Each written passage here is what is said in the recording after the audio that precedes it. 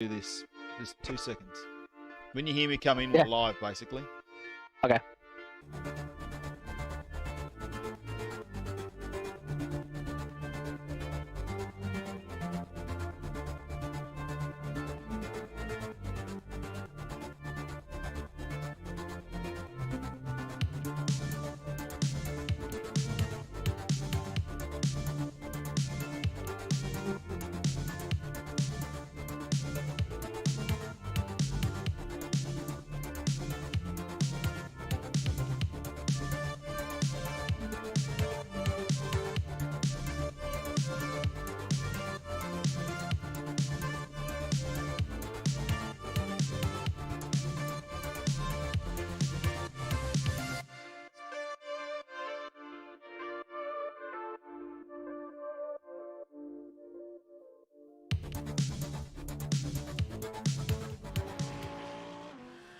Well, hello and welcome to what is round number 10, the final round of the FlatOut Karts GT3 series, and our number 2 in the series currently just comes up on screen as he bangs into the wall there, Sam Dicker. But we are back. It's 3 hours here from Bathurst. It's going to be an absolutely huge night, and joining me back in the commentary box after a big weekend of work, Christopher Mitchell. How you going, Chris? I am suitably knackered and ready to do it again for 3 hours. Why not? Yeah, that's exactly what we like to do when we do commentary, isn't it? We like to make sure that we stay super busy and just keep doing it back to back. And you've been at Bathurst all day as well, so it's you know, you should know everything, mate, because you know I'm a bit behind today. We'll see exactly what happens tonight. What it's going to come down to though is there's a couple of guys here. I've just brought him up on screen. He's in the pits. I wonder whether he'll come out in a second.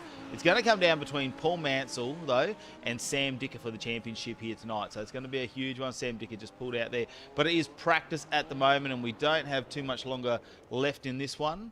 Looks like we've got 15 seconds, so they're about to head over to their qualifying. So big shout out to everyone who has joined us throughout the series. It's fantastic, and hopefully you've enjoyed what has been the FlatOut Karts GT3 E series. As you can see, tonight is the last night of the Enduro. 3 hours. We've got half an hour of qualifying to go, and then 3 hour race. It's a big one. There's going to be plenty of laps here, obviously, at Bathurst as we change over to the next session.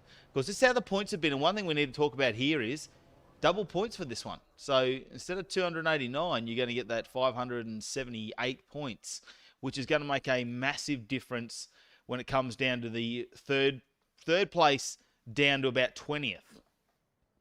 It's going to be a huge pickup in the championship to have a good result here, but it's solo drivers for 3 hours, so it's a much bigger ask of the drivers to get something done here tonight. It's going to be no easy feat. You know, to turn 20 laps in succession around Bathurst is hard enough, but to do it in 3 hours, it's going to be a lot of work for these guys. It is. So if we have a look at this, though, last round it was Gianni Lazzu, who has been super impressive, really. He hasn't been here a lot, so he's only raced 4 rounds, and every time he has had a podium. So that is super impressive from the young fella there. 4 races so far in the championship, and 4 times he's been on the podium. I'm just having a look up now to see if he has logged in tonight. So far he is. He is in the session, so can't wait to see. You know, maybe he can be an upset between Sam Dicker and Paul Mansell. So we'll see how that goes. You see the usual suspects: Kevin Norman, Mason Harvey, Craig Spencer, and Neil Woodburn did really well last round as well. Kieran Ellis coming off a big weekend of karting up there, I see, where he did quite well, got on some podiums up there and had some great qualifying results. So we'll see if he makes it in there tonight. Looks like he is in the server. His arms must be tired. Well, he's going to be giving his arms a rest, even if they are tired, because his wheel broke. So he's going to be racing tonight using a controller. Using a controller. So he is going to be up for a real hard task to try and keep the car steady tonight. If he ends up racing with someone and he goes spearing off the track, we can immediately know why. Yeah, it's not good, really, is it, if we see him go spearing off the track. So hopefully tonight, though, he's going to get through this one. Let's have a look now at the series points to date. So Paul Mansell leading on 2,020 points, Sam Dicker on 1,779, Kevin Norman 11.9 is your top 3. Now, we have to remember this does not include the drop round, which basically means you can grab your worst round that you've had and drop the points. Now, a lot of these guys have missed a round, so that's basically taking your drop round out. And one of those guys is Sam Dicker, so his points won't change from 1,779, whereas Paul Mansell is going to have to take up his worst round, which was 169 points out of that, which puts him fairly even, which means whoever finishes further up the ladder tonight, comes across the line first, is the guy or the car, the competitor that is going to take out this championship series here for FlatOut Karts. It's going to be a big one for these guys, and Sam's going to be pushing hard to make this happen, but I think Paul's probably done a fair few laps of Bathurst here, and I wouldn't be surprised if he's got a couple of tricks up his sleeve on how to manage fuel and how to get this car to the finish without getting his nose dirty or bent out of shape at all. No, I think he does know Bathurst really well. So we'll wait to see exactly what happens with him. He knows every corner around here. Of course, don't forget we do have the chat up, and of course, hey team, cheers for the stream. Good to see Tim Gracie joining us. Yeah, send in your comments whether you be on YouTube, Twitch, or Facebook. Make sure you let us know what's going on throughout the night, because we will be going through those and reading them out. And you know, we love when the crowd gets behind it and gets a little bit interactive, especially when we've got 3 hours to get through tonight. It's going to be an absolutely huge one. Just having a look up on the timing screens, look like we're back down to 4 cars tonight. It's BMW, we've got and Justin McLean's actually jumped into one of those. And of course, I'm sure, if I'm looking through here, Neil Woodburn is back in one of those. Scott Stevens rejoining us in the championship. He wasn't here last round. We've got the Audis are back out there. They've been out in force throughout the entire series. The Lambo, of course, Paul Mansell has not changed since he went over to the Lambo. He's stuck with it. But the Ferrari, it wouldn't be a P2B, the Italian Stallion, without having a Ferrari out there with it. Absolutely, you got to have the old Italian Stallion getting out there with the Ferrari. I haven't had a chance to get in and test any of the cars with the baseline setups that are given to the competitors for the FlatOut Karts GT3 E Series for this one, but I would assume the BMW probably hangs true to a form that it's been for most of the other tracks, is it's a pretty understeery car, which can be safe. And safe, especially in a 3-hour Enduro, can sometimes be the way to go. Well, I suppose that's one of the things we need to take out of today and tonight, really, is that they don't really need to push it too hard in the first hour and a half, do they? They really need to just control it and wait till a bit later in the race. There's plenty of things can go wrong at the start, whether you have a bad start, you get spun out. We are guaranteed, I did have a look earlier with race control, we are guaranteed to have 2 safety cars throughout this race that will come out as part of the the race control there in the background. So at some stage we're going to see 2 race cars, 2 safety cars, which means the opportunity to get back in the lead lap is definitely there. You just need to stay within 1 lap of the leader, probably looking towards the last of your pit stops. We're going to have probably 2 pit stops here, I would say, depending on fuel load, but 2 pit stops tonight. I definitely reckon we'll be taking tyres in one of those. Yeah, tyres are probably good for 2 stints around here. iRacing's tyre model is a bit different to the platform I was working with today for a 6-hour Enduro, but during that one, we were going about 55 minutes on fuel, and the tyres were good for 2 stints before they started to drop off. But we had rain in a 6-hour today, and that was something special. Yeah, rain will make all the difference. So let's hope that see how it stays here with the weather format. Not quite sure if they've got that set up dynamic, but we will have a look at a bit of the race preview as it comes up on the screen. Of course, you can see that 6.21 kilometres to get around Bathurst. So far, the best lap's been a 2:02.521. Expect that probably to dip down a fraction more. And average speed 180 kilometres. What a track Bathurst is when that's the average speed around here. Air temperature, of course, 18.3 degrees at the moment, which track temp is matching that. 0% humidity, a little bit of a north wind, only 1.6 kilometres an hour. As you can see up on screen though, lots of corners to get around. Got to get up over the top to Skyline, the Dipper, the S's, Forest Elbow. When we get down to Murray's Corner, all those places have been, where cars come unstuck up through the cutting when you're going up the start of the lap. So anything could happen. I'm guessing we're going to get about 88 laps in. Probably going to be less now. I know there's 2 safety cars. I reckon we're probably going to be around the low 80s. It's definitely going to be a hard one to guess what's going to happen. But the action points you were talking about, getting cars caught up, do we take bets on where we're going to see the most action? Because I could pretty much bet on we're going to see something happen at the bottom of the S's. Yeah, I think you're right there. That's definitely something that could happen at the bottom of the S's. Look, the Dipper people come unstuck. Forest Elbow, for some reason, seems to be where people want to get an overtaking move. They're getting really, confident there. The other one there, I think, is Murray's Corner. That final one, you've just come off the big straight, you've gone through the chase, get down to Murray's Corner, and if you're not concentrating hard enough, that's where you can make a fatal error when it comes to Bathurst as well. but anything across the top of the mountain, it's all going to be risky to make that happen. So it's going to be a big one tonight here at Bathurst. There's Neil Woodburn up on screen at the moment, and good to see him back in the high-vis yellow, of course, in the BMW, and he's been doing quite a few laps. Not a bad result last week. I think it was 7th from memory when we had a look before. So to come back out of 7th is pretty good for Neil. He fought up and down the field there, but just maintained his composure and managed to get the car home with a good result.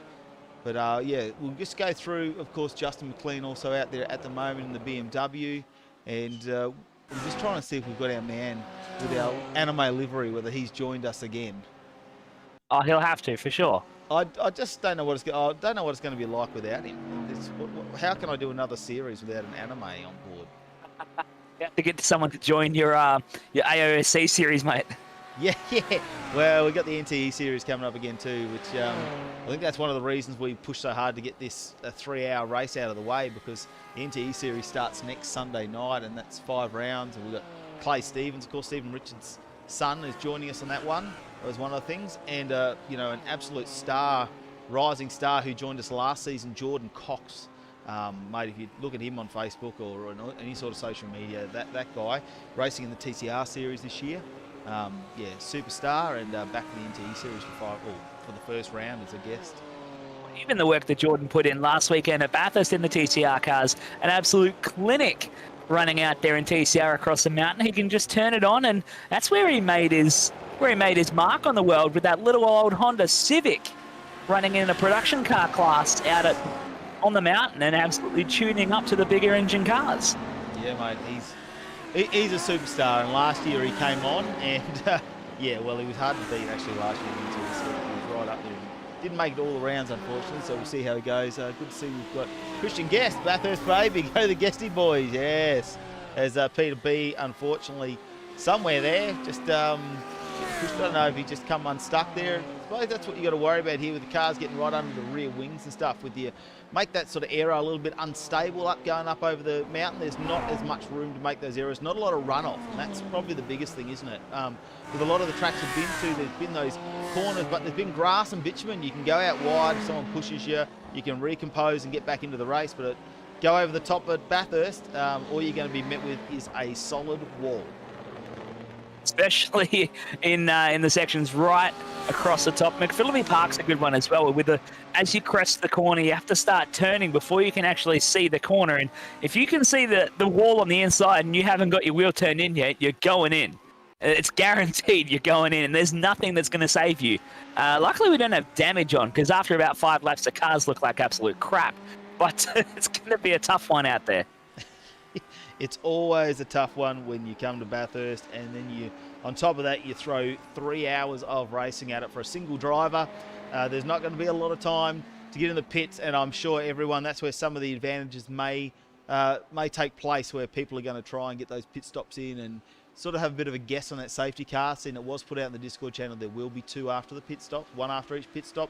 Generally, we're expecting 2 pit stops, guaranteed. Now, Race Control can pull an additional one here if we have carnage. So you could throw in a 3rd one as well, possibly. The GT3s you think would be fairly good around this circuit, as you know, they've got a lot more downforce and stuff like that. So we're hoping that we won't see a 3rd safety car, but that could also play into someone's pit stop strategy. So it'd be very interesting to see what people do based on a 2 pit strategy, and where they go for tyres, whether it's come in early and then ride them all the way home, or whether we're going to see the first pit stop. This would be my guess, is first pit stop we'll see full load of fuel, and we'll see tyres come on.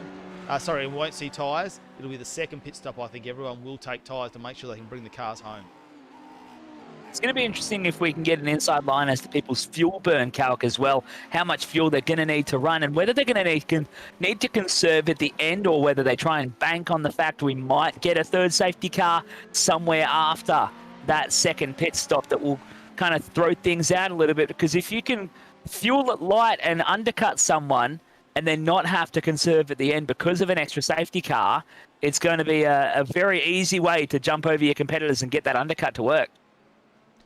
Yeah, that's exactly right. It is going to be an easy way to get that undercut Well, we'll see what happens tonight. Of course, looks like I'm going to go here. We've got 15 people entered into the server at the moment. We still have a little bit of time left, obviously, in this qualifying session. 17.4 minutes. So just 17 minutes, 40 seconds left in this qualifying session. Fitzroy Beaumont up there. So let's have a look at currently where they are all sitting. Of course, Scott Stevens is sitting number 1 with a 202.448. Sam Dicker in second with a 202.859. And Paul Mountain with a 203.421. So hopefully some of those times may start to increase. What I might do is we'll put this up and you can see the times up there on the side. Gianni Lutzu in 4th. So interested to see what he does. I mean, at the moment, he's in the Audi, much like Sam Dicker, so we know the pace is definitely there, and we'll look to see how he goes. Justin McLean back in the BMW, which is, you know, good to see. He's got the FlatOut Karts livery on as well. Oh, sorry, that's not Justin with the FlatOut Karts. Eli Tunstall's got the FlatOut Karts on, but he's gone to a BMW.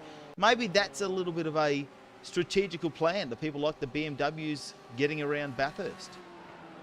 Well, you know, it comes down to it. The Audi has been pretty much the best all-rounder for a lot of people throughout the championship, and it is a very well-planted car, but the BMW has got its strength points in some areas. We know the Lamborghini is a very touchy car to drive, and you've got to be right on top of the wheel, but it's very fast in a straight line and really good at changing directions at high speed if you can handle it.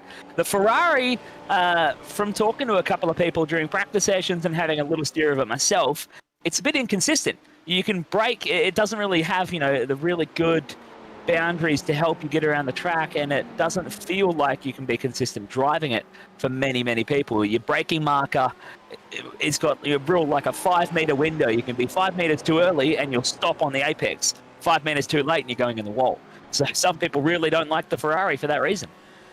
No, but it's good to see Scott Stevens joining us back, and at number 1 there is a 202.448. Will he be the difference in this championship?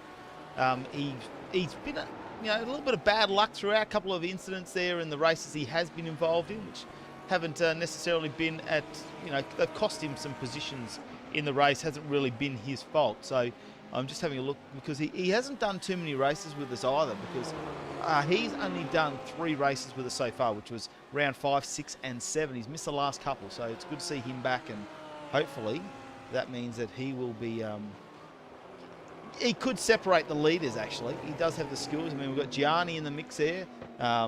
Scott Stevens as well. I mean, who else we got in here tonight? Kevin Norman's had some ups and downs, but we'll see how he goes. Peter B, I just love Peter B. He always gives me a message afterwards. He enjoys getting back, and he's obviously his family watching the coverage out there. So it's great to see him joining us for the final round here. 3 hours is going to be a big one for the concentration.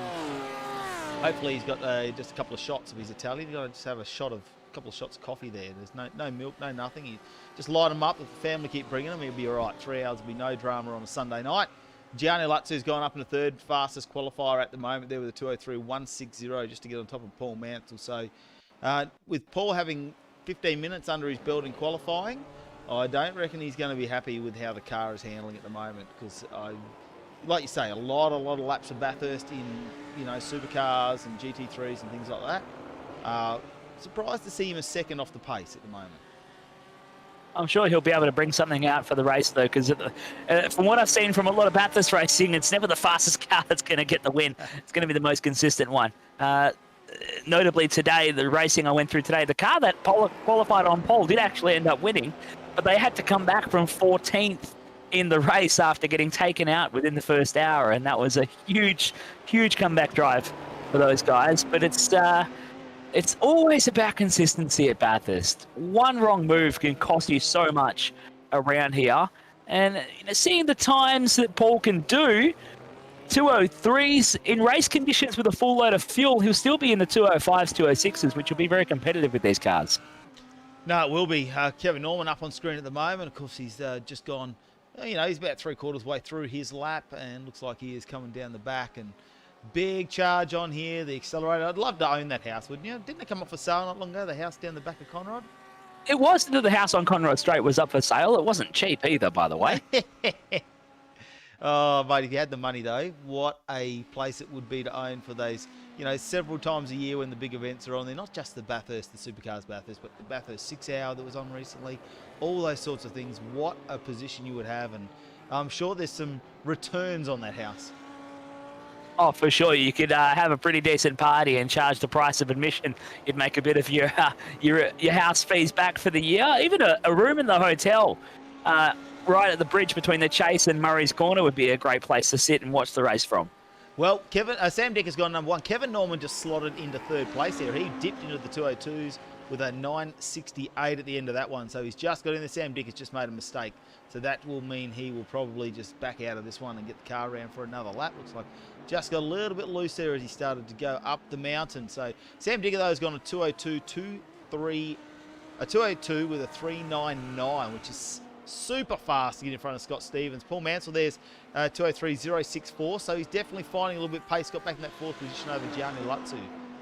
So there's a few guys out there just starting to get closer and closer as the laps come down. Obviously getting a little bit more comfortable with the car as they go around. Mason Harvey in a Ferrari tonight, and it's interesting to see the Direct Industries sort of livery on these cars on a Ferrari. It's a bit of a different one for Mason to pick up running the Ferrari. It's going to be interesting to see whether he can make something happen. He's currently 7th fastest on track with the 203.7, but hasn't really been able to really extract that pace that we're used to seeing from him. I'm loving some of the guys have got the LED lights turned onto their spec maps, running along the top strip from the A-pillar up over the top of the window arches that are meant to light up under lights. We haven't had that before around here. No.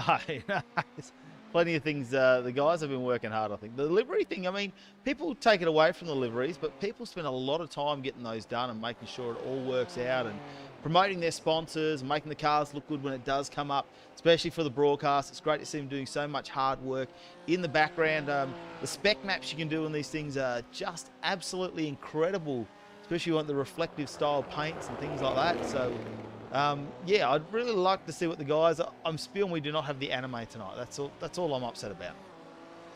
That's a shame. Kieran has logged into the server but hasn't really set himself a time yet. Maybe that controller not doing him as good as he'd hoped. You'd have to be frustrated if you're on a controller, wouldn't you? This guy, though, look at this livery. It's back.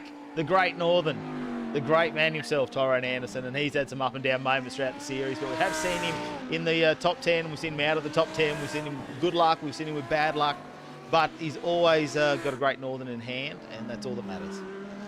I was going to say, let's wait till we see the right-hand side of the car. And the outside camera shot at Forest Elbow tells the story. I love that livery. I love the fact that he's got the stones to come out and run it, and he just loves it.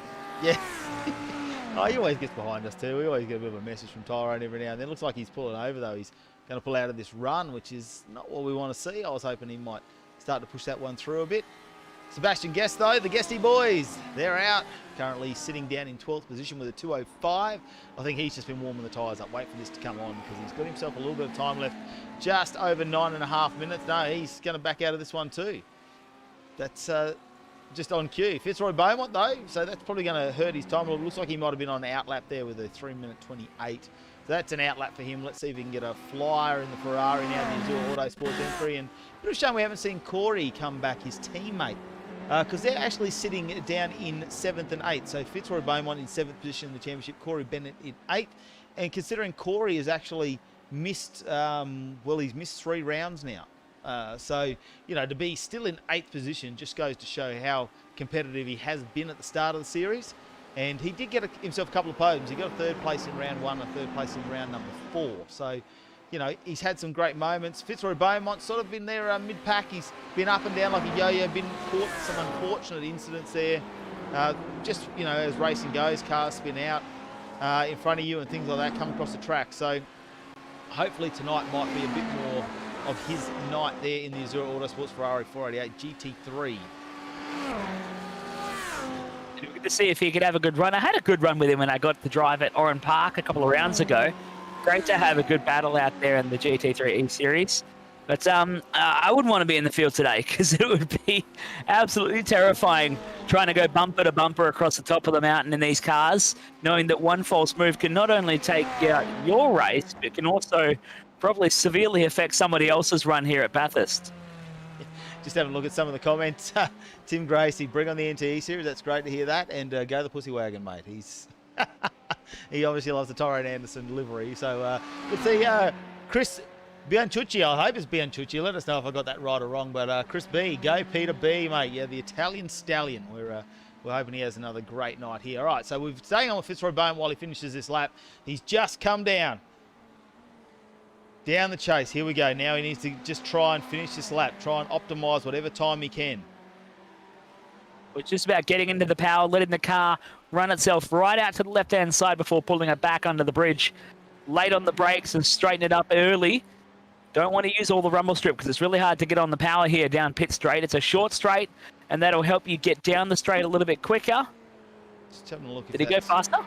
It's not coming up with the last lap, so maybe he has gone to the outer boundaries during that lap. And of course, if you go past the outer boundaries of the track, it null and voids your lap. And that's what we may have seen just then. Scott Stevens' last lap, he just improved it by the tiniest of amounts. He's just gone to 2:02.430. I think it was a 4:39 just before that. So he has just improved, and he's not very far off Sam Dicker. So, you know, it's all about to happen here as Sam comes around to complete another lap at 2:03.16. What we might do is we might jump on board. Let's hope he doesn't jump out, but we might jump on board the cockpit with Sam and just get a lap of Bathurst as he goes around now. Charging up Mountain Straight.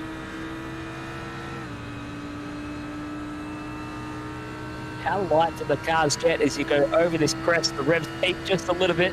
Steering gets a little bit light before you power down. That's really late into Griffin's Bend there, Matty.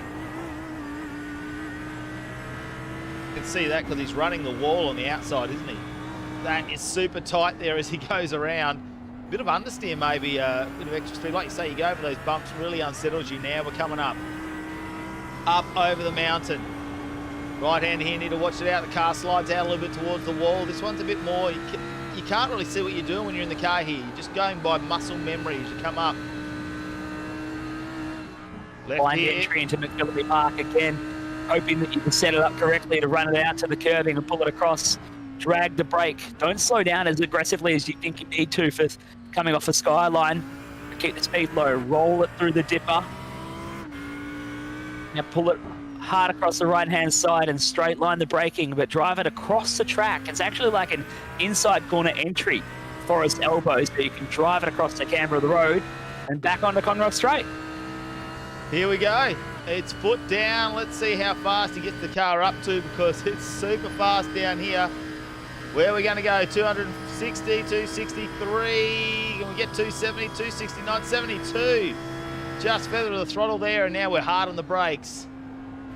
Get through the chase. Brakes are super hot right now. The last little straight before we head to Murray's Corner, the final corner of the lap. Hold it all together now. You've just had a big moment coming off Conrod Straight through the chase. Don't go too wide here and catch any grass. It's going to be hard to keep that traction down, and he goes through and looks like he will not improve in his time, but he doesn't actually record a time there. He's gone a little bit on the outer extremities.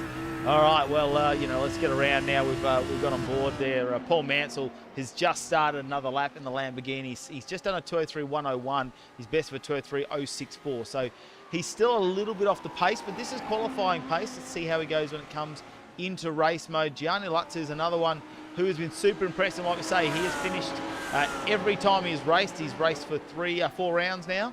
Every time he's ended up on the podium. So can he make it a perfect run? Although he's missed a few of the rounds and isn't really in the running up the top for the top 3 in the championship, it's going to be hard for him to make it there. Gianni, well, surprisingly enough, actually, Gianni is 5th in the championship and he's raced 4 rounds. That, I don't know what's more impressive. Well, it's good for him to get in and score some points, and it shows just getting that one really good points result can help you so much in the championship. And if he gets another one here, of course, double points, that he'll be able to take off some of the other guys in the championship. He could find himself stepping up a little bit further in the Energy Motorsport Audi. Is he leading Sam around the track right now, or is that Kevin behind him? I am not 100% sure, but I can try this. It's Sam. It's Sam. So, the 01 in the windscreen tells us that much. Yeah. So he's, and look at that, Gianni's giving him a bit of slipstream there. Stays on the inside though. Sam's going to go past, so Gianni obviously not staying hard on the accelerator on this lap. Maybe he's going to get in behind Sam and try and get a bit of a draft on the next one. Might be working a little bit. Peter B's made his way up in 8th position at the moment with the 203.819. He's been doing some hours in the sim, hasn't he?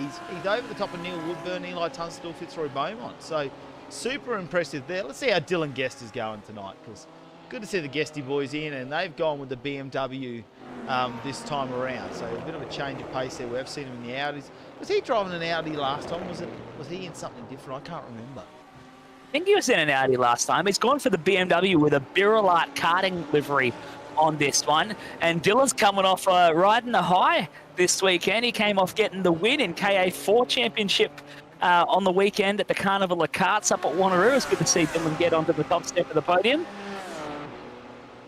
Yeah, definitely a lot of talent here, and it is different in racing in real life to the sim stuff, but the young guys just seem to pick up the simulator racing so much better. And I suppose if you're going to go up, not necessarily kart racing, but if you're going to get into any sort of track racing, you can do it on a simulator first. It's just that muscle memory to know where the corners are and where's left, where's right, look for some braking markers, because when they profile these tracks, they do such a great job of it.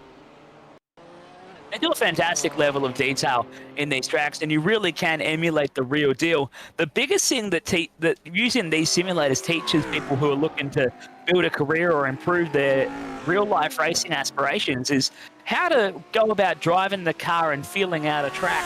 You can do so many more laps here and focus on your craft without having to spend extortionate amounts of money. And you can learn the simple things like how to look further ahead down the track rather than focusing within 100 meters in front of you. You can watch that extra couple of 100 meters down the track and how you're supposed to be driving a race car. Going to be interesting to watch Paul Mansell in the Lamborghini here. We saw 272 kilometres out of the Audi. You'd think the Lambo in the straight line would probably have a little bit of advantage, but doesn't look like it does. 272 as well. So it looks like a reasonably evenly matched with the downforce, maybe the wing settings and stuff like that on the cars and the suspension height. You're going to keep them at the same pace down Conrod.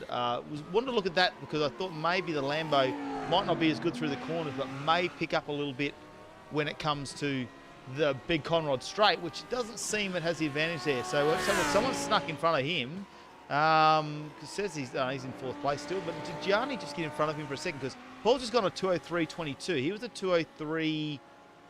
I'm going to say 60 or something like that. So Gianni has just moved in. Someone's moved in front for a second. No, I think he's a 164, Paul. He's gone a 0.22, so he just almost cracked in those 202s now. Paul Mansell keeps him in fourth position. So nice little battle these guys are having on. And if they're very evenly paced when it comes to qualifying, imagine what it's going to be like come race mode, because we now have only 15 seconds left. We've been talking way too much, Chris, and haven't noticed the time there. This is the final lap for a lot of these drivers. So I'm going to just do a little bit of the rounds here to see where everyone is, because this is going to change a few things. Gianni Lutzer looks like he's a little bit further on than Paul at the moment. So that is the end of the session. They're going to get 3 minutes to finish this lap off. They're going to have to do everything they can. Where's Sebastian Guest now? He's coming over the top of the mountain, heading down towards the Dipper. Tyrone Anderson, I don't think, is out on track at the moment. So this might be the first one to come home. We're just having a look, judging by the speeds. Neil Woodburn here. He's over the top of the mountain there, heading down through the S's. Where is he? So I'm just having a look at the speeds here. That normally tells me where everyone sort of is around the track. Peter B's still halfway through. He's not too far down, and now we're seeing some big speed. Paul Mansell. Here we go. He looks like he's going to be the first one to come on the Conrod straight. I'm just trying to grab it for everyone. Sebastian Guest might actually already be on there. Here we go. Sebastian Guest will be the first one of this lot to make it home and have the last chance as he comes down to the final couple of corners of this lap. Of course, just gone down through the chase, heading down to Murray's Corner right now. See if he can go higher than 12th position at the moment. A 205.011 is what he needs to get in front of to improve his time. 205.279 will not do that. Paul Mansell, I believe, is the next one to come down here. He'll complete his lap. Looks like the other guys have actually exited out, so that's all right. And Paul Mansell there will stay. We'll go to third position. 202.709. So nice little final run for him to get in front of Kevin Norman and put him in the second row of the grid, just behind Sam Dicker and Scott Stevens. Peter B, what can he do? A 203.817 is his fastest, and a 203.818. How consistent is... Well, that's an 817 actually. It's an 817 something. So an 818 is when the timing comes up. How super consistent is that from those guys? Well, let's check it all out now. We'll We'll go back to this one and have a look at how the race is going to start. Our qualifying results as it stands. Sam Dicker number 1 up there. Scott Stevens in second, just missed out by 31 thousandths of a second. Paul Mansell third. Kevin Norman fourth. Gianni Lutzu in fifth. Justin McLean will be in sixth. Seventh is Mason Harvey. Peter B in eighth. Eli Tunstall ninth. Neil Woodburn in 10th. Then he goes to Fitzroy Beaumont 11th. Sebastian Guest 12th. Dylan Guest 13th. 14th was Tyron Anderson. And Kieran Ellis. Our fingers are crossed, but we know he's got a broken steering wheel. Will he make it? That is the question. Will he make it? Great scenes as they get around Bathurst here at the moment. I'm just trying to have a look and see if we can grab onto our leader, Sam Dicker. They will be resetting and getting in. But let's have a look, though, at our starting grid. And this is how it's all going to happen. Front row of the grid is going to be Sam Dicker and Scott Stevens. Great to see him up there. So the Audi and the BMW. Paul Mansell pulled off an amazing final lap there to knock himself up into third position in the Lamborghini. Alongside him will be Kevin Norman in another Audi. Gianni Lutzu will be behind. He's got a little bit of work to do in this race. From fifth position on the third row, Justin McLean alongside. Mason Harvey and Peter B will be in the fourth row. And I'm going to put it out there. I think Peter B, that's his best qualifying performance so far. I really liking Bathurst. Eli Tunstall and Neil Woodburn will be on row 5 in 9 and 10. And then it's going to go back to Fitzroy Beaumont in row number 6 with Sebastian Guest alongside. His brother will be just to the bottom left of him there. Dylan Guest in 13th with Tyrone Anderson alongside and Kieran Ellis. Our fingers are still crossed that you've got in there. So hopefully that means we are going to see you on the start of this race. Sam Dicker looks like he is ready to go. Paul Mansell now has entered the session. The drivers get a little bit of time to get themselves sorted out, just set their setups up, go through their fuel calcs, make sure they get their starting fuel load sorted. And then the starting fuel load's locked, actually. I'll take that one back. I'm pretty sure the starting fuel load is locked. But just make sure everything's sorted and they know the strategy that they're going to run. There's so many check boxes and options to select and turn your fuel and tires on and off for the pit stop that you want to have kind of pre-selected so you don't have to worry about them initially if you have to come in for an early stop. So here we go. They start to line up on the grid. You can see that in the background. We are not far away from getting started here. Of course, the final round of the FlatOut Karts GT3 series, all thanks to Arise Racing, Sam Dicker Motorsport, Direct Industries, and FlatOut Karts. Of course, over there in WA, a lot of WA entrants where the series was started with the boys over there. Not too far. Last couple of cars to get on there. Scott Stevens, we need him to enter. Looks like, there we go. Look, on cue. Kevin Norman is the only one I can see missing now. Whoa, we can't be too far away from going racing right now. They're set at the grid. Here we go. Let's have a look at the start. The lights are up, waiting for him to go out.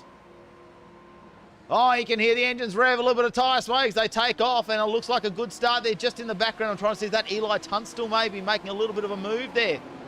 Looks like just in front of him didn't quite get the start they wanted. They slot in, and it's almost identical to how the start was. Up 2 positions already. Eli Tunstall, what a start from him. Gianni Lutzu's got it over Kevin Norman as well, but we're starting to push there, and a little bit defensive from Sam Dicker at the start just to make sure maybe some tyre temperatures they're trying to get as they swerve those cars around there. So 1 spot down is Kevin Norman. 2 spots up, Eli Tunstall. That's a great move. Got Mason Harvey on the start. Sebastian Guest has gone 3 positions into 9th from the start. Tyrone Anderson as well. And Kieran Ellis, is he here? No, we don't have a Kieran. That is what we're missing. We're missing him. He hasn't made it. It's a crying shame that we didn't get to have Kieran in the session here. Love the weaving action heading up Mountain Straight here. Getting the tyres up to helping things along, but also trying to break the toe from the guy behind you. FlatOut Karts, one of the Audis going around at McPhillamy Park there, or coming out of Solomon Park that was, and that was a huge lose to have that in the opening stages of the race. Who was that back there? Kevin Norman there. I've just gone back. Might see we might have to go back again. Here we go. That's Kevin Norman. Wow. Not ideal from him. It's a shocker as well. Just coming out of Frog Hollow, where you run the car out and it kind of dips away from you there. He turned it around before the turn-in point to McPhillamy Park, and it was day over. He's going to go all the way down the order. He's still showing in 8th, so hasn't lost too much ground out of it. I think he got lucky to turn it back around. Very lucky there. It's like Sam Dicker now under a bit of fire here from Scott Stevens. It's going to be very interesting to see how these guys go. Scott Stevens obviously came back on and back in the series and loving being here at Bathurst. And look how defensive Sam Dicker needs to be. Scott Stevens not afraid to put it around the outside. on Murray's corner too. Risky manoeuvre. Just in the background, you see Paul Mansell now with a bit of attack there from Gianni Lutzu as well. So at the moment, it's Sam Dicker still leading. Scott Stevens in second. Paul Mansell in third. Gianni Lutzu fourth. Justin McLean now in fifth. Mason Harvey sixth. Fitzroy Beaumont seventh. Kevin Norman ninth. Kevin Norman eighth. Sebastian Guest ninth. So Kevin Norman has recovered just a little bit. Great piece of driving coming from these two, though, up front. Loving it. They're going to go side by side up Martin Straight towards Griffin's Bend. This time, Stevens is on the inside, and Sam has to yield the position or risk getting fed into the wall. And the BMW will lead the way. Now, Sam and Scott have run door-to-door before, of course. They got into a great altercation, and which unfortunately brought them unstuck at Daytona, as I see Paul Mansell get turned around. Look at that, just going door to door with Gianni. And Paul catches a wall. Because something's happened here to Paul. That's why I might turn this around. He's just got himself loose there. Yeah, Gianni's had nowhere to go. I'm hoping that might be maybe a bit of net code or something. So, not quite sure what's going on there. So that was a shocker as well. Fitzroy Beaumont just slamming into him. You got nowhere to go at that point, and you're hoping the guy's got his finger on the exit button to get out of the way in a hurry. So Paul Mansell, Kevin Norman and Fitzroy Bowman are all in the pit lanes. And I would say Paul Mansell has had to exit in there with race control. So he'll be trying to get back out knowing that obviously they're going to restart here. And it looks like the yellow flag has come out. We will have a safety car already. We are not far into this race. I'm just trying to have a look. We're on lap number 2. We're actually completing lap 3. So we're on lap 2, though. 2 laps completed. And we already have a safety car at Bathurst. We've got 3 hours. And we've still got 2 hours, 56 minutes left to go. That is a big one there to bring a safety car out so early into this race. Oh, we're going to buckle up for the long haul here, Matty. Tell you what, give me 18 coffees and we're good to go. Because I'm hoping we're not doing too many of these things under safety car. That's my main thing. I don't want it to be too much to happen under safety car at all. Good to see Tim Gracie still going along on YouTube and the Charger. Come on, Dad, that'll be Peter B's son, I reckon, the Charger. So as we see them up, pace car is deployed and we are out on track. And I tell you what, I don't know if I'm a fan of these cameras where they're giving us some perspective. I do like to see the cars crisp and clear, but that's obviously a little bit of stuff that we do within the iRacing setup there with the graphics. There's so many great things you can do to have different levels of detail turned on. Of course, some of them need a pretty high power graphic setup, but I know for your setup, Matty, no expense spared. We got the best of the best in the business. Well, I threw a heap more RAM at it this week, and just to try and turn up these things a little bit. But yeah, we'll soldier on tonight, and we'll keep going too. It does give us a lot of perspective about where the cars are, though, and they do look good. It's good to see all the liveries. That's really what I want, is when we get the up close shots that these guys got their sponsors on board, and we can make sure that the liveries stay up there so everyone can read exactly what is going on. Help their, people have helped them out behind the scenes, whether they've bought them something for their computer, whether they're just something they do for their racing in real life. One of the big things, I suppose, if you've actually got a race car, go-kart, whatever it is you've got to help your sponsors out wherever you can. And if that means, get yourself involved in some iRacing and putting those sponsors on your livery, it's just a fantastic thing you can do to try and spread the word and keep that sponsorship continuing with you as you build yourself a little race career. Well, and also, a lot of guys put a huge amount of effort into their race liveries, not just on karts and race cars in real life, but even in iRacing. There is countless pages and numbers of people who will make iRacing liveries for almost for a living, and graphic designers that help do things. I know the guys that do the Energy Motorsport liveries for the boys like Gianni Lutzu and Mason Harvey. He did me a sprint car. I know Paul Mansell does a lot of stuff. He did a certain special person's business logo and a V8 supercar livery recently. They're looking good. Yeah, they are looking good, and a lot of time can go into it. Fortunately enough, Paul Mansell reached out to me a little bit earlier. Been doing some work with him recently on some logos and stuff, and he did me a V8 supercar, which came up pretty nice actually. But you've got to have the MIP files and the bitmaps. And I mean, I've done my own livery before, but these guys that have done it a heap of times, they just know exactly where to place everything, and it just looks so realistic when you bring them up, which is what really fantastic. It looks like a real life race car where they have the professional guys come in and do the liveries for them and make sure it all sort of comes out at the right size and shape. Stuck behind the pace car at the moment. Scott Stevens is the mover. He's up 1 position into number 1 over Sam Dicker. So the BMW are looking pretty good at the start of the race. Gianni Lutzu is up 2 positions after Paul Mansell. Unfortunately, I don't know, he got a little bit loose there on a corner coming up the hill, and then he got in the racing line way just a fraction, which is unfortunate. But we'll make sure we get him back out there. Justin McLean in 4th position is up 2 positions. Up 2 positions also Mason Harvey. Eli Tunstall is up 3 positions. Peter B is up a position. 4 positions for Sebastian Guest. Started out of 12th, is now in 8th position. So what a start from him. Dylan Guest and Tyron Anderson both up 3 positions. But the big talking here is Paul Mansell and Kevin Norman. Now, Kevin Norman also involved in a little incident to start with too, where it looks like he spun himself off. So it can all happen here at the mountain. It was 2 minutes and 56 where we had the safety car already out on track 4 minutes in. It's been out for a couple of laps now, and we've been behind the safety car, hoping some of these cars will make their way back out the circuit soon. Fitzroy Beaumont's somewhere involved in that as well. So I might actually see if I can find Fitzroy Beaumont's little incident there and bring that up for you, because that's unfortunate for him as well. Really unfortunate to have an incident so early in the race, but I'd say a pretty good call from our race director to bring out the safety car and help neutralize things so we can actually have a race. You don't want to see everyone just have this hugely disjointed and disconnected race because we have an early incident. We don't bring out a safety car to bring everyone together and keep the field running. We have 3 hours of racing. They're going to get spread around the circuit here at Mount Panorama. It's just how it goes on.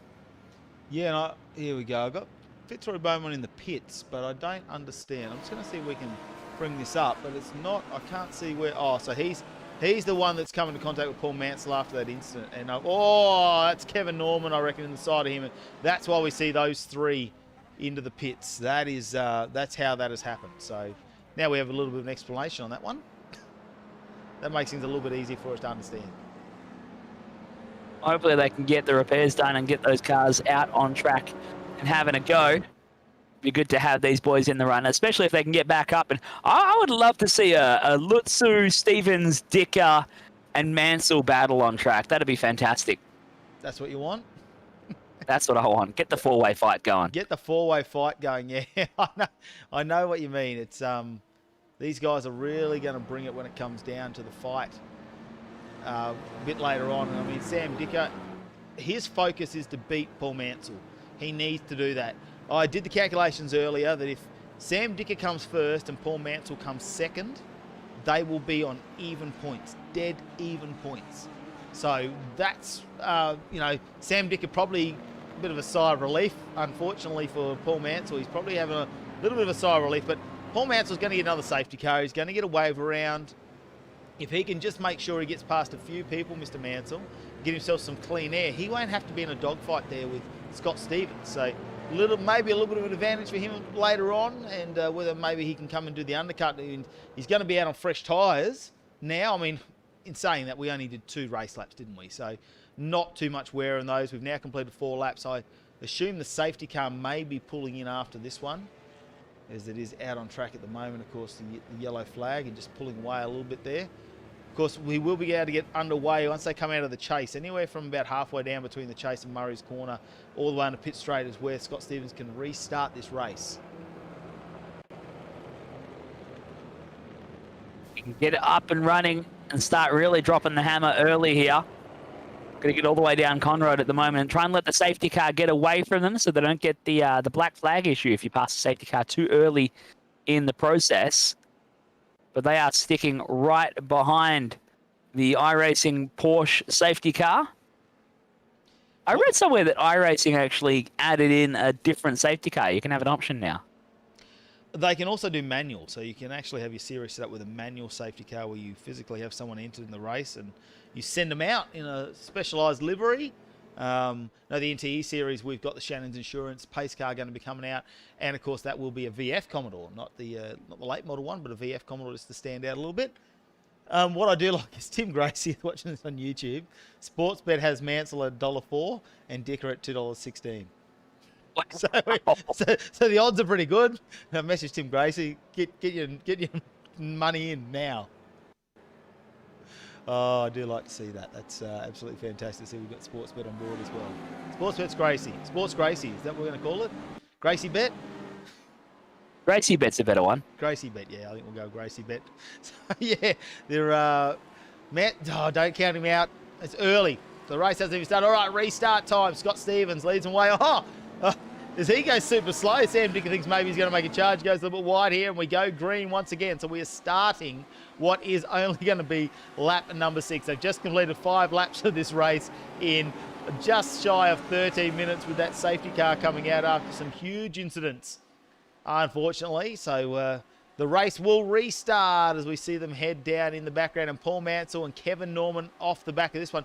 Fitzroy Beaumont actually got out of the pits in front of them, so we'll see how he goes, how much he can hold him out. Gianni Lutzu now in 3rd position though, who struggled a little bit in qualifying compared to where we've seen him, but he's up 2 spots. He was 5th, so he's on the 3rd row of the grid.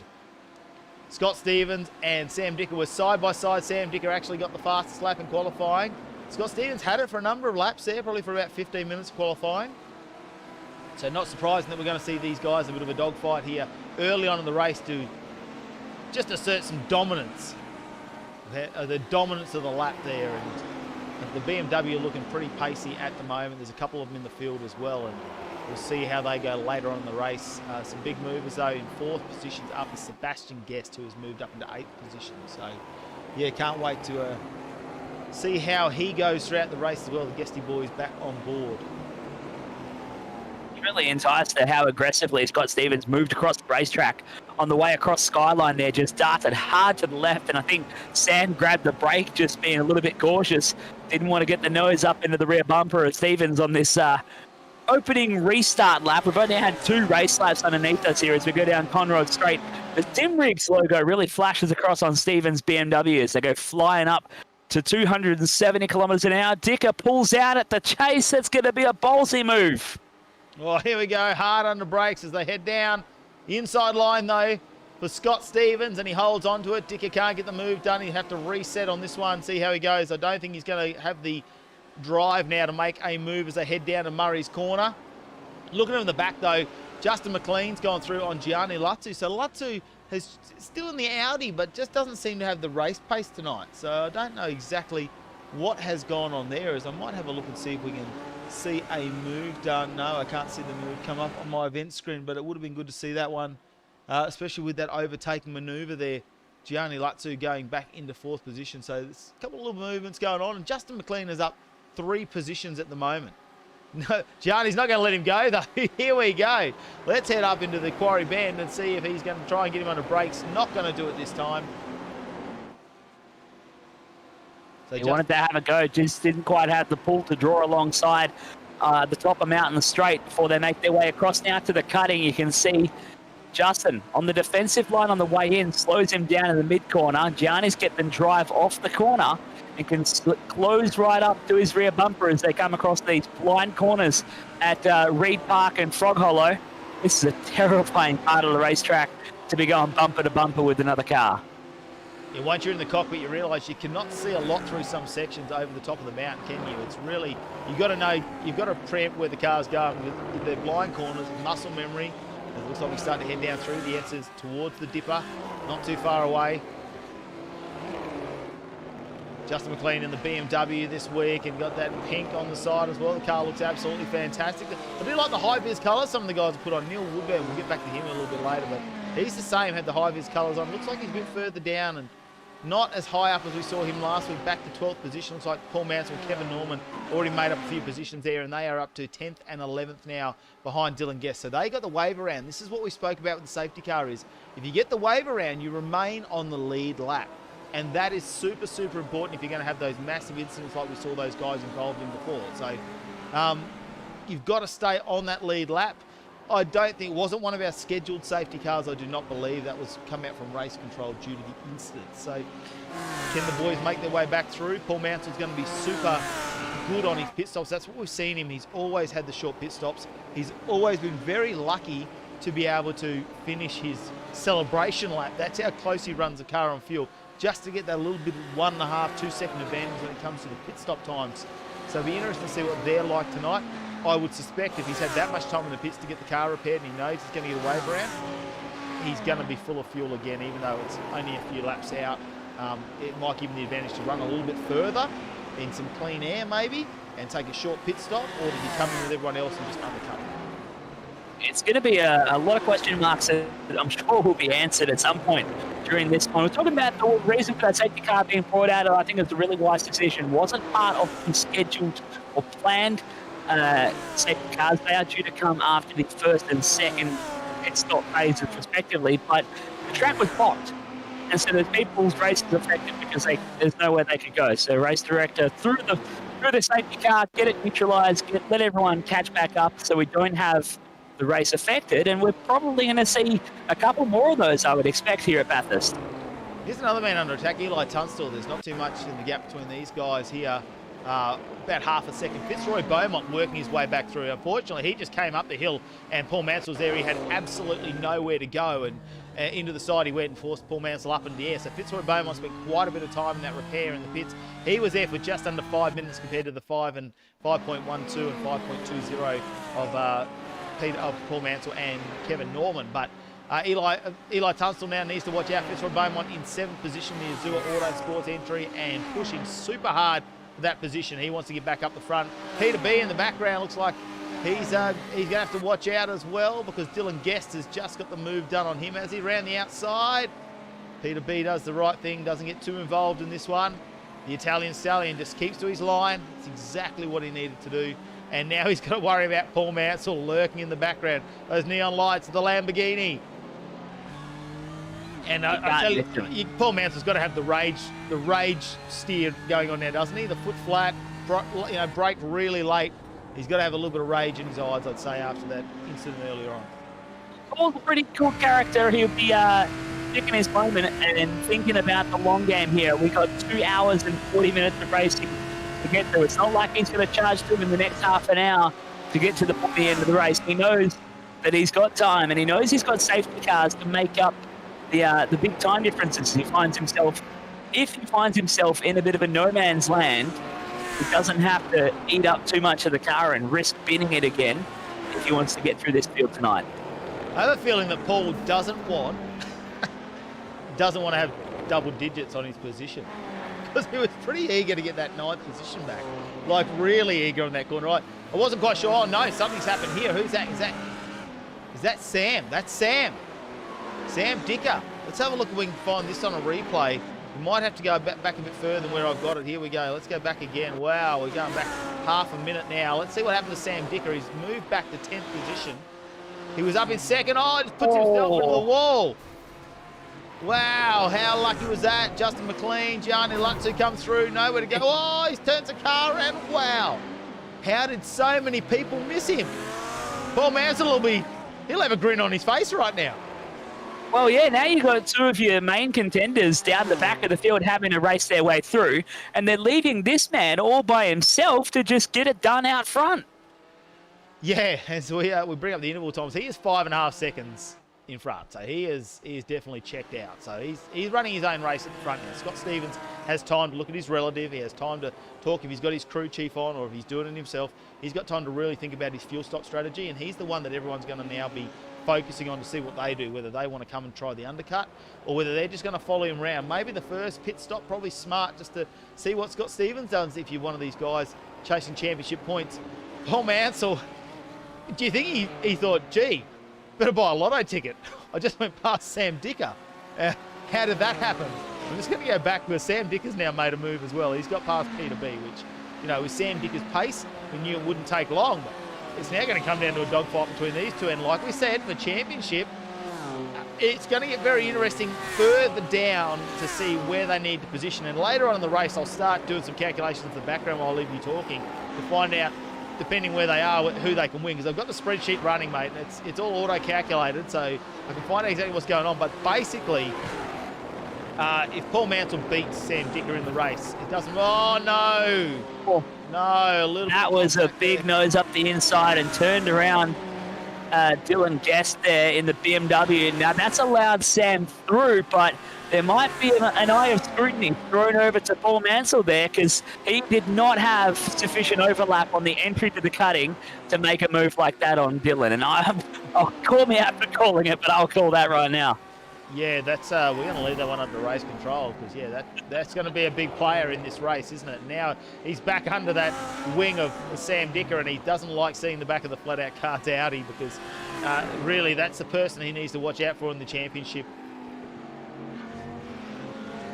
Just having a look there. Let's have a look. Neil Woodburn not as doing as well tonight as last week, where we saw him really pushing hard in the BMW, because you can't miss in the big high vis on the side. Maybe Bathurst just isn't his track. It is a very difficult track to get around, and like you say, it's not the smoothest track, and that's where it's really hard sometimes when you're just trying to modulate the throttle and not spin the wheels. And some of these cars, when you're really halfway through down the straight or going into a corner, coming out of a corner, you're trying to accelerate with a rough surface where it's undulating or just lots of bumps, it's hard to control the cars there, and very easy to have them slide sideways and get out of shape. So not everyone's always comfortable with certain tracks.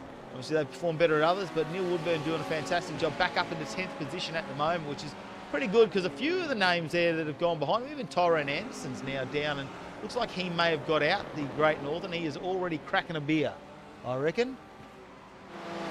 I feel like there's days at Bathurst where you're going to be having fun, and then you change nothing in your program, nothing about the way you drive, and another day you're wanting to crack a beer early. It's one of those tracks that can reward you or it can bite you, and it kind of just depends on which way the wind's blowing on the given day. I love the boys on YouTube. They're getting into it, Gracie. I love Gracie Bet. These two just need to pull a gap. Yeah, it's a couple of the guys there. Great start on the top two. Anderson paying 45 for a top three. Well, you've won out there, Gracie Bet, because looks like he has exited. He has exited stage left. He has pressed the button. Power might have gone out. I don't know. Hopefully, maybe Tyrone, if you're watching us out on the live stream, mate, you can let us know. Because Gracie did put in there, if Anderson can finish in the top three, I'll buy him a six-pack. Oh, full on. Yeah. I'll take a six-pack. Oh, where we got Kevin Norman's now gone back. If I missed something going on there while I've been reading all the comments there, Fitzroy Bowman off track, Justin Flemings in pit stop on lap 10. Yes, so Sam Dick has done a new session fastest lap though, 2:02.784 a while back. So interesting to have a bit of a look at that. So let's head back to Sam Dicker though, because he has just gone past Fitzroy Beaumont, the Zoo Autosports entry. So Sam Dicker already back up to 5th position. A big comeback drive from Sam there. Really trying to push up forward. You can see Paul is trying to chase him down as well. Doesn't want to let Sam get away, but he'll be biting his time. We all know that the safety cars will come some point during these races after the pit stop phases, but really we're expecting them to come a little bit later than this as they come pouring into the pits. I wasn't expecting that before the first half an hour is up. Well, there might be a bit of strategy in play here. Maybe we have to have, with the fuel load, the low fuel load at the start, these are the guys that weren't involved in incidents. So this is where Paul Mansell, Fitzroy Beaumont, and also Kevin Norman have been in for repairs. So they've had some time, they've refilled. It might be that you've got to put a bit of a dash in there to make 3 pit stops to get the race all the way to the end. So Sam Dicker now, Scott Stevens still out there though. He is leading this race and dominating at the front with a 12-second, almost 12-second lead over Mason Harvey now. So just broken away. Paul Mansell not far off the back of Fitzroy Beaumont, who have both already been in for pit stops. So Scott Stevens really needs to apply every bit of racecraft that he has to get this car out in front as far as possible, so he can make sure that when he comes into the pits, I'm assuming he's going to have to. If everyone else is pit stopping, he'll be looking at that in his relative, or whether he's got his pit crew talking to him, and we'll have to make a decision very early on. Now I'm looking at some of the pit lane times, the box times there, around 40 seconds, which I think is just going to be fuel. We normally see them up over a minute when they take tyres as well. So not quite sure what they had the startup of the race on, what the fuel load was. Maybe it was probably only half a tank, and they're just looking at the strategy, get in at the first available opportunity, fill the car up, get back out there, and then maybe 2 pit stops from there, because we're only 27 minutes into this race. Yeah, I think the starting fuel load's something around 40-something litres, which is nowhere near a full tank of fuel. I had that when we drove in the Oran Park round. We had to deal with starting earlier and driving through. Then you take your pit stop, and you've got to throw a lot more fuel at it when you go for a stop. As Scott Stevens peels it off into the pit lane for his stop. Now, he's gone a lap later than everyone else as he just dips a wheel into the grass and almost rotates it into the tyre barrier to come in and get this fill up on fuel with 2.5 hours left. Well, so it's he's going to hand it to Mason Harvey now. Mason Harvey's in the pits as well, so he's followed him in. So really then, Fitzroy Beaumont also in the pits. What's Paul Mansell going to do? Paul Mansell staying out there. Here you go. He'll take the effective lead of this race at the moment. So back out in the lead. Be interesting to see where that incident earlier. I'm just haven't seen anything from race control. However, it doesn't mean it's not happening in the background. We just we have not seen it. So anything could be happening at the moment there with race control. We'll find out exactly what's going to happen on track at the moment. So Paul Mansell now becomes your effective leader. Kevin Norman has not gone in the pits either. He has stayed out there as well. So Kevin Norman, who's in the FlatOut Karts Audi R8 LMS, will stay out on track. Scott Stevens in the pits now, still currently in third, but let's have a look where Sam Dicker is on the track, because this is it. Right behind him is Eli Tunstall as well. They're going to come around. Looks like they've just come through. Where are they? They've come through the chase down to Murray's Corner now. Will Scott Stevens get out of the pits? Let's have a look where he is. He's leaving the pits. So Scott Stevens will remain out in front of Sam Dicker. So he's got the track position. He's got a bit of time up his sleeve. Now, I wonder whether Sam can really pull out some time, or if he's going to have to just sit back and wait and rely on that safety car to come out to bunch the field back up and give him a chance to come back behind Scott Stevens. Here we go, another little battle there. Gianni Lattu right up the back of Justin McLean. They're back in their battle, both pit stopped at the same time. So this is the battle now at the moment for fourth position. Gianni just behind him, flashing the lights, pushing hard in the Audi. Let's just have a quick look at maybe what the pit stop times were, just so we can get a little bit of a difference here, of course. Look at those big ones there. That's Paul Mansell and Kevin Norman. They had an incident too in the third lap of the race, but really we need to look at everyone else. So Dylan guessed 99 seconds. My guess is tyres as well. That's what's happened there. Tyrone Anderson went in the pits earlier, but he is gone. Sebastian guessed only 35 seconds. Neil Woodburn 40, 41 for Peter B, 42 for Fitzroy Bowen. They're all sort of 41. Justin McLean that 40. So maybe half a second off the majority of the field, but yeah, not a big one there, those guys. They're all fairly even, apart from there where I saw the guestie took I reckon he's taking tyres at 99 seconds. Picking up with Gianni onto Conroy straight. Love this part of the track. It is one of the parts of the track, especially at Bathurst, you can actually take a breather, and this will be an opportunity. Guys will be fiddling with the black boxes in the car, making any settings adjustments that they feel like they need to. You can make slight adjustments with these things. You can turn traction control. You can toggle it off for a few seconds, and then it comes back on by itself. I don't think they can adjust ABS and things like that, but you can toggle your fuel setup and what you're looking for from your next pit stop. Check on your relative, check on where everyone else is, maybe grab a drink as you're trying to stay hydrated for a 3-hour enduro in a solo run. It's a lot of racing to do here, Matty. Yeah, it's quite a lot of racing. I mean, you've got to remember they've come off an hour of practice, which you'd see a lot of guys that exit out of that early, which I reckon is got to be your toilet break, because you got half an hour qualifying now. If you're not going to make 3-hour race, that means you only got 15 minutes of qualifying. Because if you need to get out of the sim and go and grab a quick, relieve yourself quickly, you've got to get that done during qualifying as well. You've only got a couple of minutes really to get yourself on track for the race. I believe it's your time out after about 3 or 4 minutes. So not a lot of time there after qualifying. And then you've got to sit in that sim for 3 hours. No break. Tyrone Anderson obviously had too many beers. He's out already. We're going to go with that. That's a good Sunday Arvo beer. Yeah. Gracie live bet, please bet responsibly. I like it. Oh, Gracie bet. We're gonna have to get a logo done up for Gracie bet, I think, and get that throughout the series. And we'll do some virtual betting. See, that's how you bet safely. Virtual betting, just like with virtual racing. Absolutely. When there's no repercussions, I'll be all over it.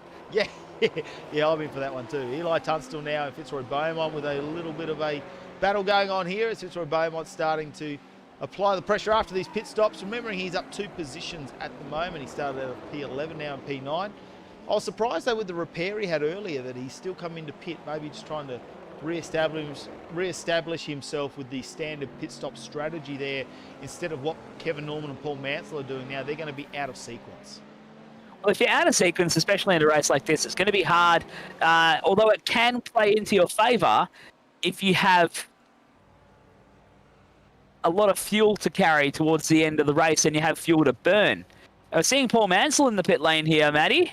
Yeah, I know, that's what I'm looking at. Scott Stevens now coming around. Looks like he'll probably get this one back. So Paul Mansell has been in there. He's only in the box 16 seconds. Wow. So he's super quick. Look at this. Rejoining. Undercut here. He had to have taken fuel when he had that repair. Surely that's what's happened there, and they've decided that he's still got to put a bit of a dash in, maybe to put himself back onto the same strategy as everyone else. That's what that is. 16 seconds really isn't a whole bunch, but think about it as well.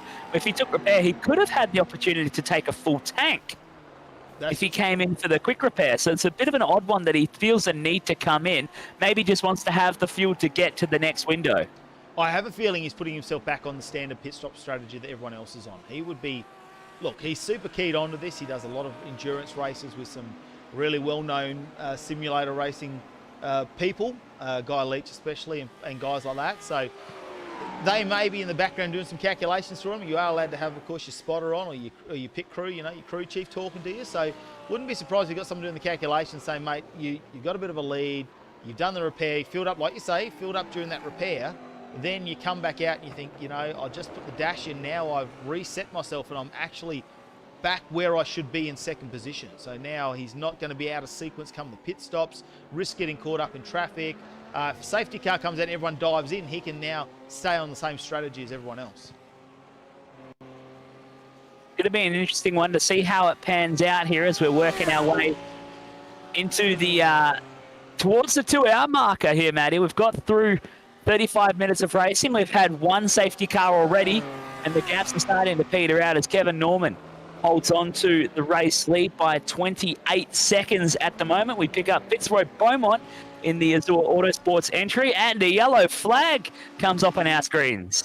Well, where is Kevin Norman now? I'm just trying to find. Looks like he is coming down. Is that Conrad? No, he's just started a lap. He's just started. So this is going to be interesting because it may not work. I don't know. The safety car was deployed first. So he may get to come around and jump into the pits. In that case, he's going to want to be on it right now, going as fast as possible. Because at this point now, Kevin Norman needs to think about the things that Paul Mansell has. Does he come in and just grab 20 seconds of fuel? Like Paul Mansell's grabbed 16.5 seconds. Is that what Kevin Norman does as well? Just splash and dash, get out of there, get back into your position that you should be sitting in and get back onto that fuel stop strategy that everyone else is doing. It's odd to see that it came out right at that point, but he might have the opportunity to dive into pit lane. He's going to have all of this lap to drive by himself and start to weigh up the opportunities, though. If he gets the chance, so you would absolutely take it at this rate. Well, we did say they were scheduled to have 2 cautions come out throughout this race. So 2 scheduled cautions, and they were likely to be after the first initial pit stop that everyone would take. So everyone's taken, everyone who hasn't been involved in the incident, hasn't had any issues, they've now all taken what we expected as their first pit stop. So they've come in, hence why we do see the competition caution. That's why I believe it has come out. So I'm not surprised to see it come out where it is. We did have one really early on, but that was brought out by race control due to a number of incidents. So, you know, with that coming out, I, expect to, that was out of sequence, really. So, look, he's got to come into pit, surely. No. Well. No. Kevin's going to roll on by here. Yes. He must have taken fuel when he had to get repairs then.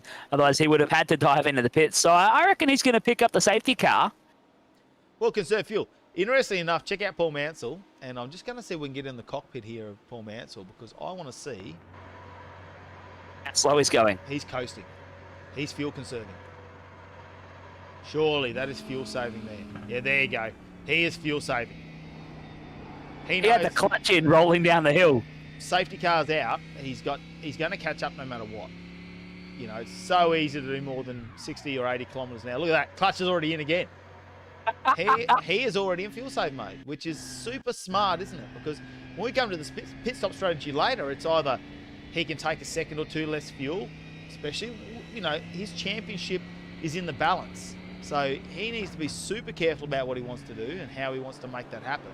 With the championship in the balance, he needs to beat Sam Dicker. That is the easiest way for him to make sure he takes home the first ever FlatOut Karts GT3 E-Series, is just to be in front of Sam Dicker. I don't think there's anyone else with only 14 cars in the field, knowing that Tyrone Anderson's already retired from this race. The worst he is going to come is 13th. I don't think there is enough points, even with the double points, that anyone can catch up to them at the moment. And I'm going to go to my other screen now and just have a bit of a look at that. And I might just do some calculations while we do this. So the safety car, Kevin Norman's all caught up to that. And you can see there, his safety car out in front, just waiting for everything to happen.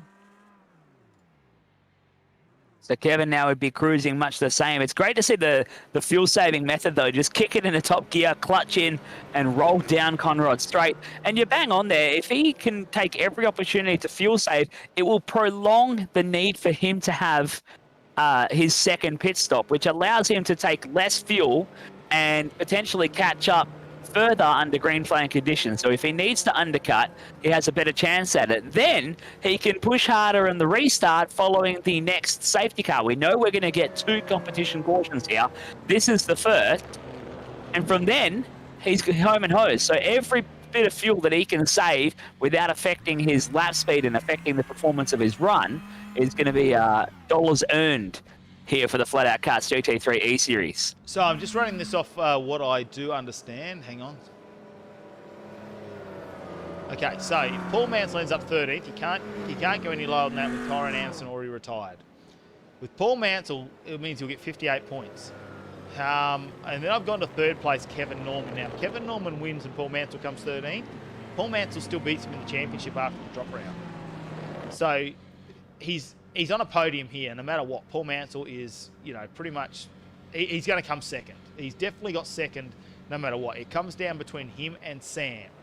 But you've really got to beat him. So if you know, for some reason Paul Mansell comes first, he will definitely win this. But if Paul Mansell comes second and Sam Dicker comes first, they end up on even points after the drop round. So I've got a few calculations to do here too, because anything can happen. So if Paul Mansell comes absolutely 13th, because that's where he can't go any lower than that at the moment. I'm just going to start plumbing some numbers in here. Sam Dicker then needs to come in 11th, I believe. No, he needs to do better than 11th. I'll keep putting the numbers. I'll keep doing the numbers. 10th. 10th, not bad. Oh, no, that's 10 points. He still wins by 10 points. Hang on. So I'll just keep going. 9th. Okay, 9th, he's definitely going to beat him. So for Kevin Norman, for Sam Dicker, if something happens to Paul now and he gets put out of the race, Sam Dicker needs to finish in 9th. It's interesting to spot something there. The safety car rolls around and Scott Stevens dived into the pit lane while behind the safety car. Yeah, that is interesting. So maybe he's going to go to an alternate pit stop strategy. Okay, so let's have a look. He's in the pits at the moment. I mean, he's got a bit of travel time there. He's going to come out at the end. That's super surprising because he has already pitted once. So it's going to be his second pit stop. He's in the box now, and I'm just going to have a look at how much fuel he takes on. Does he go on this little dash and splash and try and push himself out into some free air? Mind you, he's going to be on the back of this pack, which is probably going to hurt him unless he's going to go in and take tyres. Maybe he doesn't need fuel. Maybe it's a tyre strategy. It'd be odd to think he would need to take tyres. I talk of these cars and the way the tyre model is in iRacing. You could go at least an hour and a half, 2 hours of non-stop driving on these tyres, and they would still be giving you performance before they start to drop off. So, although I think they probably still need to take tyres within the race, I think he'd still be there outside the window to get home right now. I'm going to say he took tyres. I mean, he's just gone in for 35.9 seconds. Now, considering they only came in, I'm trying to remember when they pit stopped. It wasn't that long ago that he came in for the pits, probably only 4 laps. He couldn't have taken 35 seconds of fuel. Surely not. Surely not. Very, very interesting. Very interesting. So I'm just gonna put some little models up here and start working on some calculations in the background because you know I'm a numbers man and that's what's got to happen. I'm the one that's got the spreadsheet open and trying to do this, and I'll let you we'll go through things as they go. But yeah, it's going to be very interesting to see. We'll keep doing these models. We've got 2 hours and 18 minutes left, so we're going to keep going over these models of how this is going to all work out between Paul Mansell and Sam Dicker. And if I get some time, I'll start looking into some of the other positions as well, because yeah, there's going to be some interesting things that come into play and very strategic things. Like we saw last week, Paul Mansell actually got a penalty afterwards. He got taken back. Look, and you're going to have to, I'm going off memory here, it was like a 10 or 15 second penalty, so it actually pushed him back in the field to 3rd position. So with that little incident early, we don't know what race control's done, and if we get some word from them, we will let you know. He might get a certain penalty, so maybe he's just got to beat Sam by a certain amount of seconds to maintain that position over him. It's going to be interesting. There's always things that can come out of the wash well and truly after we've done these rounds here. Just having a thumb through our Discord to try and see where what was the update after. I do remember the penalty that came. There was. Too many sub-chats. There's actually quite a few penalties after last race, and they, got them sorted out with time penalties, most of them. So looks like safety car still down here and not pulling away at the moment. They go down Conrod, so I don't believe they will be restarting on this one.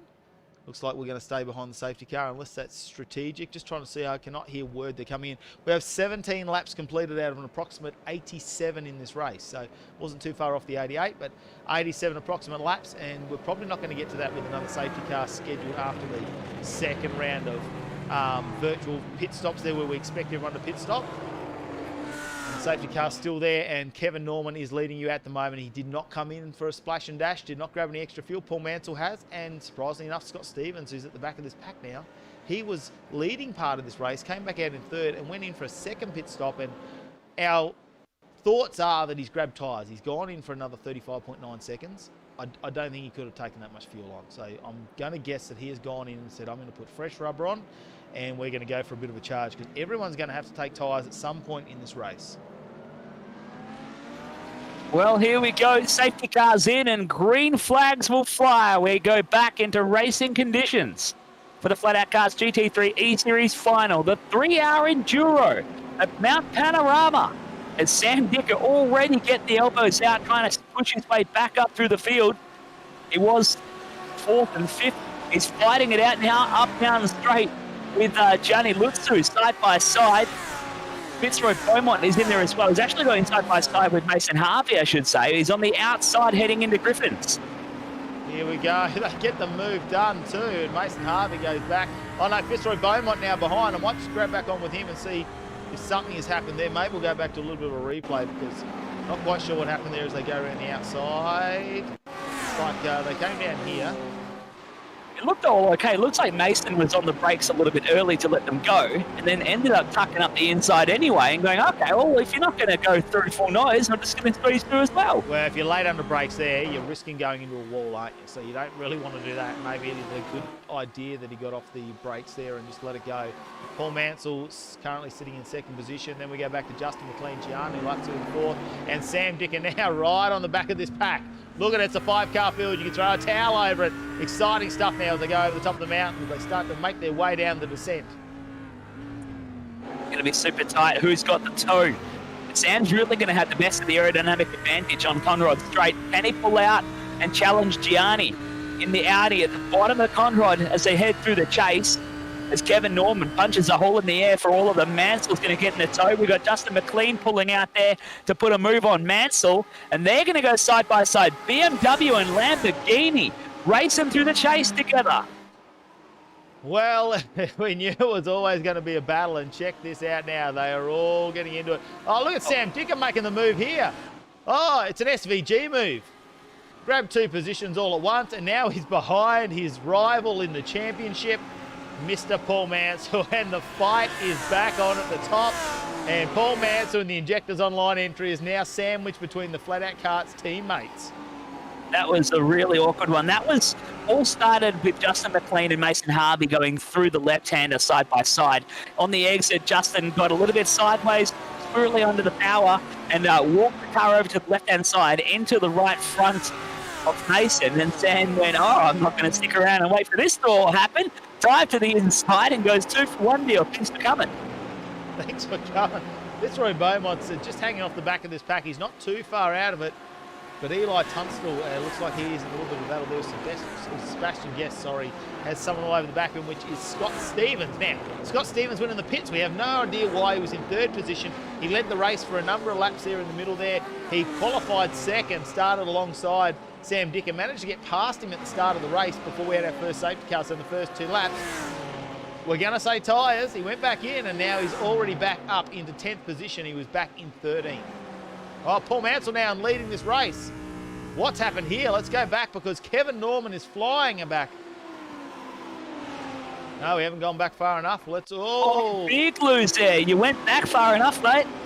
Let's just go to Kevin That's Norman. Right at Mafilimi Park. Too much of the inside curb, was it? No, he grabbed the outside curb and spun it. Whoa, no. Oh, so no.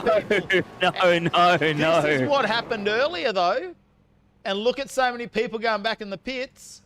Will we see another safety car? Will we have safety car number 3 already? That was terrible across the top of the mountain there. Norman just setting it off. And it's just a time bomb. No one can go anywhere to avoid it.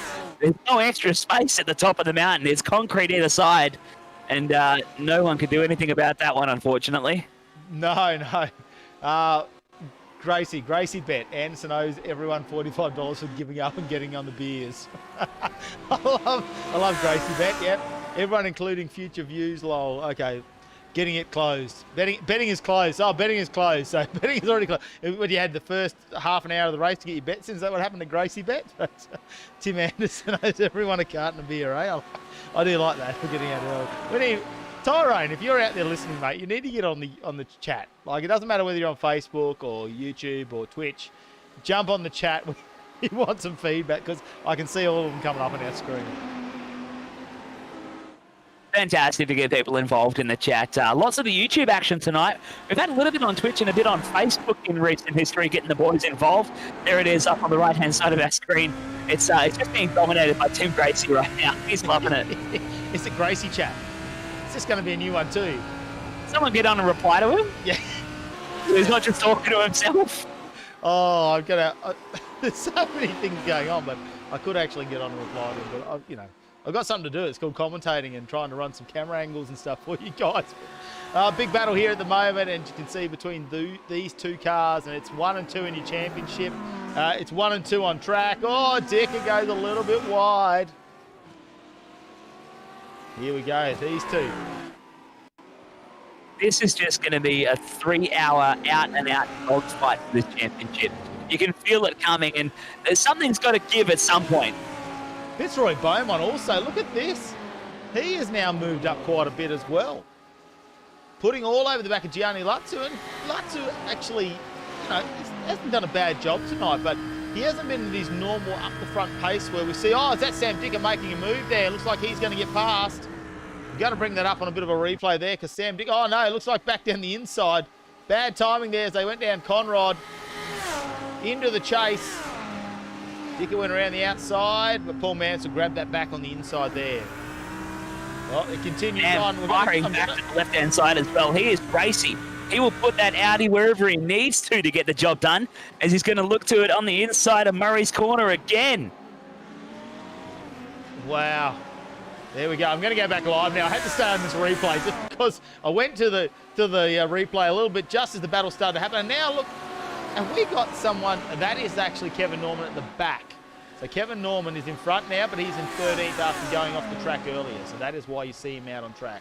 Let's get back to our main ball. Pulling to the side, letting them pass. While they're having this battle at the front, they look behind them. Gianni Latsu and Fitzroy Beaumont have closed that gap right down. They want to get in on this fight as well. May as well. If the lead two are going to have a dogfight, let's just join the party. Yeah.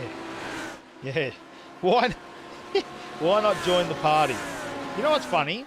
I'm pretty sure both these guys are actually involved in the MTE series as well. So Sam Dicker and Sam Dicker and Paul Mansell can continue this battle starting next week.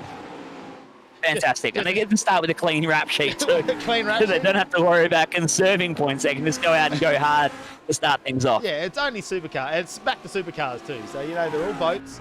New setup in the supercars too. So it'll be very interesting to see how that goes.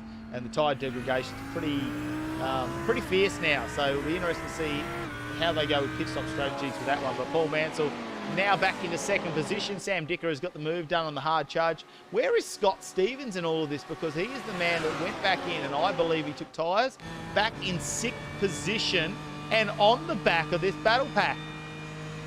It's close now. It is super, super close. Look at this. You got a little battle pack up the front, and then they're still going. Scott Stevens almost makes contact. Has to get on the brakes hard behind Mason Harvey. Lovely helicopter shot from over the top as we follow along with Stevens. He's watching all this battle happen in front of him and thinking he's done the right thing to get involved. He's got better tyres probably than the guys in front of him. If you're right, and he did take tyres there, Matty, he would have better rubber than the guys in front of him, and it's time to get involved. Well, I got a bit of a surprise for you because someone who has joined us, he's jumped in the Discord, and he's going to try and have a chat with us. Hopefully he turns his mic on in a second. He'll hear us talking, hopefully. But Tyrone Anderson's actually going to join us here in the commentary box. I don't know what's happened. They've moved him out. I thought he was going to come in and have a look. I got a message saying Tyrone's ready to join you. I was like, send him in. Let's make this happen. Let's find out exactly what goes on. Let's see what he has to say for Tim Gracie, who said cartons all round from him. You got to get him back in the chat. You got to get him back in our room. Yeah, we got to get him back. We will. We'll watch him. He'll pop up in a second. I've just gone back to someone in administration to say send him in. We want to see him up in the chat because it's all going to happen here at the FlatOut Karts GT3 E Series. Sam Dicker back in the lead, and at this point, if he comes 1 and Paul Mansell comes 2, they are even in the points after the drop rounds. I don't know how the rules are in this series, how they're going to split them. Paul Mansell, though, probably has more wins. I would assume that going on that, maybe it's the number of wins that will get you there in the end. I don't exactly know. So we'll find out what is going to go on with that one. I'll do some investigation for you and see if we can find out. You see Fitzroy Beaumont leading this little pack of 4 now with Mason Harvey, Scott Stevens and Eli Tunstall in the mix. So Scott Stevens got past Eli Tunstall, and now he's lurking all over those mirrors of Mason Harvey. Of Mason Harvey.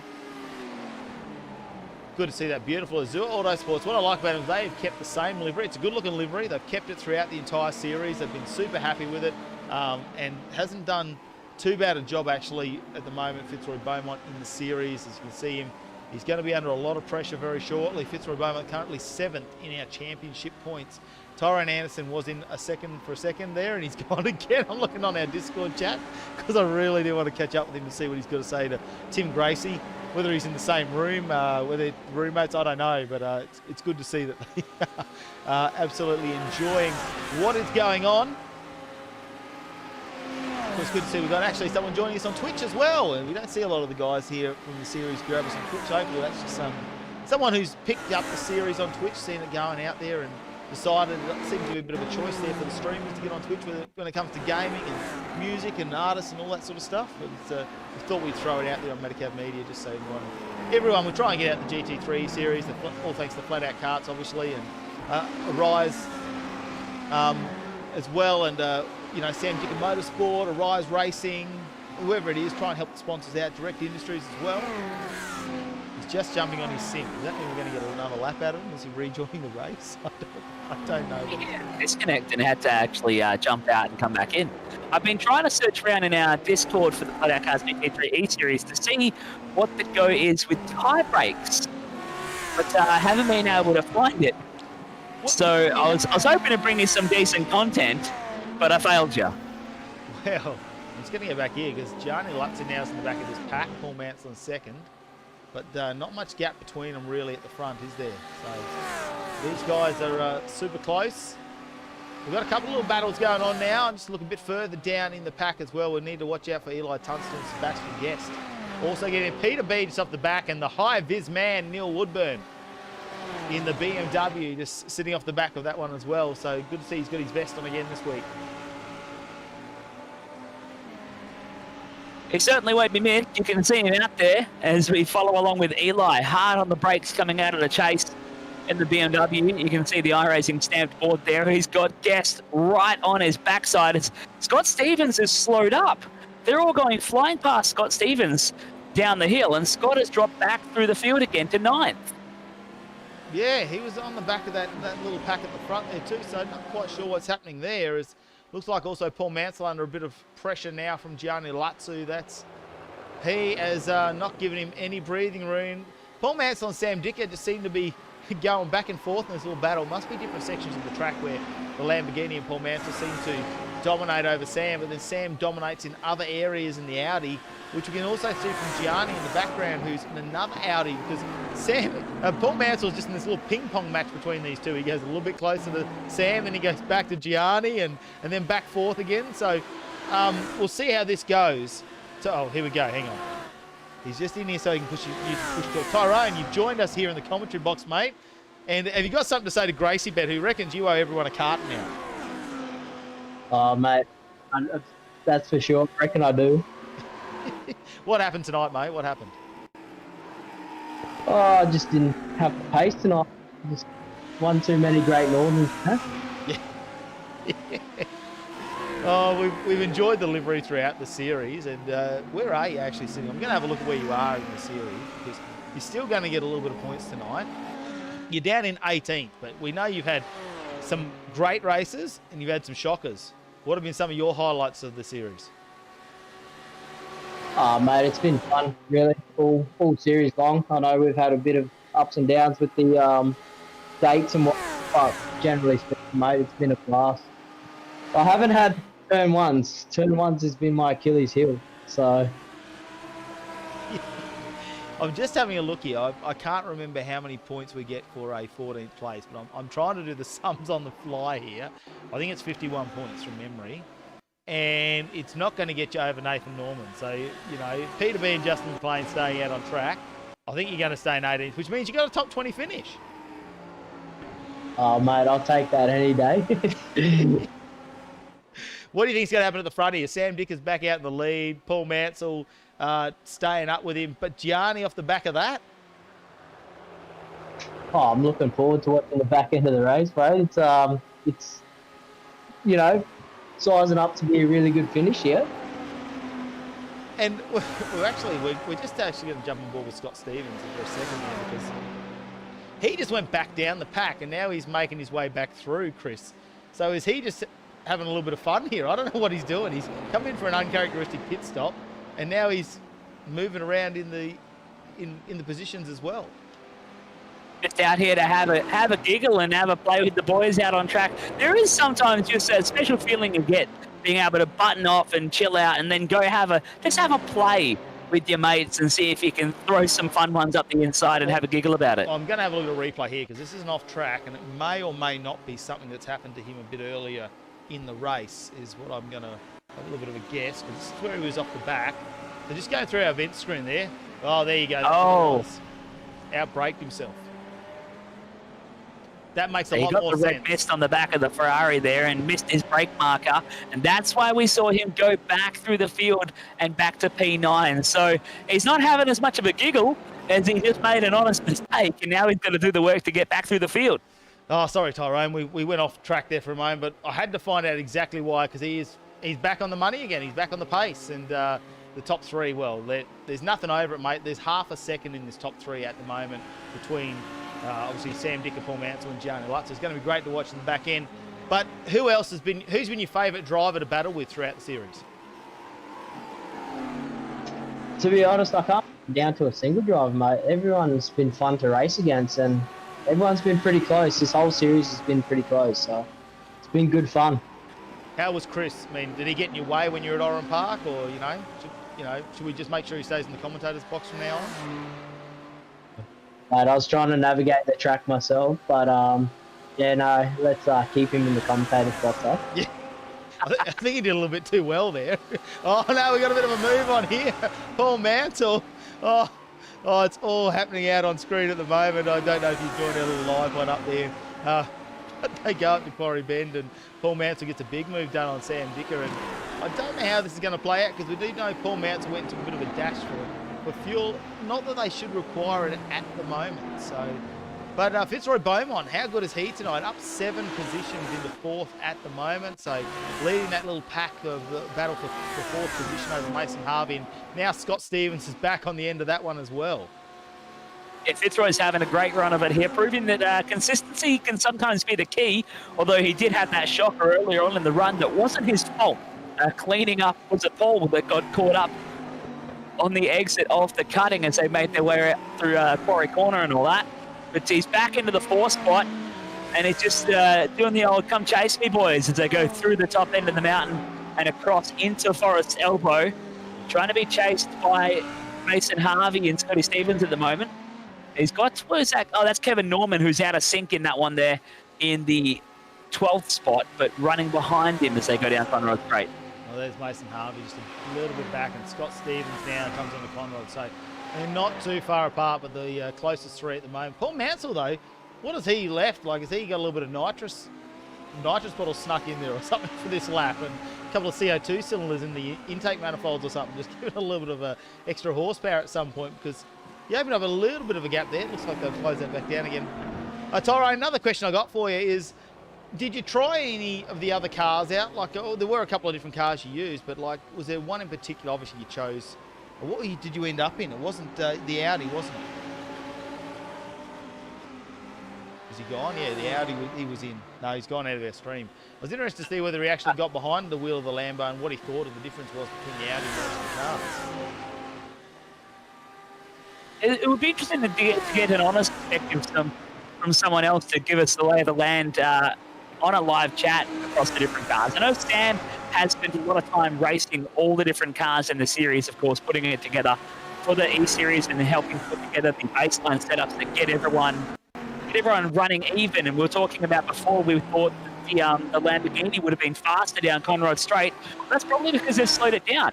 So it gets an even match with all the other cars, and we can go racing bumper to bumper like this around Bathurst. Yeah, and I suppose people need to understand that they are a fixed setup when it comes to the GT3 setup. Well, for FlatOut Cars GT3 E-Series, they've done a fixed setup there, so they will adjust suspension heights on certain cars. It's how much angle of wing they'll put on the back, the downforce, to just try and even the cars out and put an even pace out there and keep those lap times very similar. So, you know, it's not a team setup as we see in other series where it's actually, you know, you can be part of it. Well, you can be on your own, you can be part of a team, but you get to put the setup in the car. And so those guys with that knowledge and experience always seem to have that slightly better setup car, and they change it for each round and everything like that. Whereas this series being a fixed setup like a lot of series are, means that everyone trying to be on a very, you know, level playing field when it comes to the pace and outright speed of each vehicle. Yeah, it's a good way to go racing because it makes it less about how much time you can put in and set up a car and, you know, who you've got backing you and helping you out get your car set up right. And more about learning to drive the car better and maybe sometimes choosing a different car if it has different characteristics to produce the same lap time. But really, it's more about the drivers for this series, and that's what they wanted. That's what we enjoy for this FlatOut Cars GT3 E-Series. We have 3 very different people racing it out at the front here. Mansell, Dicker, and Lutzu. If you know each of them individually, you would know for sure they are totally different kinds of people that are able to race bumper to bumper in this series. Yeah, that's exactly right. And it comes down to the pit stop strategy then too. And I think Paul Mansell's probably been fairly dominant when it comes to the pit stop strategy as a single piece there, because he just seems to be able to take a second less or half a second less, get that undercut done at certain points. You know, that's where I really think, you know, not only has he been a great driver, but that's where he's had the advantages in the pit stop. Sam Dicker, can't take it away from him. Superb driver, doesn't matter whether it's go-karts, it doesn't matter what form of go-karting he takes on, he seems to be dominant. And also here in this series, he's dominated as well. Gianni Lutzu, talent. I don't care whether it's on the track or in iRacing, absolute talent. Fitzroy Beaumont been super competitive throughout the series, you know, like, and just maintains his pace and doesn't seem to be fussed if it's a bad qualifier and gets involved instantly. He seems to get himself back in the race and keep those points flowing in. Mason Harvey's been good. Scott Stevens has made some great appearances, and unfortunately a couple of errors tonight sort of seen him yo-yo a bit in the standings there, but I watch for him to come in the back end. Peter B has been an absolute phenomenon since I've seen him start the series, because he came in about 3 rounds in, but just starting to get better and better, and you can see that in the qualifying where, you know, at the start you might have been 3 or 4 seconds off the top guys. All of a sudden now he's only like 1 second off the top guys, so a bit of a shout out there to Peter B as well. He's had a bit of a help, and it's a bit of a cool story to tell, really. The likes of Sam Dicker, who may be out here and doing really well in the series, he likes to help people. And he's even been over, you know, helping tune up Peter B's rig. He's been building upgrades and new rigs for himself as well. And I know him and Eli have been running side by side for a little bit. A couple of the rounds ago, they ran, you know, side by side rigs, one on VR, one on screens. But yeah, Sam was telling me he got out there and gave Peter B a hand just to set up the brake pedal, just to make the brake feel like, you know, you think it should. He made it so hard that you have to wear shoes, but Peter went faster and was immediately going quicker from day dot. So it's cool to see the little stories like that, and you know, Peter's obviously now going quicker for it and having more fun with his simulator. You got to have fun when you start spending this much money on virtual racing. Yeah, if it's not fun, it's not worth doing, is it? So that's what you really need to remember as Peter B out there. The other one is the Guesty boys. Now, unfortunately, he got spun around a little bit earlier there, and we'll leave that to the race control to sort out. But Dylan Guest there maybe got a little bit of assistance as he rubs the wall there. He didn't get any assistance with that one, but him and his brother actually started off by sharing an entry into this series. Yeah, they started out, you know, just saying, all right, well, I'll do this week, and you'll do next week, and then I'll do the week after, and yeah, that's fair, yeah, we're going to play like that. But, you know, big brothers, of course it's going to go the other way, and they pressured the old man, unfortunately. And he likes having a steer as well. You know, Christian likes having a drive. They pressured him into having a go and getting them going, and they gave him an extra rig, and they got going, and it's good to have both of them racing at the same time. It's just the more the merrier in the series. I'm just trying to find out what's happened to him, actually, because he's down here. I'm going to keep going back in the replay because it's quite some time back now. I had to go back probably a few minutes to find out exactly what's happened to Sebastian Guest, and maybe it says he's still in the session, but checking out the Medicare Media replay and just, yeah, overshoots at the end there. Well, he didn't even... I think he might have had a disconnect. I'm thinking the same, because that's weird. Super weird. And I'm just going to... That looks like either a rig fail, like the connection from your wheel and pedals has dropped out, or you've had a disconnect and the car's just gone straight on and he's just still sitting there receiving no signal from the computer. Yeah, that's something like that has happened, because the car's still entered. It hasn't disconnected. Well, within iRacing, if your receiver throughput falls below a certain level, it boots you from the session because you're not keeping up.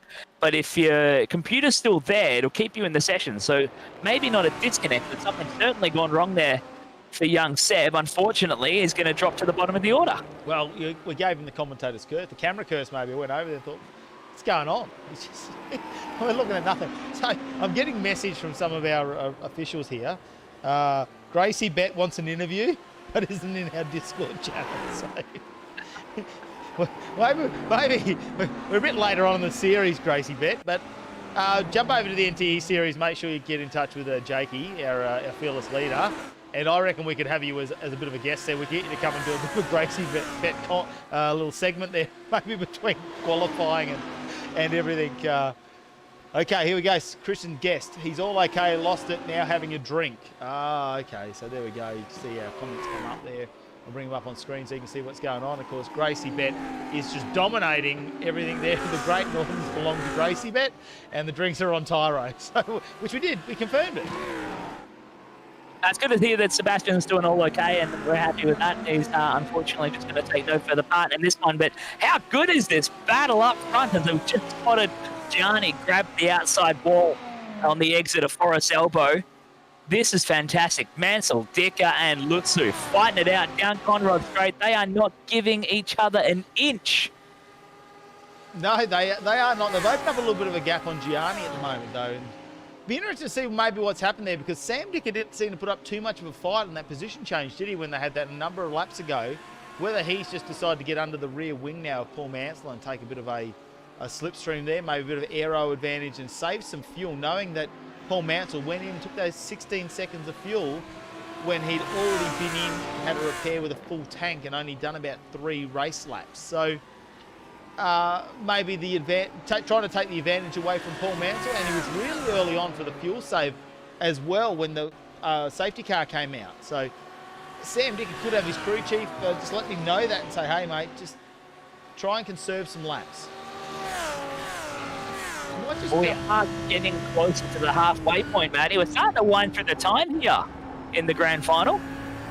Yeah, the time is all going now. So there we go. We got 1 hour and 48 minutes left. So we're over a third of the way through. And I just might jump on board in the cockpit with Sam Dicker, because I'll be interested to see if he's just rolling off the throttle a little bit early here. Hard to tell as they go up over the top of the mountain.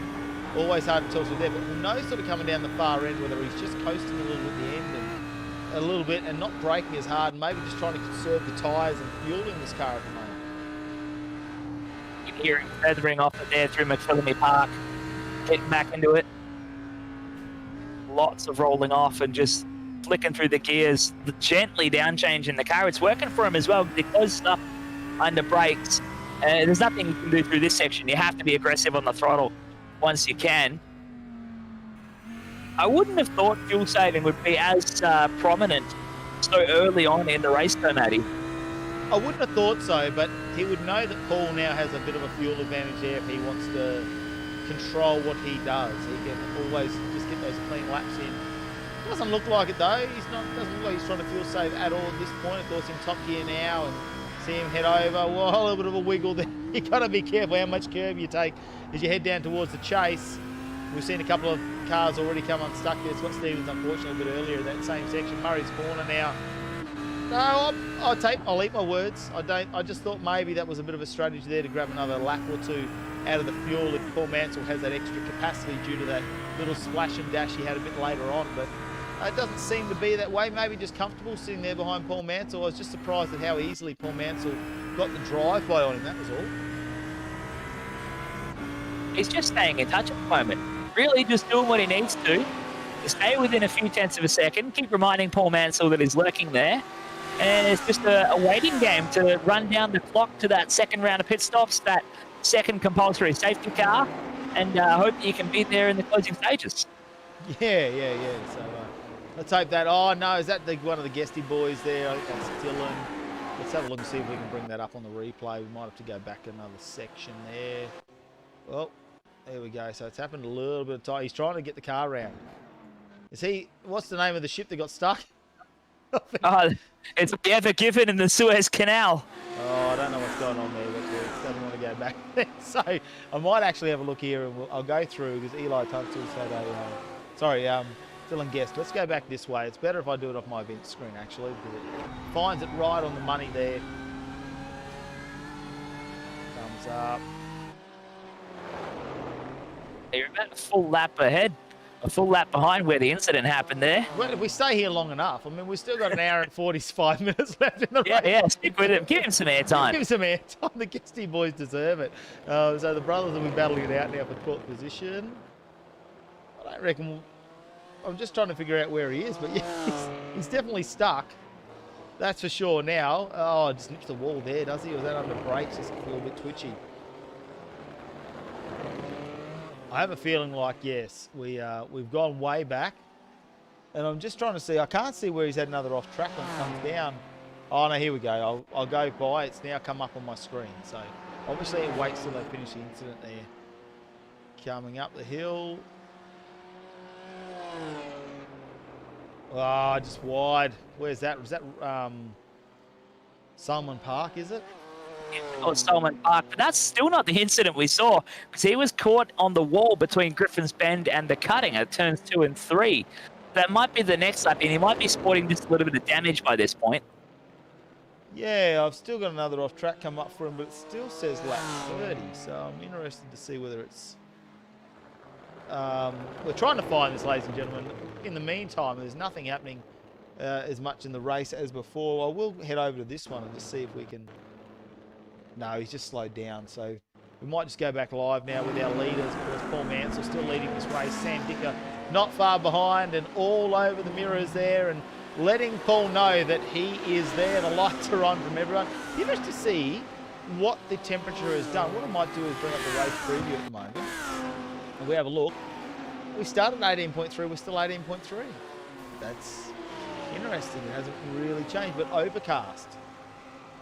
So, yeah, overcast. There's one thing that's never going to keep the temperature consistent is putting a blanket over everything. And the whole thing blanket, the cloud keeps it a bit, keeps cool and keeps warm at Bathurst, especially in New South Wales.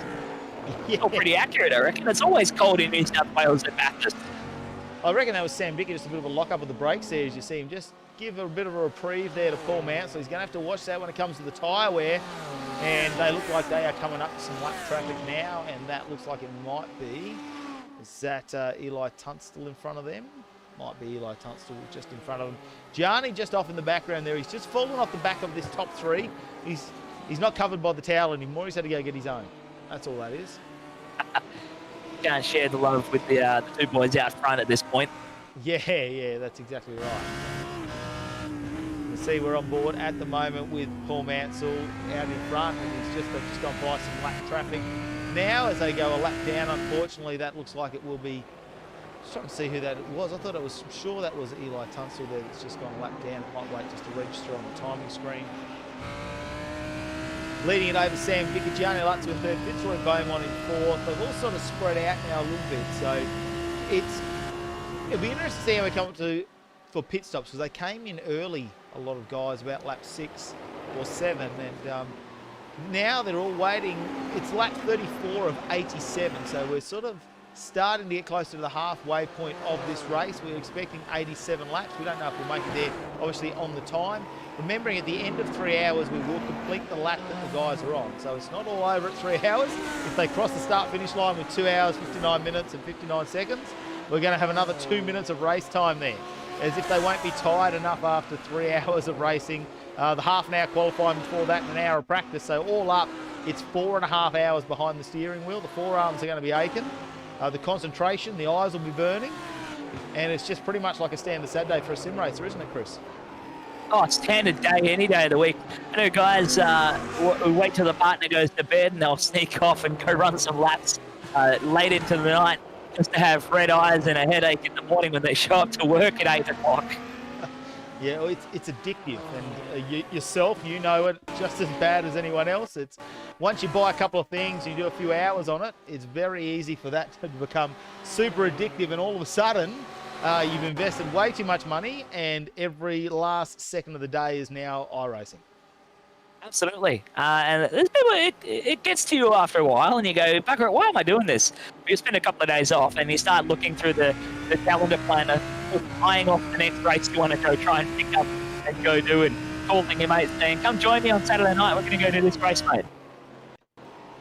All right, well, let's have a look at the last couple of laps. Here, of course, looks like Paul Mansell's done a 2:04.53, so he's back off the pace, 2:03 earlier. And look at that, Sam Dicker at 2:04.37. Gianni Lutzu very even with Paul Mansell, but now Sam Dicker seems to be applying a little bit more pressure. Fitzroy Beaumont at 2:04.36. I mean, just remember they went through some lap traffic, I think, on the last one as well. Scott Stevens, though, at 2:03.5. Wow. Pushing hard back in 5th position now. Looks like he's got past Mason Harvey, so Scott Stevens, real charge there. He was leading the race for part of this race earlier on. And yeah, we're not quite sure why he went in for a pit stop there under the second safety car. We'll find out at the end of this race, I'm sure. Well, when we get around to that next safety car as well, he's going to get the chance to punch up to the field, and maybe he'll then just flip the extra 2 cylinders on and go, okay, I'll go racing now in the final 45 minutes. Yeah. You never know, Gianni Lutz is sitting there in 3rd. Fitzroy Beaumont just back a little bit. That's just a lap car there. I was actually could see that in the background to find out exactly what was going on. But lap car there getting around at the moment. But the battle's still heading on at the top here. It was down to 0.2 of a second, back out to 0.3 now. But anything could happen as they start to head through these sections of the racetrack. Well, we try to pick them up on the chopper there. You can see how close they are getting around here at Bathurst. Of course, Mount Panorama, such an iconic track in Australian motorsport history and well known around the world now, as you see when we do have the 12-hour races and 6-hour races, the GT3s. You know, prior to the world being in lockdown, that was so many international drivers being involved, whether it be in those series or even in the supercars. A lot of the international drivers, it's a bit of a bucket list track for all of those guys, and cutting a few laps in myself, you can see why. Just, you know, the concentration you need, all the different types of, you know, circumstances, I suppose, you can get when you're doing a lap around a racetrack, you know, coming over the blind corners, coming down through the dip of the undulation, you know, the high-speed Conrod Straight, you know, it's just an absolutely fantastic track to get around. It's certainly put Australian motor racing on the map for many, many years, and it has proven many great stories and many heartbreaking stories as well, and it's made or broken so many different drivers in their careers. That's why we love Bathurst. It's this unique place that's a public road for, you know, 350 something days of the year, and we get to close the gates and go racing every once in a while. But we can do it any day of the week, any time of the day in the virtual world, especially in iRacing. Yeah, we do love a little bit of iRacing as they get around there. Paul Mansell still leading this race, and they're pretty close. These two, everyone else sort of a little bit spread out at the moment. You can see up there with our intervals between each car. Just have a look at how far they are, just to give you an idea where they are from the leaders. So Paul Mansell, Sam Dicker, there is nothing in that. That's throw a towel over those two. Gianni Lutzu, 2.3 seconds back now. Fitzroy Beaumont, 6 seconds back from Paul Mansell. 8 seconds back to Scott Stevens. 16 to Mason Harvey. 23 to Neil Woodburn. 45 to Peter B. But he's in 8th position, having a great night. Justin McLean behind him. You know, you start going lap traffic now because he is just a little bit over a lap behind the leaders. Eli Tunstall there a lap behind. Kevin Norman a lap behind. And unfortunately, been involved in some incidents tonight. Dylan Guest and Sebastian Guest, the two boys. Couple of laps down, and Tyrone Anderson has retired early from the race to grab himself a cold, great Northern, as his sponsors would put it there, and he'll be handing them out to Tim Gracie to keep him occupied there at Gracie Bend. So, yeah, no, it's good to see those guys having a fantastic time, and a shame to have Tyrone Anderson. Great to have him jump into our Discord a little bit earlier, have a bit of a chat with us about how much fun he's had throughout the FlatOut Karts GT3 E-Series as well. Look at this though, Paul Mansell. They're coming up on some lap traffic. I don't think this is really going to be a problem for them as they get around. Looks like that might be Justin McLean just in front of them in a pink BMW. Don't be surprised though if we start to see pit stops coming in. I'm just trying to think how many laps they'll get under a full tank at the moment. Trying to do some calculations here in the background.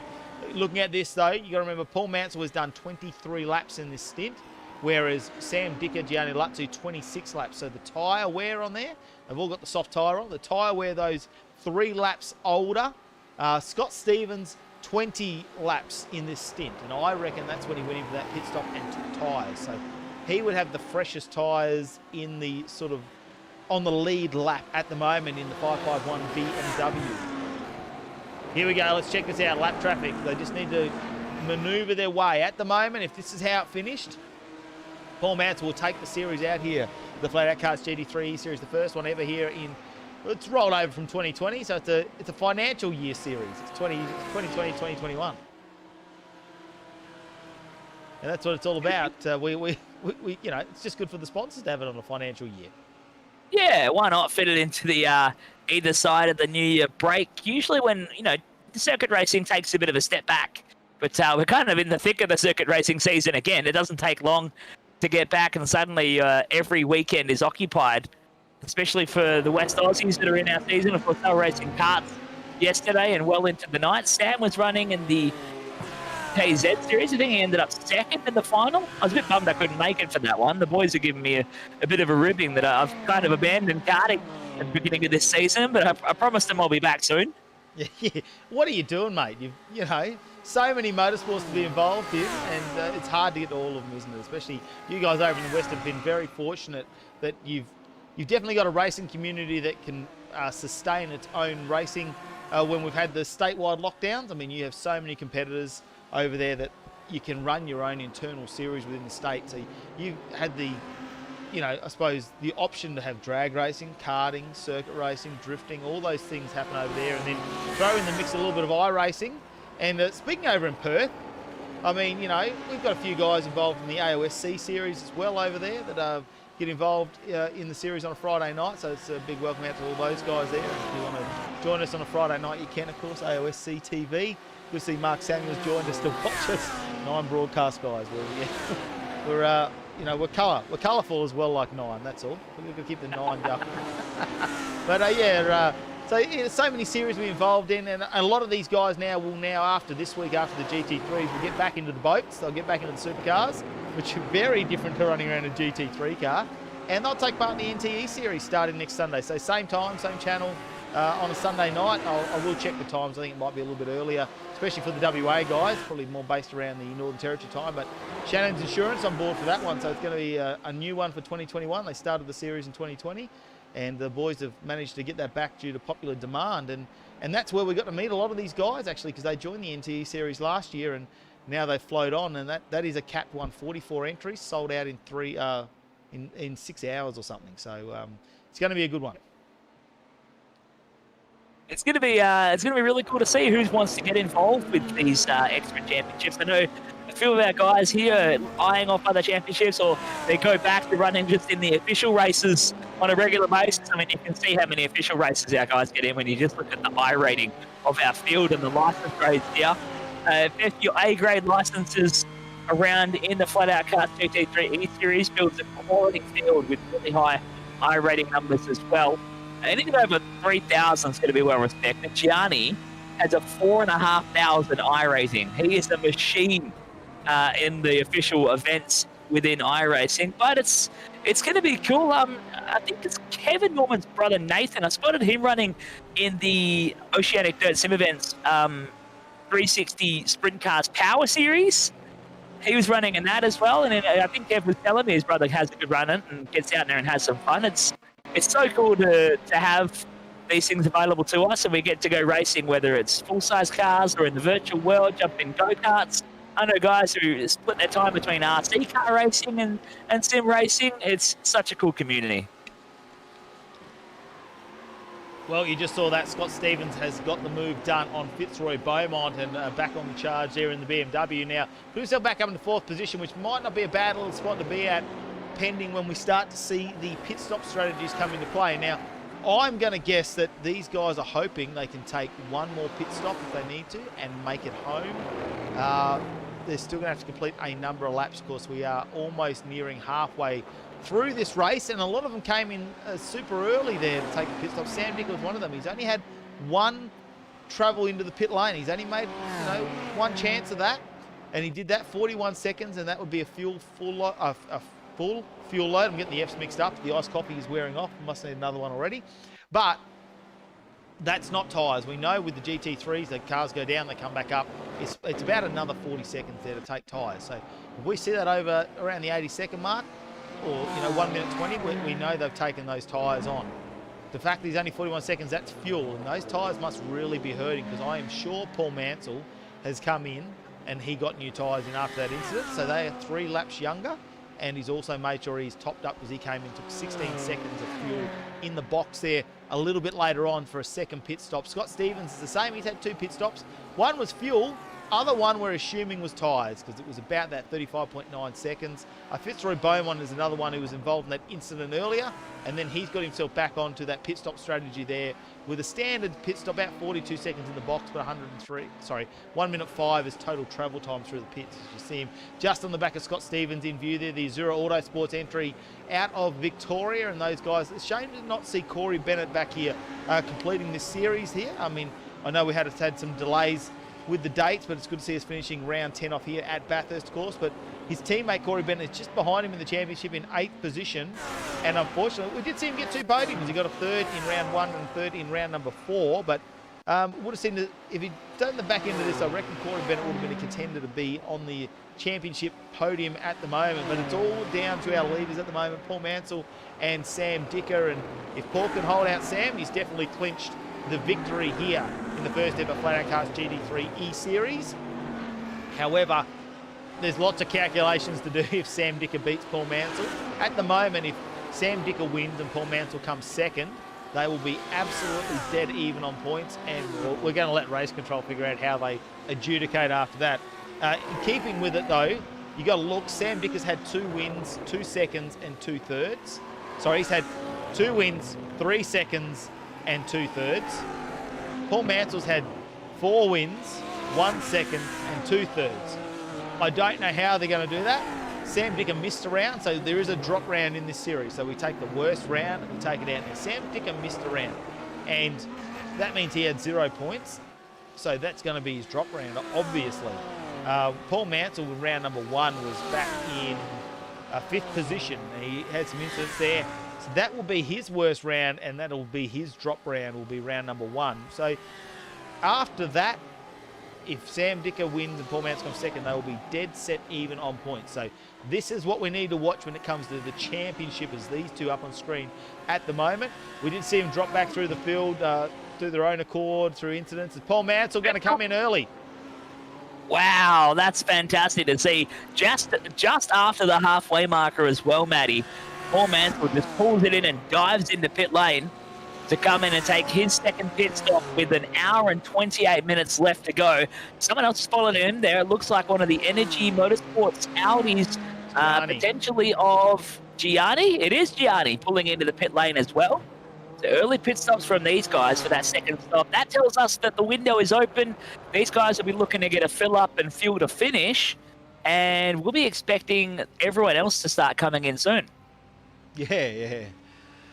Yes, and that's interesting. I wonder whether he's followed him in there, whether he's just responded to what has happened there. So now Sam Dicker, 6.5 seconds. How's Scott Stevens?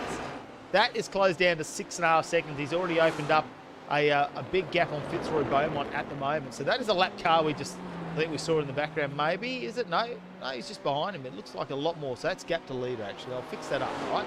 That's me doing production really badly here at the top. But 6.5 seconds from Scott Stevens back to Sam Dicker. We know that was out quite a bit before, out to about 8 to 10 seconds a bit earlier, probably only about 5 laps ago. Let's have a look at the last couple of laps there, because he has been in front of Fitzroy Beaumont now for a complete lap from memory. So Sam Dicker just did a 2:04, 3:26. Scott Stevens a 4:27. So that's nearly a second. We're 0.9 of a second. Scott Stevens is really trying to apply the pressure here. It'll be interesting to see whether he can close that gap. 203's in race trim, though. That is absolutely stellar here at Bathurst. Like, I was expecting us to be in 204s, 205s all day long, but to be in 203s in race trim after an hour and a half? Oh, no. Was that tyre smoke and a spin from Paul Mansell in the pit lane? I don't know. Let's check out a Medicap Media replay. Well, I'm going to have to see if I can get a better view of this. Oh, dear. Wow. That is a really awkward turn of events there. These cars do have traction control enabled as the GT3 car, but there is an option to toggle it off to try and get a bit more of a kick in the throttle and get them spooled up quicker. But that was really strange, really awkward for Paul on their pit lane exit. Here we go. They're all in. They've all responded. Sam Dicker's in the pit lane. Scott Stevens, Fitzroy Beaumont's followed him in as well. Eli Tunstall also in the pits at this point. So they're all coming in now, and it's all about to happen. We'll see how they come out of this one. Sam Dicker is obviously the first one to pull up in pits, and will start to take their times. Just trying to see who's out on track now at the moment. So Mason Harvey's also come into the pits as well. So Peter B, will he come into the pits? I just want to see where he's coming around. Will he have the opportunity to lead the race for a couple of laps? No, he's coming to... What are you doing, Peter B? The Italian stallion should have just gone around, and I could have said he'd led for a lap of this race at Bathurst, at the great race. The old school NASCAR laps led points here. You lead 5 laps in a row. It was like 1990s NASCAR rules. If you got to lead 5 laps in a row, you'd score an extra 5 bonus points or something like that from way back in the day. It's going to be interesting to keep an eye now on Paul Mansell's out lap time, because I don't think the spin affected his pit transit time, because it was after the pit limiter signal line. So to affect his out lap time, we'll be interested to keep an eye on that, as he's still showing on a 2:05. He hasn't clicked off a pit time yet. Okay, so this one I'm looking at. Sam Dicker is now leaving the box. He is coming out. They've all taken tyres. Gianni Lutz is coming around. Can he take it here? Scott Stevens is in the lead. He is on the out lap. No, Scott Stevens will lead this out, and it looks like behind him, Sam Dicker is going to have to slot in to 3rd position. And Paul Mansell in the background. That is a big lose there from Paul Mansell as a result of that incident in the pit lane. He'll be kicking himself with that one as well. I'm sure he won't be happy with his own behaviour in the pit lane. No, it'd be so interesting to have a chat with him. I'm sure I'll get some messages from him after the race to let him know exactly what happened there, whether that was an incident. Maybe could even mean a little bit of net code. That's sometimes what happens too. So a little bit of an error there, and we'll find out exactly what is going on a little bit later. But we need to keep it up on screen and have a talk about this one. So Sam Dickey, you can see we're following him around at the moment, and Gianni Lutzuso has got the undercut on him by following Paul Mansell into the pit lane. Scott Stevens is the winner out of this. So he is 104 total transit time. That's driving in, doing what he needs. Oh, sorry, 126. So 104 in the box means he's taken fuel and tyres. 107 for Gianni. 108 for Sam. Neil Woodburn now has not pitted, I don't believe. So Neil Woodburn is currently sitting in 4th position, but has not had a pit. Fitzroy Beaumont is another winner out of this one now in front of Paul Mansell. I expect to see a bit of pressure applied from Paul Mansell very shortly, but he was in there for 109, so was Paul Mansell, but unfortunately coming out of the pits, he had that massive incident there, which really hurt him. So Paul Mansell back in 6th. So Fitzroy Beaumont now is between him. Sam Dicker looks like he's just got the pass done on Gianni. We might see if we can grab an instant replay on that one and just see if we can go back far enough. Oh, look, you know, we can go back a little bit further and see. Oh, that's just coming down Conrod straight there. He's just got the move done. Come out of the slipstream and managed to get the get it go. Slingshot engaged. Got it past him, and he's going, see you, Gianni. Only in the rear vision mirror. It's going to be interesting to see now what Scott Stevens really has. He's played the game very smart here. We've given him a bit of shtick. We thought he was playing games before, but he is in the hunt. And he has a 2-second advantage over Sam Dicker with an hour and 22 left. The biggest man with lots of work to do, though, is going to be Paul Mansell. Now, he currently sits in the 6th spot, and he ran a 2:04. I missed his outlap. Timing, trying to figure that out. But it's the Bruceson that put in there how far he dropped back, and he is now trying to close up this massive margin because he is some huge margin. What is that? 2, 4, 7, 10 seconds off the back of the race lead as a result of that in the pit lane. Yeah, he's way off. So at the moment, as it sits with Paul in 6th, if they were to finish the race right now, which we know it's not going to happen, we're an hour and 20 minutes away. It's definitely not happening. At the moment, though, Sam Dicker would win. He would take the championship lead and win by about 140 points. Now, we know Neil Woodburn still needs to come in the pit, so let's take that into effect that Paul Mansell is likely to move up into 5th position there quite comfortably. Sam Dicker still has the win, and it's by 96 points in the championship. Remembering it is double points here at Bathurst. We're going triple the time. We're going 3 hours instead of 1. Probably the longest track we've been on, I think, from memory, 6.21 kilometres. And we're going to double the points. So, you know, normally you get 289 for a win. We'll double that, and that's what you're going to end up with. So, be very interesting. So, instead of getting 289, you're going to end up with 578. So, just doing some calculations at the moment is that Paul Mansell now, to even it out, I'm just going to keep bumming away in the background here, and I just want to see what position he needs to be in to make sure that he can even up. So, if Sam Dicker finishes 2nd behind Scott Stevens, Paul Mansell can still win this if he comes 3rd. So he's only got to get, well, only, I say only, 4th won't get him the win. He has to get 3rd position as they sit at the moment. He needs to make sure he gets on the podium to beat Sam Dicker. And that's if they can't go past this man who is leading at the moment. It's super impressive. Took some uncharacteristic pit stops. We don't know why, but hey, we're an hour 40 minutes into the race. He's back in the lead.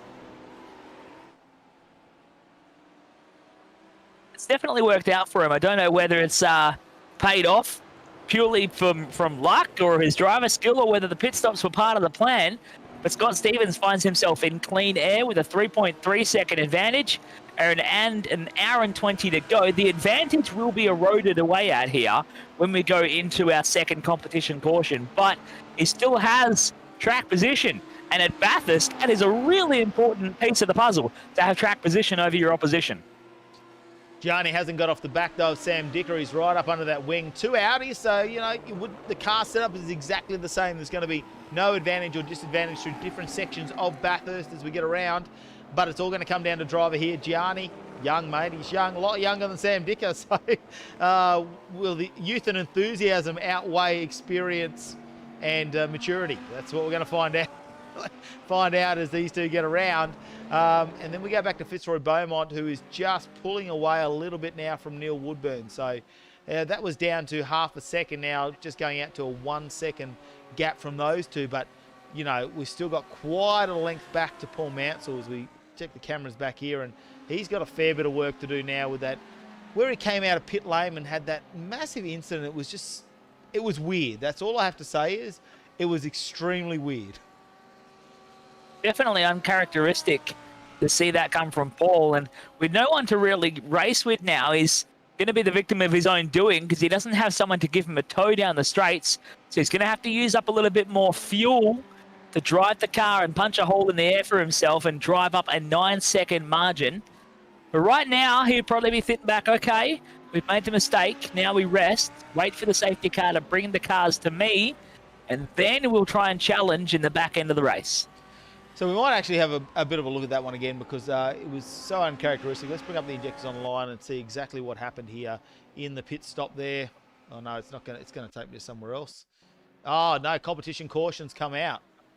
There we go. Let's get off the replay because we want to know what the competition caution is as they come out on track. So Scott Stevens leading this one. Sam Dicker behind. It's not going to really matter now. The safety car has been deployed. So safety car deployed on the track. And we will get back to bunching these guys up. And Paul Mansell now, who was 13 seconds off, he's already coasting. Look at the time blowout. Sam Dicker as well, coasting. They're all starting to coast. You just see Scott Stevens. I mean, it's not really going to matter here as we go into the cockpit view. Yeah, definitely. They know the safety car's out. Yellows come on. Scott's still kicking it through the gears. He could even still afford to kick it into neutral and let it roll all the way down the hill and get all that extra fuel saving so he can have it turned up to 11 all the way to the finish. We still have an hour and 16 to go. As you can see, he kicks it into neutral there, lets it roll down Conrod Straight. Yeah, so he's just getting over the top there. Like you say, you sort of need to drive the car through there, don't you? It's either back right off or drive the car a little bit, as you know, and sort of keep in that groove. Try and maintain a little bit of temperature in the tyres as well. We know they can go off, and you know, we don't want to heat cycle the tyres too much. That does do a fair bit of tyre degradation to them throughout the racing if you heat cycle them a little bit too much. See, I only bought one iced coffee to the show. I've failed. Chris. Well, it was about half an hour ago. I was sitting here nosing over a little bit myself, and I sent a message to my partner in the front room of the house saying, chocolate, Coke, and water, please. And lo and behold, she's been a lovely host, and she's brought me some chocolate, Coke, and water.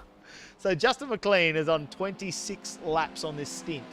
So he must be getting close to wanting to come in and maybe change. It's probably a little bit early for him, the safety car, actually, thinking of this one, because he was a couple of laps down. He's going to get the wave around here. But we know they've been pushing that 30 lap sort of mark with the tyres. They've been pushing well and truly up to the 30 laps, but he really needs to come in and try and get the wave around if he gets back on track as well. So he's not going to choose to go and grab tyres, though. He's just going to get this done. Going to be hard to see what... I can't really imagine he can make much happen from here. I thought he might have grabbed tyres in that one. I mean, I'm just thinking, I don't think he is on the lead lap, though. I think he's letting Peter B go by, so maybe something going on there, is there? Or is Peter B still behind him? A bit of flash of the lights. But no, Paul Mansell is super coasting just in front. So Peter B behind, we get the flash of the lights. It's to Mason Harvey that he's flashing the lights to. Well, that's all right. We're under safety car now, and this is safety car number, what are we on? God, I've lost count. We're on 4. We're on safety car 4. 3 or 4. No, we had that big incident, didn't we, where they pulled it out again. So, car safety 4. This is going to be good though. Look, what will Sebastian Guest do? Is now we know he took a little bit of a break there. He went straight off the end of the pit straight, and in hill corner, and just parked the car up, gave it a little bit of a nudge into the barrier.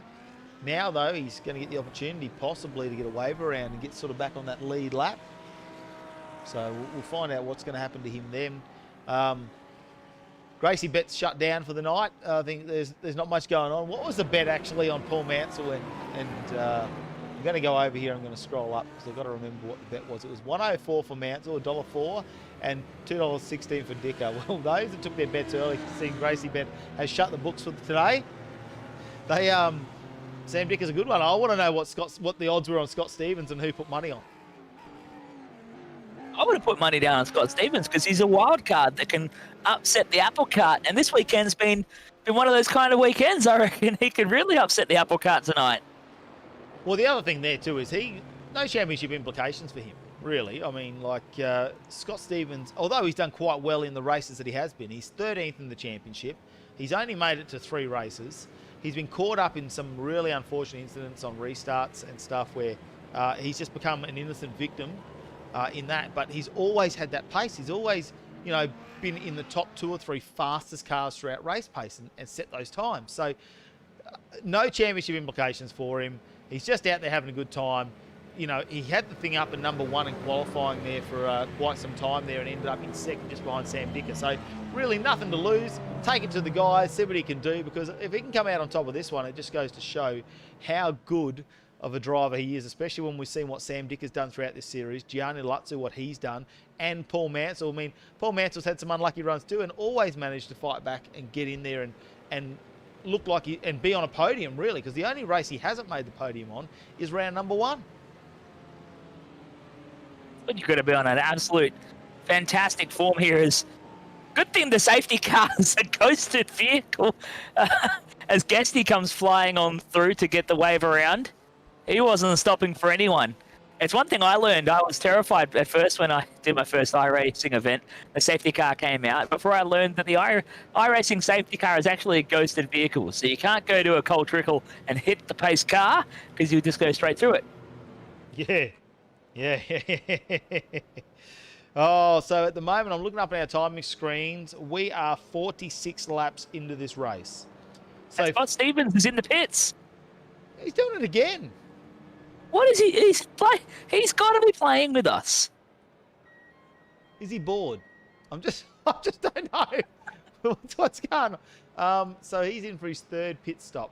Well, there's more people coming in as well. Paul Mansell has followed him in here. Who else? Justin McLean has followed him in. There's a whole bunch of them pouring into the pit lane here. Well, I was sceptical on the fact that they would make it home. I mean, we're getting about 30 laps, right? Which would put us in 30, maybe 32, 33 laps on a full tank if they look after it, which isn't going to get them home at all. Possibly they're doing the calculations and thinking, hey, I mean, they've got 40 laps. They're on lap 47 of 87. They believe they're going to get 87. We don't think they possibly will. I'm just need my calculator, which I put out of range. I'm just going to extend my headset cord. Well, nearly pulled all the equipment off the table, but that's okay. We've got a little bit of a temporary setup here tonight with some things getting upgraded at the moment. But okay, so let's do this. Let's say we go back into race pace at what? About an hour and 8 minutes. So what do we got? 68 minutes. Let's have a look at that. And what are we doing on average? Let's just say a 2:04. Is that what we're going to go with? We're going to get safety cars. It's actually an average of 2:31. So we're going to get. Gee, I just had a mental blank then because I turned it We're going to get 31 more laps, according to this. According to my calc, we're going to get 31 more laps in this race if we went green right now. That's what I'm thinking too. That's what my calculations come back at. We're going to get 31 to 32 laps. So, 31 to 32 laps. Yeah, they're going to get home on a tank. They definitely now. What is interesting here is, and I know it's hard to see, maybe they needed that to get home. Eli Tunstall just went in 28 seconds. Oh, no, sorry, he's already been in. So, out of the guys that just took a pit, 8.9 seconds up on blocks for Scott Stevens, 9.5 for Paul Mansell. So they are literally, that's a splash and dash. They have done that. Eli Tunstall's taken 28.6 as they get around. And they'll get on the back of this pack. They're probably hoping that maybe Sam Dicker won't be able to make it home on this tank without fuel saving. And that's where it will really come into play, possibly in the last 5 laps of the race. 47 laps now completed. We're on lap 48 out on track. An hour and 9 minutes left to go. The safety car on track. It may come in this time. I know the guys at the back, I can see the speeds they're going. Paul Mansell and Scott Stevens will be trying to get on the back of this pack really quickly. And it looks like they're already back there. They've already made it. It wouldn't be a race at Bathurst without fuel saving in the final few laps, would it? Every time we see a professional race at Bathurst, it's all about fuel saving in those final laps. And maybe they're just trying to pull off the same old upset in these last few laps here, trying to replicate what we see in the real world. Gracie bet $1.04. I'm assuming that's not man, so I'm assuming that's Scott Stevens. It was $1.04 before betting shut down. Just remember, mate, we're get on to Jakey for the NTE series. You do a graphic up for you. Well, let's do a virtual bet, Gracie bet. Just something else that I need Jakey to do for me in the background. But yeah, I can't wait to see what that one's going to do next Sunday night here for the NTE series. Well, thanks to Shannon's Insurance, it's going to be a big one. But right now, we're here to finish off the FlatOut Karts GT3 E series. All thanks to, of course, FlatOut Karts, Arise Racing, Sam Digger Motorsport, and of course Direct Industries. And they're looking like they might get underway here. We're waiting to see if the safety car is going to pull in. The lights are out, so it's going to dive across. It dives across really late, right about there. It doesn't even steer, it just kind of moves. Yeah. As we get set to go racing again, it's going to be a 1 hour and 7 minute and 40-second dash here around Mount Panorama as we go green again for the restart. After the second compulsory caution, Sam Dicker will lead the field into Held Corner and up Mountain Straight from Gianni Lutzner and Fitzroy Beaumont in third. Yeah, looks pretty clean around there too. We've got 13 cars left in the fight for what is going to be a great run to the finish here. As you can see, Sam Dicker now leading this race, but it's all going to happen. Neil Woodburn under a fair bit of fire there from Mason Harvey, who's on the outside of this corner. Just not quite sure if Mason Harvey's going to get that done. Doesn't look like he will. But watch out for Scott Stevens. He took a pit, took a dash of fuel. So did Paul Mansell. They're in 7 and 8. Oh, a little bit loose for Harvey there too. The car gets out of shape a bit. Paul Mansell just needs to sit behind and use the advantage there of Scott Stevens. Not pressure him too much to slow him down, but let him go through these cars and try and make the positions up because he's super fast if he wants to hold on to this championship. He's currently leading it, Paul Mansell. Take into account the drop rounds and the fact this is double points. Not double demerit, double additional points.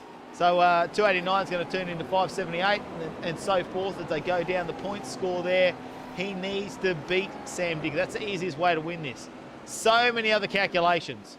But if Sam Dicker maintains P1 at the moment, now he did not come and get any extra fuel. If he maintains this lead out in front at the moment, Paul Mansell comes second. They end up even on points in the championship. Not one, not half a point, nothing between them. They will be dead set even.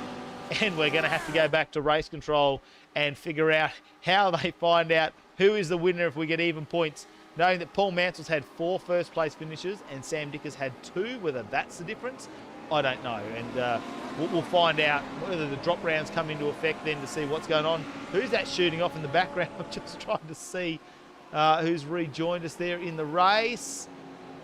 Scott Stevens going for a big dive up the inside of Eli Tunstall. Yeah, so Paul Mansell trying to follow him through as well here.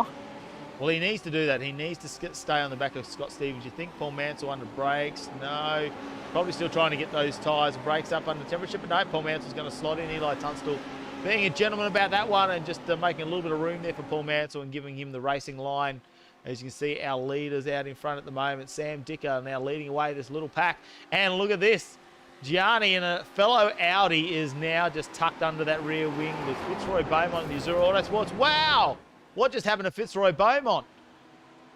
Let's have a look at that one again on the replay. And he's taking out Gianni. It's like he had a miss on the brake.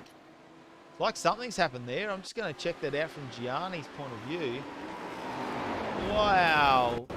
Maybe we can grab a different... Let's just see if we can grab a... Yeah, that's no brakes. That's no break. That's no break in the world. That is so unfortunate, really, isn't it? And Fitzroy's not the type of bloke who would go for it, so it's an interesting one there. But Sam Dicker is off the road now. Let's have a look here. It hasn't taken him back a little bit. We're going to have to go back a little bit here as well.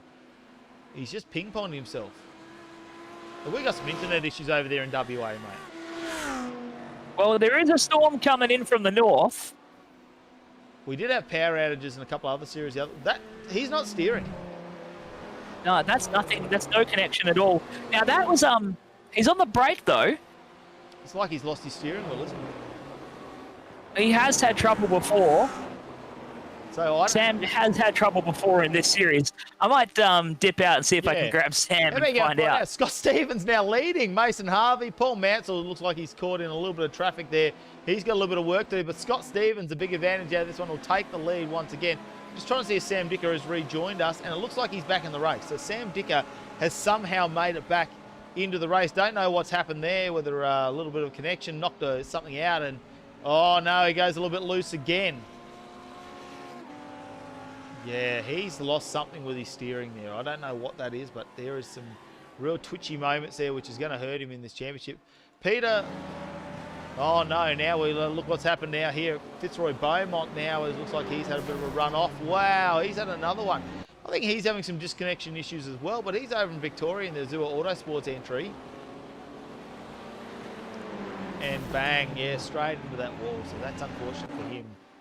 We'll go back live now to Scott Stevens leading this race at the moment. So some really weird things happening in this race in what we are coming to the final second hour, the final part of the second hour of the 3-hour race. And so much to unfold. Chris, you've just jumped back in. What did you find out?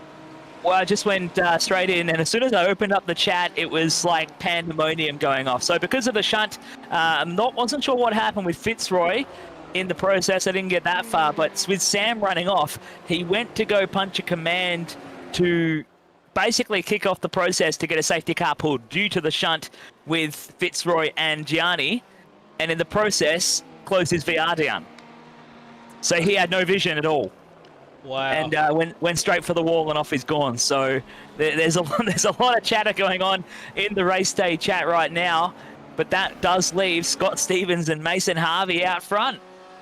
Yeah, and there's Paul Mansell's still back and forth, so we haven't seen the yellow come out. Now, some of these guys are probably hoping for the yellow. That's a bit of fuel saving there, and they won't need to go back in the pits. Paul Mansell and Scott Stevens, they got no issue making it home as far as I'm concerned, and you know they are going to fuel save the second they see a yellow, like the second. Mason Harvey out 5 positions at the moment. Oh, look, a move done on Paul Mansell. Justin McLean making a move. So Paul Mansell seems to be maybe full load there. I'm wondering whether Eli Tunstall... Now, he's done 9 laps in this stint, so he has a slightly lighter fuel load by 6 laps, and definitely the tyres up to temperature. But I wouldn't have thought that would make as big a difference there between them, 6 laps in fuel load. However, I do know, talking to Mansell about the Lamborghini, it's not the nicest car to drive under full load in that car with all the weight in it. So maybe that is all that's happening. He's struggling to get that car back on pace, because we have seen him with some cracker times in race pace. I mean, Paul Mansell's done a 2:03.622. It doesn't match Scott Stevens. How good is this guy? He's done a 2:02.906 in race pace. That is absolutely phenomenal. That's right up there. We didn't even get that in qualifying. Now, we're dipping into the 202s during qualifying, but never would have expected that to come during the race session as well, especially in a 3-hour race where everyone's really trying to conserve themselves and conserve the cars, as we're about to hit the final hour of this one. We're almost at 2/3 race distance, and what a wild race it's been, mate. So a big incident before where we see Fitzroy Beaumont it looks like he lost connection too, no brakes, and made contact with Gianni Lutzu, and they ended up in the wall. Now Gianni's rejoined the race, which is good. Sam Dicker then trying to do some work in the background, lost his VR and ping-ponged off the walls too in the Audi R8, but damage turned off in this one, so doesn't look like the car's going to need any repairs. We can't see any damage on the car, which is great. So they'll rejoin this race, and you know, surprisingly enough, we did not see a yellow after that one or a safety car, so that may still happen. We have seen our 2 caution cars come out, our 2 standard yellow cautions after the pit stops, but just waiting to see what is going on throughout the rest of this race. And it's Paul Mansell, though, who needs to maintain that he's in 5th position at the moment. Eli Tunstall, they've just gone past him, might go back, so he's struggling with something here, and a little bit of lock up on the brakes and trying to get that position back now and back up into 4th. He's having a solid fight for it here. They're not letting him go at all, and Paul is really having to deal with it. He's got Kevin Norman in there as well. Now, Kevin was expressing some confusion as well. I think he's having some issue with his pedals in the Audi. So it's all going off here. It wouldn't be a FlatOut Karts GT3 E-Series round without some sort of drama with some equipment and things like that going on throughout the field. But this is a great scrap, and they're fighting over 4th, 5th, and 6th in the grass up Mountain Straight.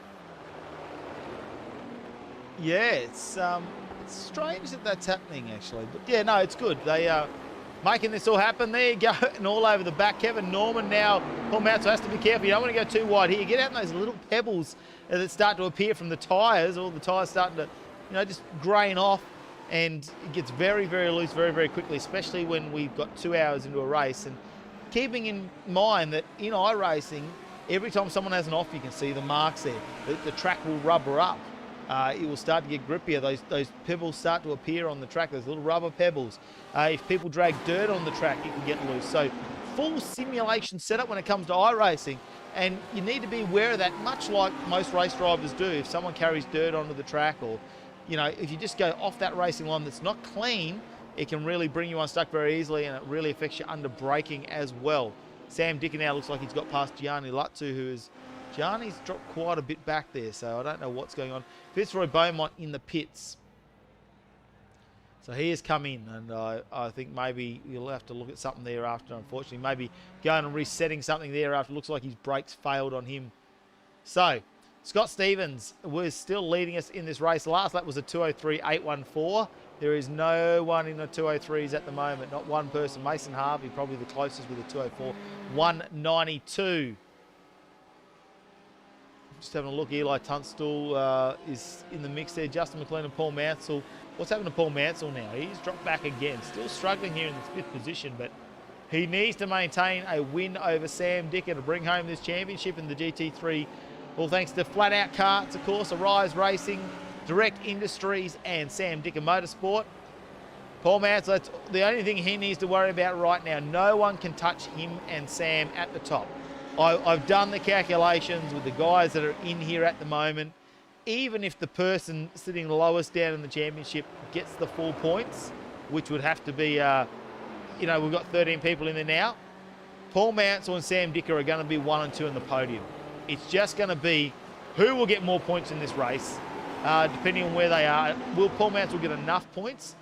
If Sam Dicker wins, Paul Mansell comes second. They are on even points. That's how close it is after the drop round.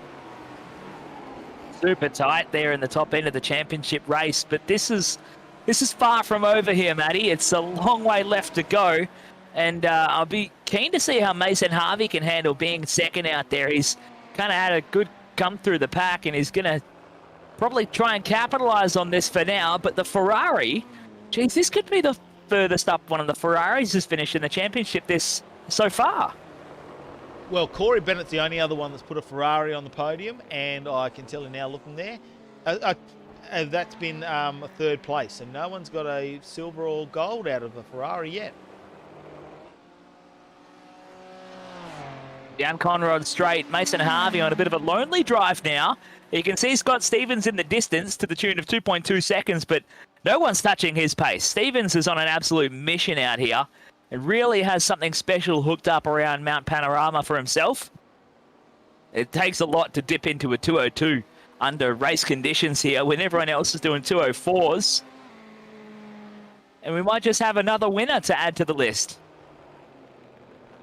It'd be great to see him on the podium, actually. And I'm having a look here.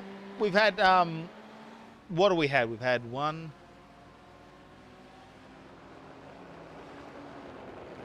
8 names on the podium. 8 names on the podium so far. So Jake Burton showed up for 1 race, annihilated him. That was round number 2, and I remember that. He was super fast. A bit like Scott Stevens there, just got out in front and was never going to be caught really when it came down to that one. And he got a win in round number 2. We haven't seen him since. Corey Bennett's had 2 3rd places there in the Azura Autosports entry. Unfortunately, we haven't seen him for the last couple of rounds, and not here again tonight. Then we go back to Kieran Ellis, got a 3rd place in round number 3, made it onto the podium. So, he's in the mix there, and he didn't make it out tonight. He was trying to go with a controller, so that didn't work out for him, and he didn't make the race. Gianni Lutzu has made 4 rounds for 4 podiums. He's got a silver, bronze, gold, so he's got a second, 3rd, 1st. Mason Harvey has got a 2nd. So he has been 2nd before. That was all the way back in round number 5, though, halfway through the championship.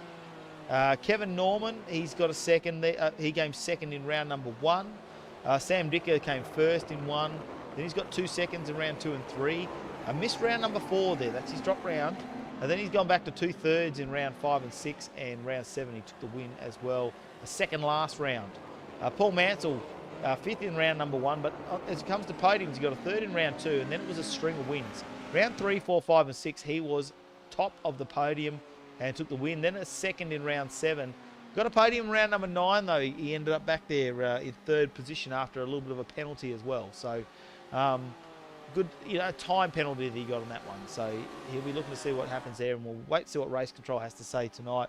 After some incidents earlier, hopefully nothing will happen to that, but you never know, he might need to push a little bit harder.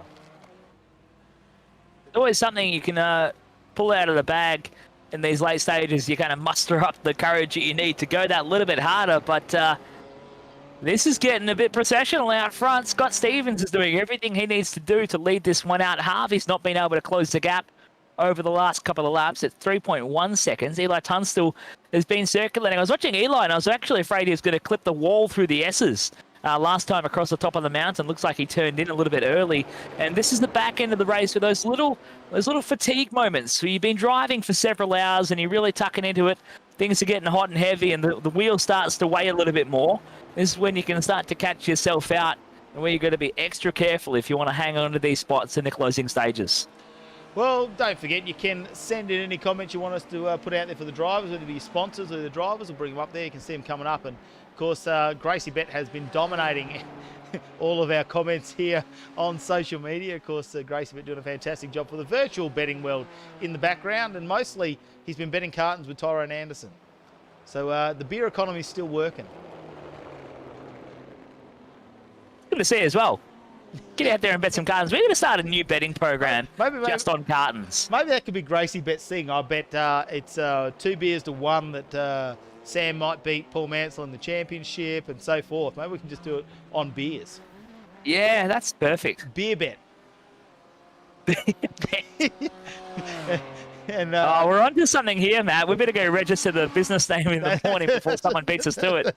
Beer bet. And well, there's a lot of those places on Facebook where it's you trade cartons for stuff. I can't remember what they used to call it up in the Northern Territory, but it was it's the old beer economy pages, isn't it? Yeah, it was beer economy pages. That's what it was, the beer economy. So beer bet. We can have beer bet where we bet things, and can it be like mid-strengths and heavies, or can we bring home brews to that? Because, you can make a home brew pretty cheap if you do it regularly. So, where do we end up with that? We're going to have a good, hard look at that, I think, for beer bet. But, look, Gracie, message us on the page.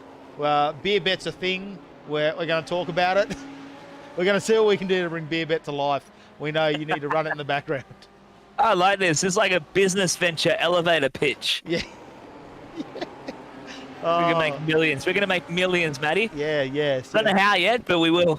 Well, we're going to have to team up with a brewery company, and, maybe each week we stick with a different brand, depending on who wants to sponsor us. Because, quite a lot of craft beer companies now, and if they want to get their taste out there, they can be part of our beer bet during the series, you know what I mean? And for round number 4, today it's going to be, I don't know, some sort of craft beer we can bring on. Like Ben Spoke. Ben Spoke is sponsoring this one, so all the beers for beer bet this week will be Ben Spoke beers. Perfect. Yeah. We got some really fantastic breweries over here in WA too. Exactly, like Little Creatures could be one of them. They do lots of little stuff over there, don't they? When it comes to the micro breweries, so if we can get them all involved. Beer bet, bring it on, Gracie. I want to see what you've got to say about that. Make sure you comment here on the live stream. And, make sure you message us later, because we can have a little bit of fun with this one. Catching up to the action on track, Paul Mansell was getting real close there with Justin McLean. Looked like he was going to try and challenge for it. They are trying to hunt down Eli Tunstall in 3rd in this one, and they are closing the gap. Last time for Paul, it was a 2:04.6. Eli with a 2:06.1. Pulling the gap right down, and Paul is taking Justin and Kevin with him here. As they get onto Conrod Straight, they're going to use each other for the toe. And Paul's probably close enough to pick up a little bit of the toe off the back of Eli, and he's going to drag the BMW and the Audi out the back. He's got the long invisible chain hanging out the back of the Lamborghini down Conrod, and Justin's going for it in the chase. Well, here we go. It's going to be a fight here, and Paul Mansell needs to make sure. I don't want to even comment on that one. No, one- that looked sketchy. That one's going to be super hard to call there because I don't know if we're going to see any contact here. It might just be, you get pretty unstable there with the aero though at points with this, especially when you're side by side. I've noticed it in a couple of races I've done on iRacing. No, look, that's brakes. There was no contact there at all. None that we can see. That looks really odd. And I'm just gonna Justin see. McLean ended up off into the grass as a result, but they got onto the brakes.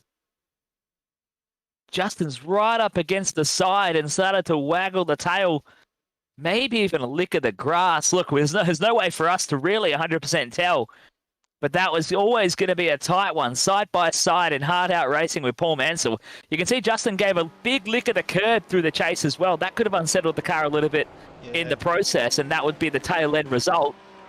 Well, reprieve there for Paul Mansell, isn't it, really? Because now he's not going to have to battle him out, but I could not see any contact there, so I don't think that's going to affect Paul Mansell's run for the championship at the moment.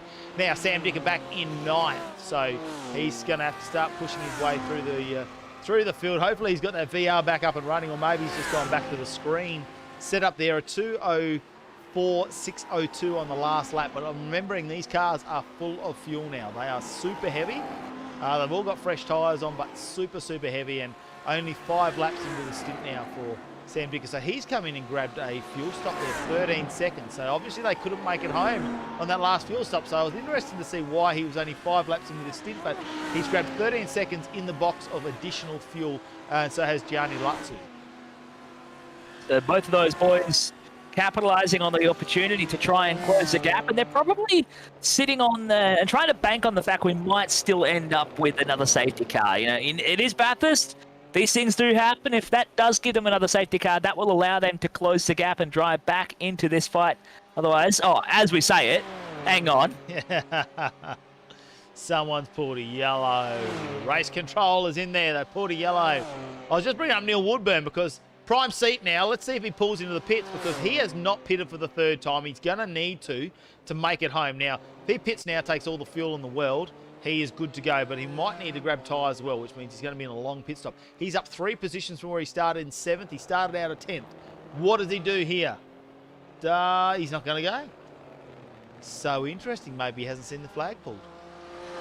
Scott Stevens, the safety car's already well and truly out. He's grabbed him really quickly. So goes Mason Harvey. Eli Tunstall is back there. I'm assuming that car in the middle there. Sorry, there's Mason Harvey's behind him. Eli Tunstall in 3rd. Paul Mansell now in 4th, but closing the gap, which is probably what he needs to. Him and Eli Tunstall fairly even at the moment, considering Paul Mansell did 2:05.5, Eli Tunstall 2:06.1. And then you go 2:04s up to Mason Harvey and Scott Stevens. So the BMW and Ferrari doing super impressive here at the Bathurst layout. The setup's really working for those cars tonight. And surprisingly enough, we don't see an Audi in the top 3, which we've been super strong throughout the series. They've been a little bit slower now, and they've come in late to grab that full tank of fuel. So maybe they're just a little bit heavy on fuel. It's going to be interesting to see whether they can recover. And this is kind of the gift that Dicker and the boys were waiting for, and they could have capitalized on that and just got exactly what they were wishing for. That is still going to lead them down in 9th with lots of work to do there. And if they can catch Paul Mansell and put on this fight, we are in for a serious treat tonight in this final 45 minutes. It's just going to be a sprint race to the end at Bathurst. Just an opportunity now to let the tyres maybe cool down a little bit now. This is where it's going to get super interesting. Let's look at the stint times. Scott Stevens has done 11 laps. We know he came in for a dash of fuel. Got that last pit stop in, but he has done 11 laps in this. Mason Harvey, 16 laps. I suspect he will need to grab fuel. That is unfortunate, but I believe he won't make it. I don't know what that noise was. That sounded like some cars hitting a little bit of wall. I suspect Mason Harvey's going to have to come and grab 10 seconds of fuel, around abouts, give or take. Eli Tunstall the same. He's done 17 laps on these tyres, and I also suspect that maybe he will have to grab just a little bit of fuel, keeping that in mind. They are on lap 58 now. Now, our timing in the background is saying approximately 88 laps. I don't know if I change this over whether the system's going to do it. It's lap 58, but no, it's not going to give us a good one. So we're lap 58 at the moment. We're not going to get 88. We've got we were estimating we were going to get 78, and with another safety car, that will bring that down to like 75, 76 maybe. Now, Paul Mansell, Peter B, Justin McLean, they're all 11 laps, just like Scott Stevens in the lead. Now, they've come in at different times. Justin McLean actually came in late, did his pit stop, so he's good to go. Peter B's taken on some time as well. I think he's filled up. I would assume he is good to go. Neil Woodburn's on 19 laps. I can't see how he's going to get home on that fuel. He's definitely got to come in. He's in 7th. Kevin Norman just grabbed 11 seconds there, so he's 1 lap. He's good to go. Sprint race to the end. Sam Dicker, Gian Latsu, they've grabbed 6 after their incidents. They're on 6 laps under their tyre. Fitzroy Beaumont as well. So there are another 3 that are good to go. I can't see why they can't make it home from here. Sebastian Guest has just grabbed 3 laps ago, and Dylan Guest looks like he is in the pits now, taking in lots of time. I'm not quite sure. He's been there for quite a period. With what he's doing is looks like a lot of them now, and this is what we're talking about. Scott Stevens is going in. They're all going in. Everyone's going in for fuel to get one last fill up. Who's going to take over as your effective race leader? It's going to be an old school NASCAR pit lane draw, and it's going to be the likes of, don't tell me it'll be Sam Dicker or Gianni Latsu. Come on. They're going to get the free ride to the front of the pack. I want to know what the pit stop time is here, because if we see about 35 to 40 seconds, that's tyres. Noting that if you take fuel and tyres, you've got to go down and up. I know, they're all out. They're coming in. We're going in. Let's just have a look. We've got any set down times. 11 seconds for Scott Stevens, 10.9 for Eli Tunstall. Where else are we going? I'm just waiting for a few more to load up. They're all in the pits, and it's filling up my timing screen. Paul Mansell's only just made it in. 23 for Mason Harvey. Mason Harvey, 23 seconds. 16 for Fitzroy, Kevin Norman. Fitzroy Beaumont's just gone in to take 18 seconds. Peter B, 10 seconds. 7.6 for Paul Mansell. That's got to be fuel. That's they're really. It's that little splash of fuel, isn't it? Interesting how in a 3-hour race, all these strategies come into play. Scott Stevens now is back out in 3rd position. So he is coming up the back here. He's already on the back of this pack. Eli Tunstall behind him. Mason Harvey. Really hurt out of this. Paul Mansell, he's way back. He's only taken 7.6 seconds there. I don't know how he's ended so far back. I'm just going to go to my event screen here and see if Paul Mansell he's had an off track. And I'm just trying to see if this is coming into the pits.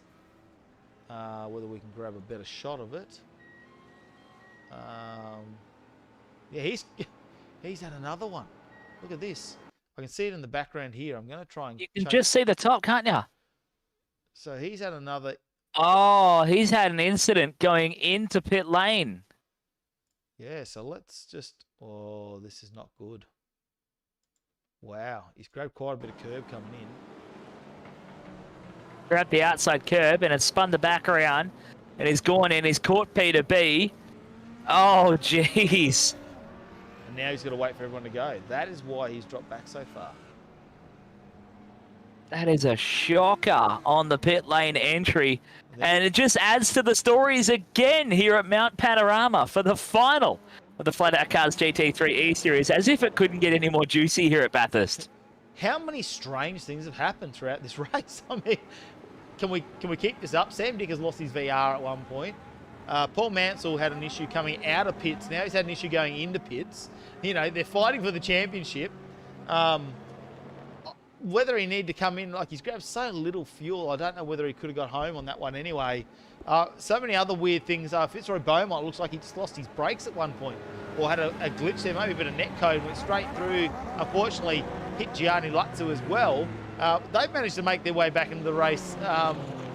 Very, very weird race. Extremely weird race. We're talking about Mason Harvey now. He's come in, done a bit of a dash. He was in 2nd position before. He's back in 5th now. He can make it home from there. He's had a podium before. Let's hope that he can bring this home, Mason Harvey, and finish his this season off of the FlatOut Cars GT3 series in a little bit of style, I suppose. It's going to be a wild one, isn't it, Matty? With 39 minutes left to go and the whole field bunched up and lots of work to do for the likes of... I can't even see who I'm looking for. Paul Mansell in 8th in our timing order. Lights are off. This is going to be a fantastic one. So lights are off. The safety car's going in, and I'm suggesting we're going to have 19 laps left. We are 59 laps into this race. So 59 laps completed. And we have 39 minutes left, and my guess is 19 laps, because obviously at the end of 3 hours, we will complete whatever lap the leader is on. Now, if you think about that, we're going to get 18 and a half odd laps in 39 minutes. Oh, who's that? Oh. No, not another one to add to the story. Neil Woodburn's now off as well. Let's check out a replay here. We're just going to go here and see what's going on. Who was that in front of him? It was one of the BMWs, and I think it was Tunstall. So it's Eli Tunstall has lit the rear tyres up and spun it to the inside wall. Yeah, it is. So here we go. Let's get back on. Let's get back onto this one. A bit of grab at the curb and trying to get on the power at the same time in the restart. And then Neil Woodburn's driven himself into the outside wall, pinballed across into the Guesty brothers, and then sent him to the moon. The stories continue here on the FlatOut Cars GT3 series. Sit down, kids, and let's have a story about round number 10 here at Bathurst for the GT3 Karts E series. And what it was a story of unpredicted events. And, multiple safety car procedures, shonky restarts, and failed VR headsets. Why is Sam Dicker now back in third? What? I'm going to go back to the start here. I have to find out exactly what is going on with Mr. Sam Dicker, because we need to find out how, you know. Now, to continuation on in page number 4 of the FlatOut Cars GT3 says, here it is, the restart. We were so focused on the events. Gianni Lutzi's just done it, grabbed him. Scott Stevens is going to go through as well. That's how he's ended up in third. Let's check this out on the replay. We've got a little bit of time because the safety car's been deployed again on lap number 60. It was a race where there was a record number of safety cars in 3 hours here at Bathurst. So Dicker's just being caught asleep on the restart, or are they just slow on cold tyres? That is bizarre that he's being pipped that easily. And look at the gap he's already giving away to him. He's probably panicking in the background going, all right, well, there's a crash already, because Dicker's got a lot to do with running these hosted events, and he's probably doing a lot in the background and trying not to kill the VR headset like he did before. So if there was a crash at the restart, he's probably reaching around trying to punch keys to get that safety car back out there and fix it and have suffered in the consequences. So yellow back out on track, and they will come around and our safety car will pick them up. And Sam Dicker now back in 6th, which I'm seeing yellow up on my timing screen. So I'm not quite sure why that is, or maybe we've just got a yellow at a certain section of the track. But Sam definitely having some issues here as he has moved back again and gone. Like Paul Mansell's gone past him. So I'm just going to have a look here and see whether Paul Mansell's gone off the track on lap number 60, which is here. So that might just be a curb usage here. Just trying to see if we stay with him, because he was quite a bit back and he's gone past Paul Mansell at Sam Dicker at some point. Sam Dicker's parked up on the side of the road. He could be having a VR headset issue again.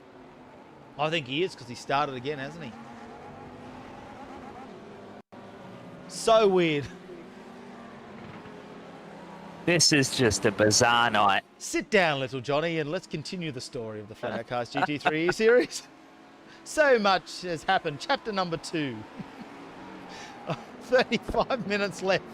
No, you have not joined a story reading here with Matt Kavanagh and Chris Mitchell. You've joined the FlatOut Cars GT3 series in the final hour. We're almost down to the last 35 minutes, and we just ticked that over. And so many strange occurrences have happened, and we talk about it, and we've got so many business ventures that are about to get started, and it's all happened in 3 hours. I didn't need the iced coffee. I'm just going a little bit loopy. Oh, I think everyone's going loopy in this final one. Trust the final round of the championship to make everything go a little bit crazy out here. This is a wild one. Are we still under safety car, or are we back under race conditions? I think we're under race conditions. I have a yellow up in my timing screen, but I think that might just be, it's been pulled now. So safety cars definitely come. That is all automated by, obviously, iRacing. Been pulled out, and I do believe we'll be seeing a safety car. I don't think we've got a yellow on that section. We may have had a yellow down on the section before, which is why we saw it up in our timing screens and why it's pulled the flag out. But be interested to see whether we get a safety car out of this one, because I'm just going to look at the intervals very quickly. They were very close together back here when it comes to Scott Stevens, Mason Harvey. Gianni Lutzi's just pulled away, but with this yellow, that could really throw a few hats into the ring when it comes to the fight. Of course, Paul Mansell in 6th position. Sam Dick is already back up to 7th. So if these two get in a little bit of a battle off the back of a safety car, how is that going to play out? Now, let's see if the safety car comes out on this one, or maybe we've just got a yellow flag in that section of the track. No, safety car's out. Okay. Safety Well, it's car. not in the pit lane at least. It's not in the pit lane. It's just cutting laps, mate. Just cutting a few laps. So we might just... It is all entirely automated. So when the game decides to release the safety car, which is pretty much whenever it's pulled, it will just go out and start cutting laps at a certain speed. And it's up to the drivers to catch up to the safety car, no matter where it is, and then sort themselves out after that. Okay. Crack the fingers and let's have a look at this one. Oh, Sam Dick has gone past Paul Mansell. How does that happen under safety car? Maybe we've just got the safety car was definitely not in pit lane. I thought maybe we just had a safety car and it's pulling out the yellow flag in a certain section of the race possibly. But he's got the move done then. So these guys are racing. They're not slowing up. No. So where is the safety car? That's interesting. I know, they're all on the brakes now. Everyone's on the brakes. Oh no. Jesus. Oh my goodness. Oh no. And I can't deal anymore, Matty. It's too much for me. Slow motion. Let's see who this is. So they're all on the brakes. Oh, Fitzroy Beaumont again. Hard brake lights, nowhere to go. And the wedge of the Ferrari gets under the back of the Audis and flips them over. And it looks like Kevin on. Peter B's now hard on the brakes. Is Paul Mansell there trying to get out of the way? Has he made it through? I don't know. It's just like a... That's Neil Woodburn just drifting into the back of them. Oh, geez. That is a cleanup on turn 7, please. Oh, that is... Let's go back and see. Let's see that again. All right. Replay time. Well, Paul Mansell, I don't know if he's missed out on this, but I'm going to... This is full speed here. Well, Peter B, Paul Mansell on the brake gets through. He makes it through all the carnage. And wow. They're all over each other now. Fitzroy Beaumont, he's backed out of that one. Sam Dick is now in the lane. Well, I don't even know what to say. Let's go live again. So many plot twists in this story here at the GT3 E-Series, all thanks to FlatOut Karts. The plot twist continues. We are in safety car number 385 of 62 laps. I think, I don't know. Pull a safety car for a safety car related incident, or we all good? This is why the safety car, if it's the automated safety car that iRacing provides, this is why you can drive through it and go through it. Because you just can't trust these guys tonight. No, we figured out the reason why they've made it like that now. But interesting to see Sam has reset to the pit lane, I believe. Yes, he has reset himself to... he's had to go back in the pits. He's stuck there too. He's going to have to sit there and he's going to have to wait for the towing time to time out within the iRacing program, and whether he'll get back out to join in at the back of the pack and have a go again. But it looks like the safety car is gone in. Oh, this is... And we're green. This has hurt him. What's that safety car? 6? I've lost track. I can't keep track. Oh no, we got another incident in the background. I don't know what's going on. It's Neil Woodburn's here again. Let's have a look in the back of the pack here. Or is it in front of him actually? Might be Eli Tunstall. It's not going to give me a good view here. I'm going to have to go back. Eli's put it out on the rumble strip. Into the gas and around it goes again. So yes, that's unfortunate for him. Let's have a look here. This one's a better image. It's just himself again. He does not like the restarts here. I thought there was a lot more going on there. So he's really unfortunate on the restarts. All right, it's all back on the top though. Gianni Lutzu under pressure from Scott Stevens and Mason Harvey back as he bounces the car off the wall, looking for a podium finish. Paul Mansell back in 5th, and I was getting back to doing my calculations before, and I probably don't need to at the moment. Now, Sam Dicker is still in the pits. This is the talk. Still getting that tow time. Wow. Either that or it's been a terminal failure for Sam that we caught before that safety car. I'm hearing crunches from the background of this one, though, as more action happening further behind this battle pack for the top 3. Yeah, looks like Paul Mansell, they're not too far behind too. And as Fitzroy Beaumont managed to get back into 4th, I thought involved in all those incidents, maybe the safety cars reset him for some reason, but his brake pedal's really getting a workout tonight. I don't know what's going on with the brake pedal of the poor Azul Autosports Ferrari, but I'm glad damage has turned off, because that thing would be in unrepairable, what I would say, tonight.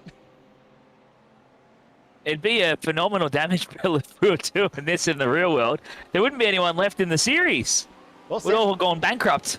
Well, the good news is Mr. Dicker is actually back out on track, so he'll be praying for a safety car to make sure he gets back on that lead lap, because we have been seeing the waiver rounds happening. So he's back out on track. He's got to hold hope. Anything can happen. I mean, I couldn't have scripted the last hour of this race to do what it's done. You wouldn't have thought that. We know Bathurst, virtually or in the real world, always throws something different at you, whether it be a plastic bag in your radiator, a kangaroo, weather. Bathurst, you can't script anything that ever happens at Bathurst, whether it be supercars, 12-hour GT3 cars, or iRacing. The script cannot be written. It's just, that's how it is when it comes to this track.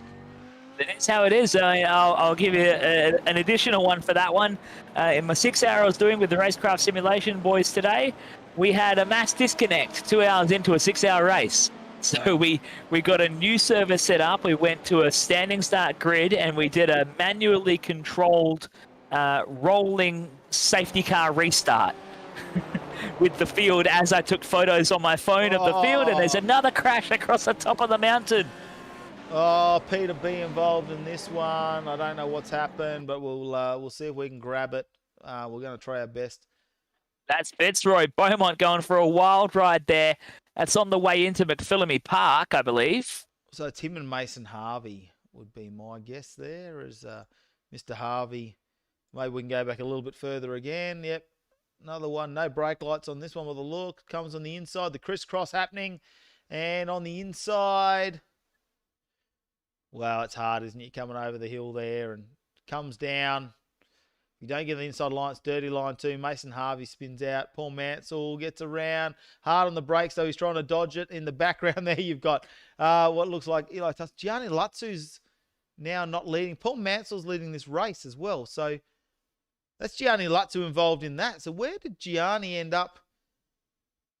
He's already dropped back somewhere else. So I'm just trying to look on my event screen, because Gianni's had an off too. We're on lap 64. That's during this section here. Now, I can't see where Gianni has lost the lead. That's what I'm trying to find. So we're getting closer here. All right, now we're going down, and this looks like we've just come out off the main straight, heading down the mountain straight. Oh, Scott Stevens has gotten into him. There is a lot going on tonight. You know what? I'm going to throw a little suggestion into the ring here, Matt. Yeah. There's storms in the Perth area at the moment, and lots of storms happening north of Perth. I think we might be suffering a bit of reduced internet bandwidth, and we're dealing with a fair bit of net code going on here tonight. Well, Scott Stevens he's redressed that. That's what he's doing. He's redressing. Doing the right thing, which, you should, you're doing the gentlemanly thing and redressing it. But Paul Mansell's now in the lead. Paul Mansell. This is bad news for Sam Dicker. Is leading again. Well, the good news for Sam Dicker is he's doing 270 kilometres an hour, and the only place you're doing that is when you're coming down Conrod Straight. So he slowed down a little bit now, but you can see he has got the wave around. Time to get back on the lead lap, son. Time to get on the back of this pack. And time to push hard and see what you can make of these final few laps. Here we're 65 laps in. We've got 24 minutes left to go. So 24 minutes left to go. Throw the script out the window. Script writers, come in. Gracie Beer. Beer bet. Not Gracie Bet or Beer Bet. What are we going to have now in the final 24 and a half minutes of this race? What does Beer Bet, what are the odds going to be coming from Tim Gracie? I'm surprised we don't have more viewers. I think a lot of guys are going to go back and rewatch this, because I just can't keep up with everything that's happened throughout this race. I could write notes, I could have a page of notes, but we're on safety car 485. I don't even know what's happening in the background there. But now it looks like these guys are, it's someone going by, which looks like, I'm reckon, so it's Mason Harvey. No, it's not Mason. People getting a wave around through the field there, but this is just pandemonium tonight. Yeah, so is that, no, Sebastian Guest is already there. I don't know who that was that got the wave around. Dylan, it was Dylan Guest, that's all right. The red and black set me off. I was looking for a Direct Industries entry, guys, but he's bounced it off the walls a little bit there as he'll get back in. Sam Dicker looks like he's coming down the mountain now as he starts to go through the S's. So here's that in front of him is Sebastian Guest. So that's where he will sit now. I'm just going to see if they're on the back of this pack. They are. So that is good news. He is on the lead lap, and we don't want this to be a definite finish from here on in with 23 minutes left to go in this race. What we want to see Sam Dicker and Paul Mansell fight it out. Now let's have a look down the pack. I need to have a look. At the moment though, I'm just going to stick Paul Mansell in as leader, and we'll leave Sam Dicker in second at the moment. Okay, or we might take him out of there. So what I need to look at now is, where are we? So Kevin Norman in second. Can someone catch Kevin Norman, he's currently third in the championship. So Kevin Norman here, if he finishes, it does not matter where Sam Dicker and Paul Mansell finish, Kevin Norman can't catch him. So as long as Kevin Norman beats pretty much anyone else behind him, he's pretty good to go. Mason Harvey's his closest competitor, who's down in 9.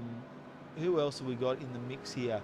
Gianni Lutzu. Now, where has Gianni ended up? Now, he's in 4th at the moment. So Gianni could possibly pressure him if he doesn't. If something happens to Kevin Norman, Gianni can overtake him. But something pretty drastic would have to happen to Kevin Norman. Like, if Gianni was to get second maybe, and then he was to drop back to, I'm just going to do this quickly, and Kevin Norman was to drop back to third, 40 points, Kevin Norman would hold it. So Kevin Norman needs to stay in front of Gianni Lutzu. That's the main thing we're going to take out of this. Kevin Norman dropped back a couple of positions, and and Kevin Norman drops back to 4th. I'm going to put the calculations in here just so we can talk about this. Gianni will get the win by a mere 15 points. Gianni gets second, and Kevin Norman can get 4th. So many calculations to do in the background. If I wasn't commentating, I would just be sending this info through to the guys, because, throw Mason Harvey in the mix there as well, because he's between those two. Mason Harvey could definitely also throw his hat in the ring when it comes to the 3rd place. And that's really the podium now we've got to look at, is 3rd position. Paul Mansell, I'm not even going to say it, because we've seen so many weird things happen. I think as long as Paul Mansell doesn't have to go in the pits, he's definitely got a chance at winning this race. It's just been one of those wild races that they would write about in the history books, but with iRacing, it's crazy. Christian Guest getting involved in the chat saying this is awesome stuff. Please let it rain. It may as well. If it rained at Mount Panorama in iRacing, it would be insane. Unfortunately, iRacing doesn't have rain. Doesn't it? Oh, no. That's let's throw daylight at it and really hurt the tyres. Get the track up to about 50 degrees. Yeah, put a real slimy track on it, because they're really doing great at getting around on a cold track. Well, it's stayed the same. They have set this up to stay exactly the same. That is what we're seeing there. So as you know, we have done 66 laps now. We are not going to make the full 87 laps that we suspected, or 88 laps we suspected at the start. We knew that probably wasn't going to be the case. Did we predict 8 or 9 safety? I can't even keep count. What about 8? Did we predict 8 safety cars? I don't think anyone did that. Not that. No, I think we were thinking about it, but we said, now our guys are better than that, surely. Yeah, surely they're better than that. But no, they're not. No, right, they're not. it's almost as bad as the OG NASCAR Bristol Dirt. I think they had 15 cautions. Oh. It's been a great night here. I mean, big shout out, of course, it is round number 10, the final round that we are having as part of the FlatOut Karts GT3 E-Series. Couldn't do without FlatOut Karts, and doing fantastic things over in WA. All the kart championships there. We know Sam Dicker gets in the seat of those as well and works behind the scenes with those guys. But they've got some super fast karts over there, and a great team also. They just can't keep up with everyone who wants to grab their karts, and there's a reason why that is how good they are. Big shout out to Sam Dicker Motorsport as well, Arise Racing, and couldn't do that. Direct Industries, the FlatOut Karts GT3 E-Series for 2020-2021, the financial year, that's what we're going to call it, the financial year of 2020-2021. And yeah, it's been a bit spread out, this one, over Christmas, and a couple other events happening, of course. People being pulled away with the way the world is at the moment, but we've got it done. 10 rounds, finally done at all ends here at Bathurst with a 3-hour endurance race with an unwritten script, and there's chapters and chapters now. It's a phenomenal one, and it's still going to be going down to the wire. 18.5 minutes on the clock. The lights are out on the safety car, which means we are due to get a restart, and this is going to be a real legitimate sprint race. No 45-minute sprint race, but a monumental race to the finish. And the two cars we are watching are at the front and pretty much the back of the field. Yeah, it's going to be phenomenal to see what we bring home in the last 18 minutes. So 66 laps completed, a complete 67 on the end of this one. The lights are out on the safety car. Paul Mansell getting right up behind because he knows it darts in very, very late. What can Sam Dicker do from 11th position? He has managed to go past Sebastian Guest. I'm not quite sure what the reason is for that, but that's all right. They go by. Sam Dicker has a lot of work to do if he wants to hold on to this championship. He's in second place at the moment. Paul Mansell now in the driver's seat. What could have been? But it's been a huge race to get this far down. Oh, no, there's another crash at the back of the field. Oh, no. You can hear the disappointment in my voice. Because I'll tell you, it's a FlatOut Karts driver, and it's Eli Tunstall and Sam Dicker this time. He does not like this corner on restarts, does he? Yeah, well, it's 3 in a row. I mean, in Speedway, they would have sent him to the rear of the field twice and then told him to stay there on the infield the 4th time. It's 3 for 3. 3 for 3 for Eli Tunstall on the restart. Do you think he's just letting the temperature of the tyres go down too much and he's just trying to push it in a little bit too hard on that one? From where we've seen the previous ones, it's looked like he's grabbed inside curbs and outside curbs and a bit of dirt each time, and he's just not quite positioned in the car where he needs to be, just buzzing the tyres as he tries to stand on it like it's a drag car on a hit, but it's not going anywhere. Oh, I'm glad that's the green flag that's come up there. For a second there, I held my breath and thought, oh, great. We're on to safety car number 10 or 11. But look, he's going to have to watch out, Paul Mansell. He doesn't need to do anything silly out in front. He just needs to beat Sam Dicker, who is already up to 8th position. So he has moved up 4 spots since the restart after being involved with the little Eli Tunstall restart. Mason Harvey's another one who's dropped back, and I'm just going to see if I can find out whether Mason Harvey's had a big off track here. We'll check out a replay and find out if we can pull this one up. He's behind Fitzroy Beaumont. Oh, Neil Woodburn into it and just cleaned up Mason Harvey with him. Yeah, I mean, that's just unfortunate again. Neil Woodburn rejoins us. The high vis, you can see that happening though. Can't hide high vis. Wow. You can't hide it, and that has been really bad for both of those guys, but they're going to let him race it out, it seems. I don't think you can do much about that. I mean, Neil Woodburn doesn't look like he made any contact with anyone like to cause it, and just unfortunately it's a racing incident for Mason Harvey. You come around the corner, there's a car, you go across the mountain, and where do you go? There is absolutely no room to go anywhere. They're charging up Mountain Straight. Paul Mansell with it all to do in the easiest manner you could say, but Kevin Norman wants to give him a race. Justin McLean is still staying here. He's not gone anywhere just yet. He's staying 3rd. Johnny Lutsu in the 4th spot. Scott Stevens have a bit of a gap there back there in P5 from P to P. Fitzroy Beaumont. Now Sam Dicker into the 8th spot with some work to do. And look at Mansell. It looks like he's just backing them up at the moment.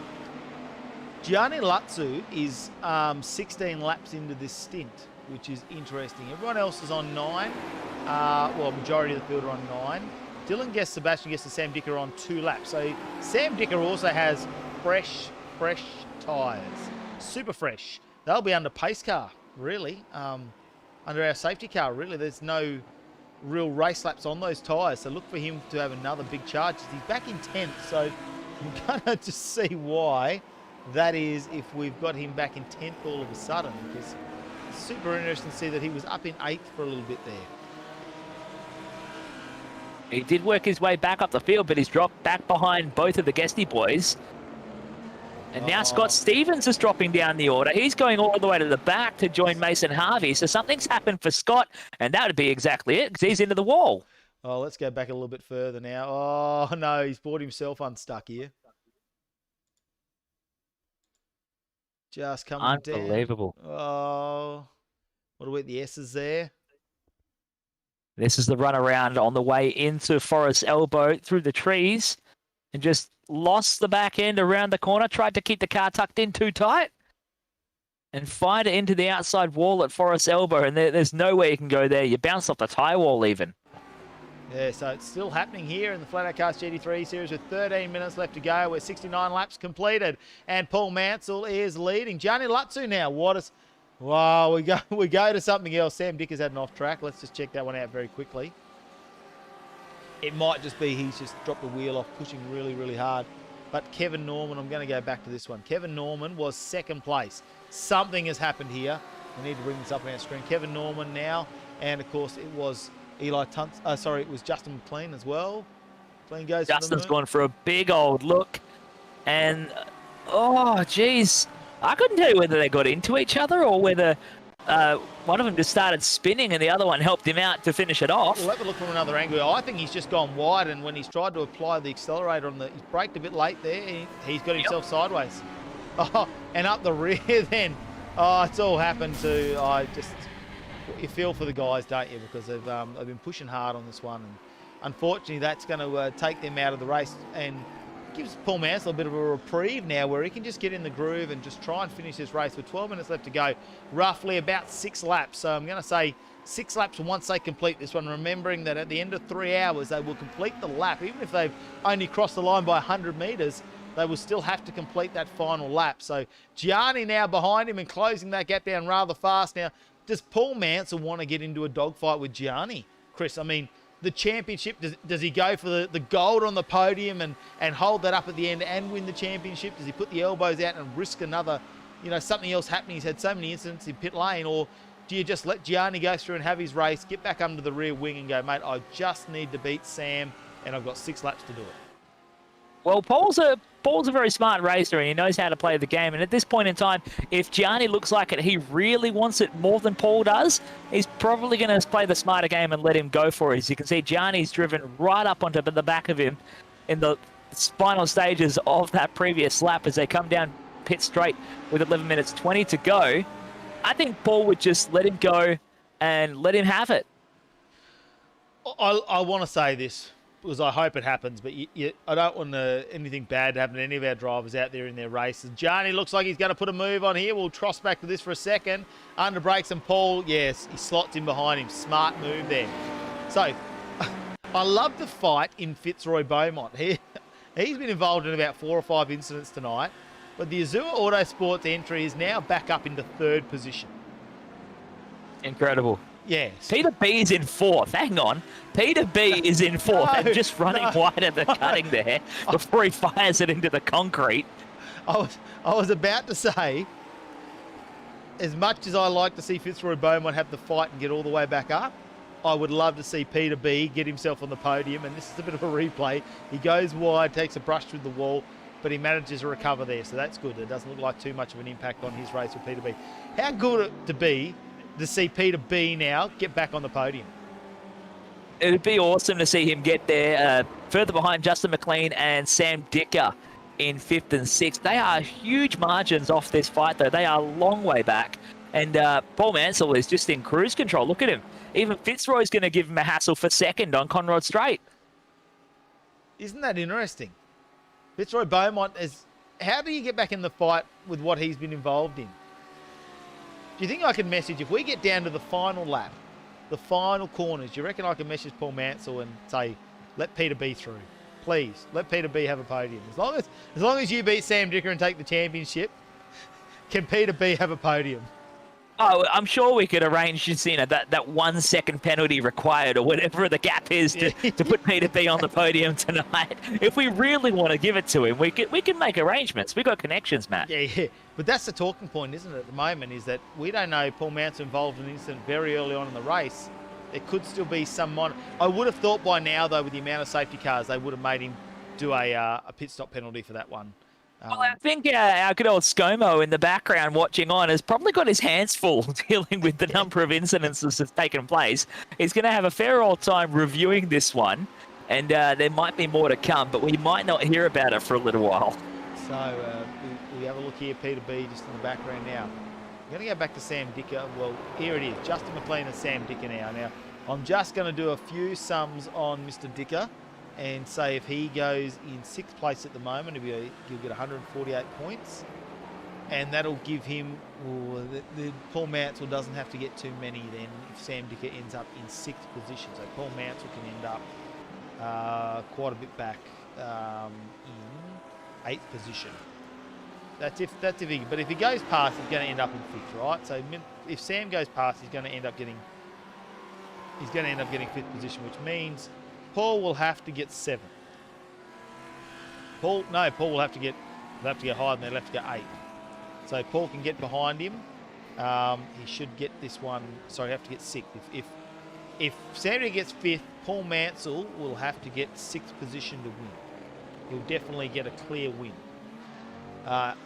So, yeah, I'm going to leave that there in my point structure at the moment because I think Sam Dicker is definitely going to get past Justin McLean for 5th. I mean, the lap times don't really tell the story at the moment. It looks like he's not been able to close the gap to Justin, who's been driving a fantastic race. He's got plenty of pace in this BMW all race long in this 3-hour Enduro. We're 7.5 minutes left to go, and that is a big old gap for Sam Dicker to try and make up to Paul Mansell in 3rd. Yeah, I don't think it's achievable at this point, but never say never. In the script, that is the round number 10 of the FlatOut GT3 series. Grab the script, throw it out, throw in whatever you can think of, and then multiply that by about 10, and that's where we've got tonight. We've had some great things come out of it, though, because we are definitely going to have we've now got a betting system online for the NTE series starting next week. So we're going to Gracie bet or beer bet. We don't know what we're going with yet, but I think that's a goer next week. And a fair few bit of graphics going in behind the scenes for that one. But we'll sneak that one into the series out of this one. And interestingly enough, a lot of these guys are actually backing that up and coming into that series. So I think Sam Dicker, Kevin Norman, Nathan Norman, they're all making it over. So Tyrone Anderson's coming in as well. So this battle between Paul Mansell and Sam Dicker is going to continue on in another series starting next Sunday. It's going to be incredible to catch up. I'm going to have to join in and watch in on the NTT series when you guys get up off the ground. But I am enjoying the pace that is being put down by Justin McLean. He wants to hold off Sam Dicker at the moment. And Peter B just needs to find 2.7 seconds. He just needs 2.7 seconds with 6 minutes to go. Well, he's got 3 laps. Well, how far is he? Oh, he's over halfway. Well, we could have 3 laps left in this, maybe. Like when he comes around, we might only have to complete 2 laps. And that's Paul Mansell's not that far in front when you look at it on screen like that, is he?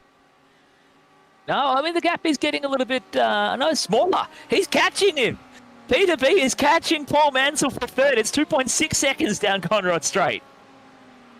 He's listening. Paul, we know you want to beat Sam. We have no issue with that. That's a championship. It's what you need to do. But you've had a heap of podiums, mate. Come on. How many more virtual trophies do you need in the FlatOut Karts GT3 series? Give Peter B the bronze. That's what I'm saying. Like, let him buy. Can he get on the podium tonight? Peter B, the Italian Stallion. What a night we'd have if the Italian Stallion gets a podium finish. He's got to watch out, though, because Justin McLean's behind him. Sam Dicker is... You know, you could throw a towel over those two at the moment. The battle now, this is what you see for 5th position. Justin McLean and Sam Dicker having to work his way. I mean, Sam Dicker's had all sorts of unfortunate incidents tonight. One of them being the VR headset, unfortunately, disconnecting for a second there, and he ping-ponged off the walls and been involved in some other incidents, which, you know, just car spinning out in front of you. You've got nothing to do. He's had a couple of little off tracks there as well.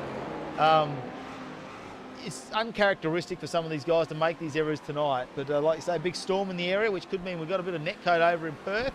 Looks like Fitzroy Beaumont, though, he is my fighter of the night. I mean, Gianni Lutzu's had some bad luck as well, but Fitzroy Beaumont, he is a fighter.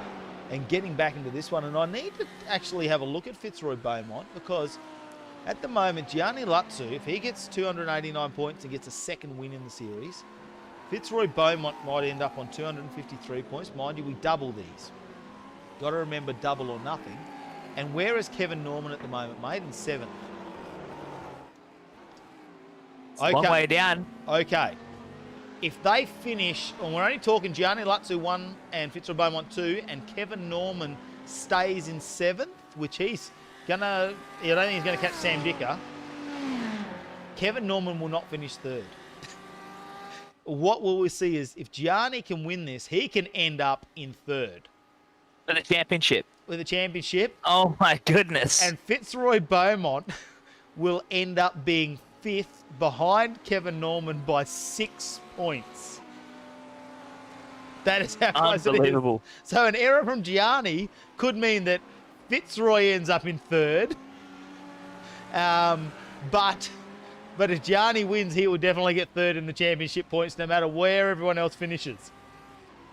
That's unbelievable. The points calculations and the different permutations and calculations of what could come from the last 3 minutes of a 3-hour enduro, as Peter B is continuing to close the gap to Paul Mansell. It's to 2.2 seconds. Charger on YouTube is going off. He is cheering for Peter B. Get in there, son. Let's have a look at this one. I'm on Peter B now. We'll go to Paul Mansell because he's got to watch out for Justin McLean behind him. 2.28 seconds is where it's at. Oh, it closed it down a little bit more, but it's going to hurt having that car on the back of him. He's going to see Justin McLean in the background and think, whoa, I've got to put the elbows out and slow down a bit. Peter B, though, is the man to watch. We want to see him try and get up there, but it's going to be a battle now for 4th position between these three. Peter B, Justin McLean, and Sam Dicker. The Charger wants Dad to win. Can he make it happen?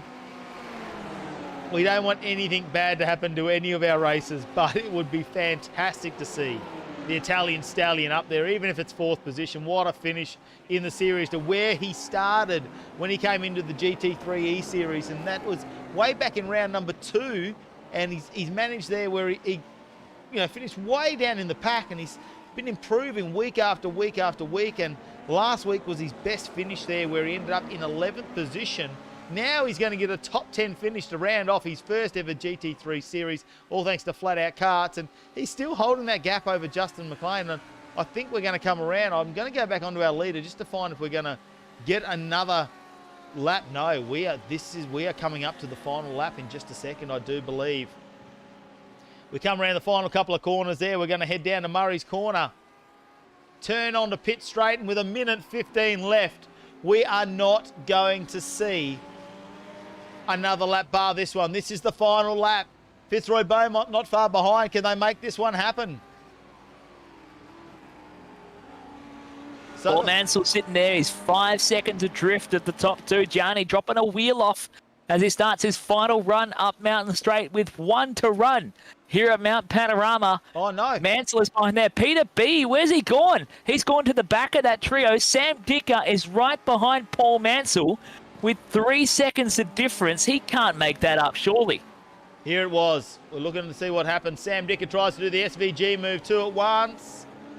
Slots in, doesn't get it done. Peter B at this point. This is the Medicap Media replay. We're checking it out. This is the position change. So he's just got that done, and Justin McLean's followed him through. So just racing.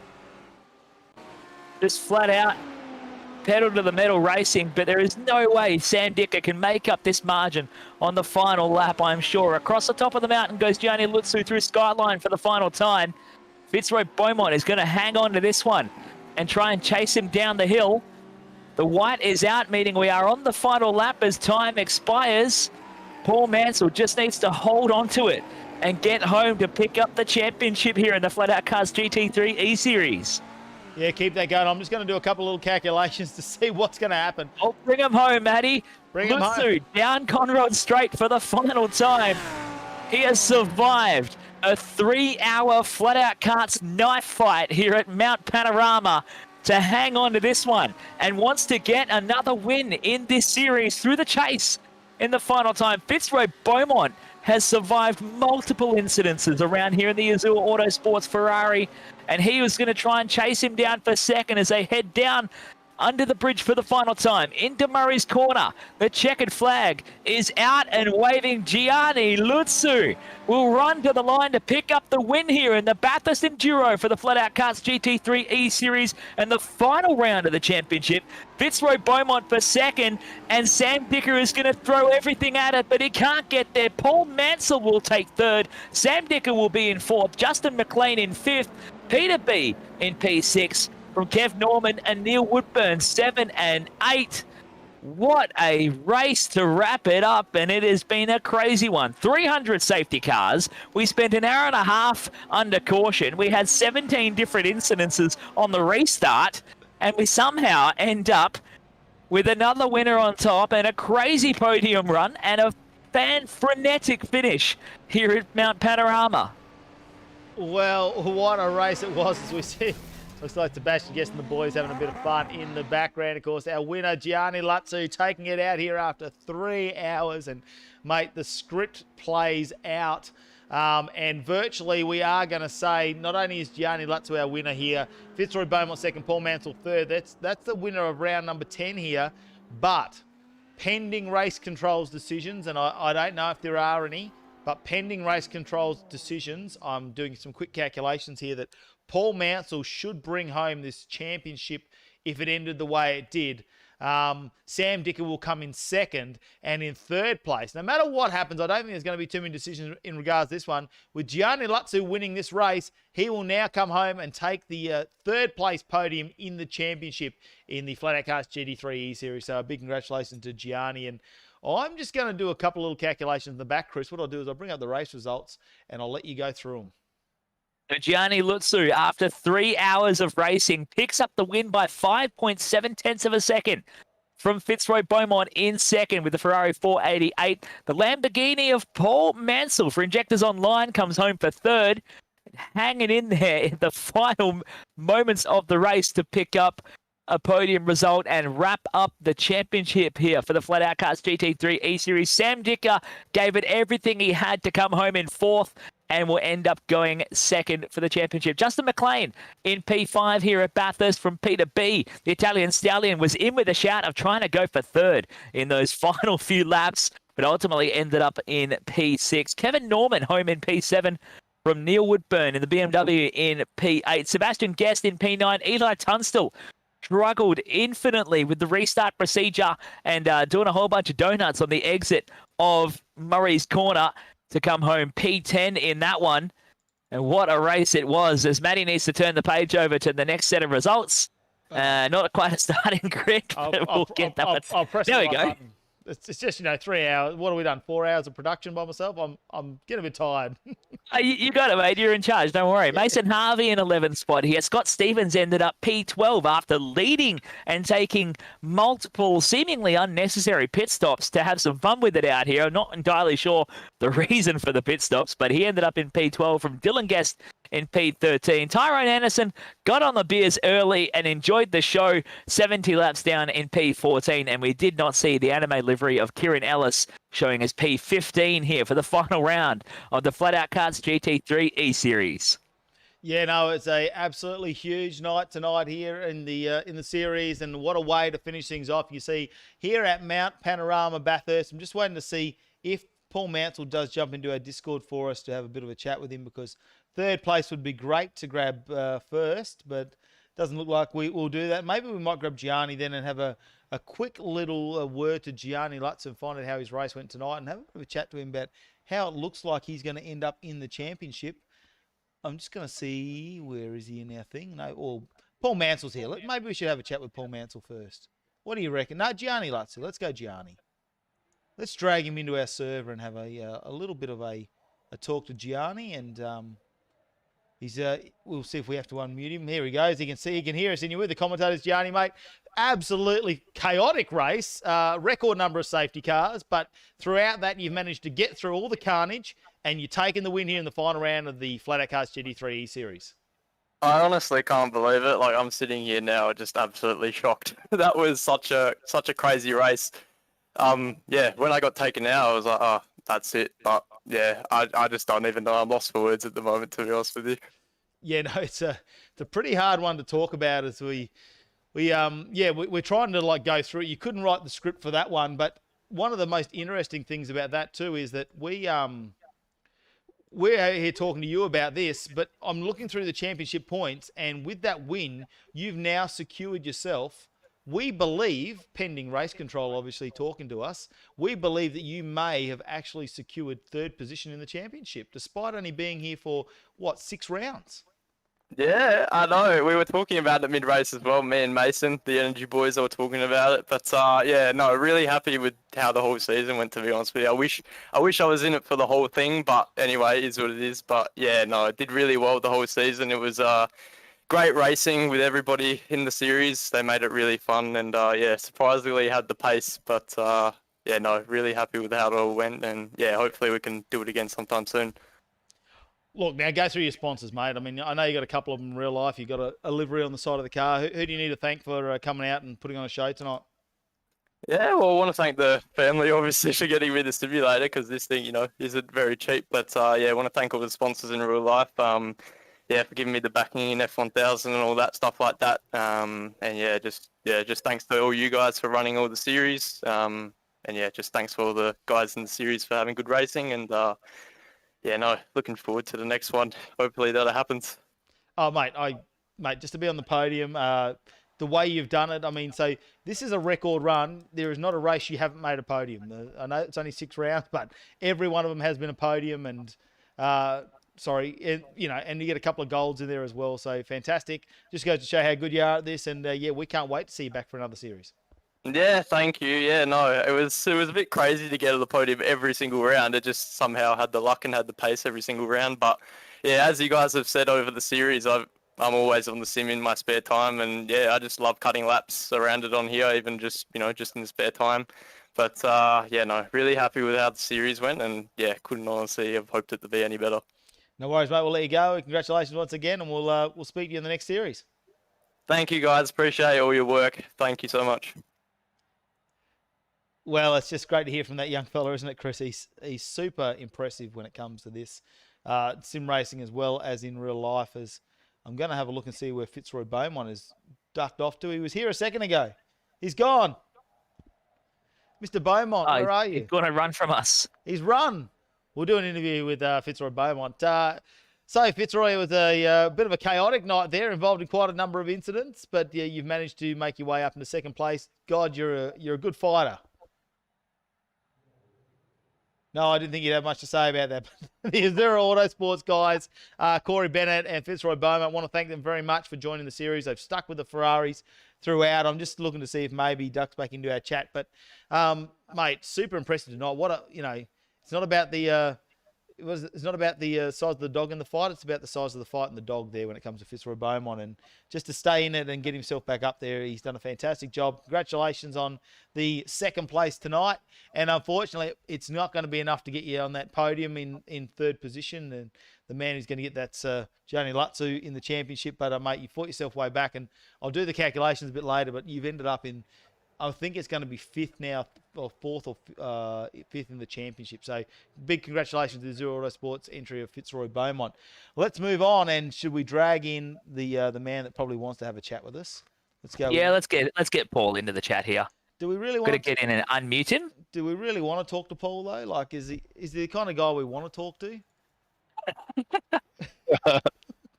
Mate, what a weird night, and you obviously don't like pit entry and pit exit.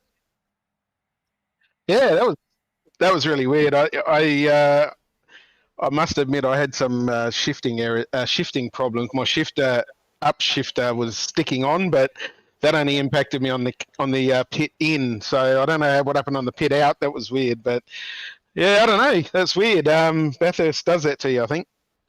Yeah. You looked at the end there, just didn't quite have the pace to keep up with Gianni and Fitzroy. Is it? How was the car? Looked a bit funny under full load of fuel though. Like, looked pretty heavy. Yeah, it was a bit strange, but the fuel loads like mid fuel the car was really good, but heavy and light it was yeah, it was all over the place. So I don't know. I don't know if it was any different than anyone else, but just felt really strange. But anyway, yeah, I didn't really have the pace. I just had to try and keep going, and fortunate things happen. And like I said, I had some shifting issues, but yeah, I just had to put up with it. But yeah, I'm knackered. It's a long race. I do have to ask, you've been involved in so many different sort of iRacing series. Have you ever seen that many safety cars in a 3-hour stint? No, not really. But yeah, look, I don't know. It'd be interesting to see what they were for. I mean, I know there was one after every pit stop, but yeah, you sort of try and plan for it as best you can. As far as I'm aware, there was supposed to be two that we knew of, and if there was a big bingle, yeah. But I know, mate. You obviously weren't looking in your rear vision mirrors because there was quite a lot of bingles going on. I know a couple of you times noticed them, trust me. Yeah, I know there's a couple of times there you were right in the mix of those, and I saw the brake lights flash on and steer around them, but it was a big one. We're doing the calculations though, and so if we're going to, obviously we know race control are going to review the race like they always do, but as it sits, mate, you bring home the championship, the first ever FlatOut Karts GT3 championships. At the moment, we're saying you're the winner.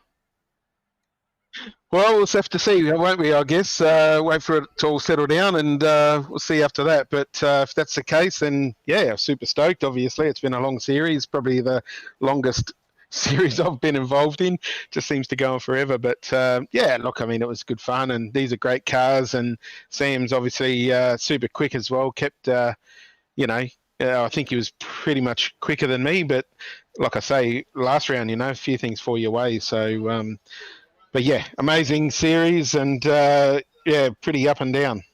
Well, you're going to keep this sort of rivalry going on. You start the NTE series next Sunday, and you and Sam are back in it, but this time it's going to be supercars.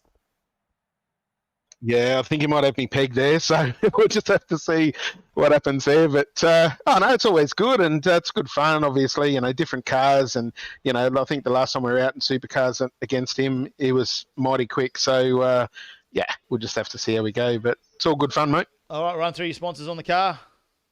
Yeah, Injectors Online, of course, is the major one, and HRS and SRT Australia. So all those guys. Put out some pretty good hardware. So, yeah, thanks to all those guys anyway.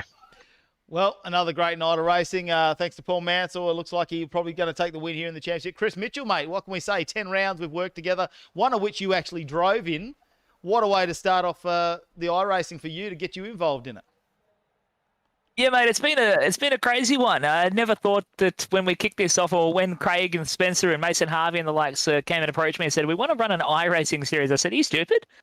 We're racing go-karts every weekend. What do you want to go do all this extra stuff for? But it's bitten me hard, and I'm into it now, and I'm on the sim whenever I get a chance. But it's been fantastic to be involved with such an awesome group of people, and everyone's happy to have a chat and happy to have a whole bunch of fun. And it's setting me up for potentially wanting to start my own little series alongside these guys. So we'll see what we can make happen in the background, but I'm just stoked to get a chance to work with yourself, mate, and go and have some fun on a Sunday night. Yeah, it's been great to put this together on a Sunday night. Big congratulations to all the championship winners on there.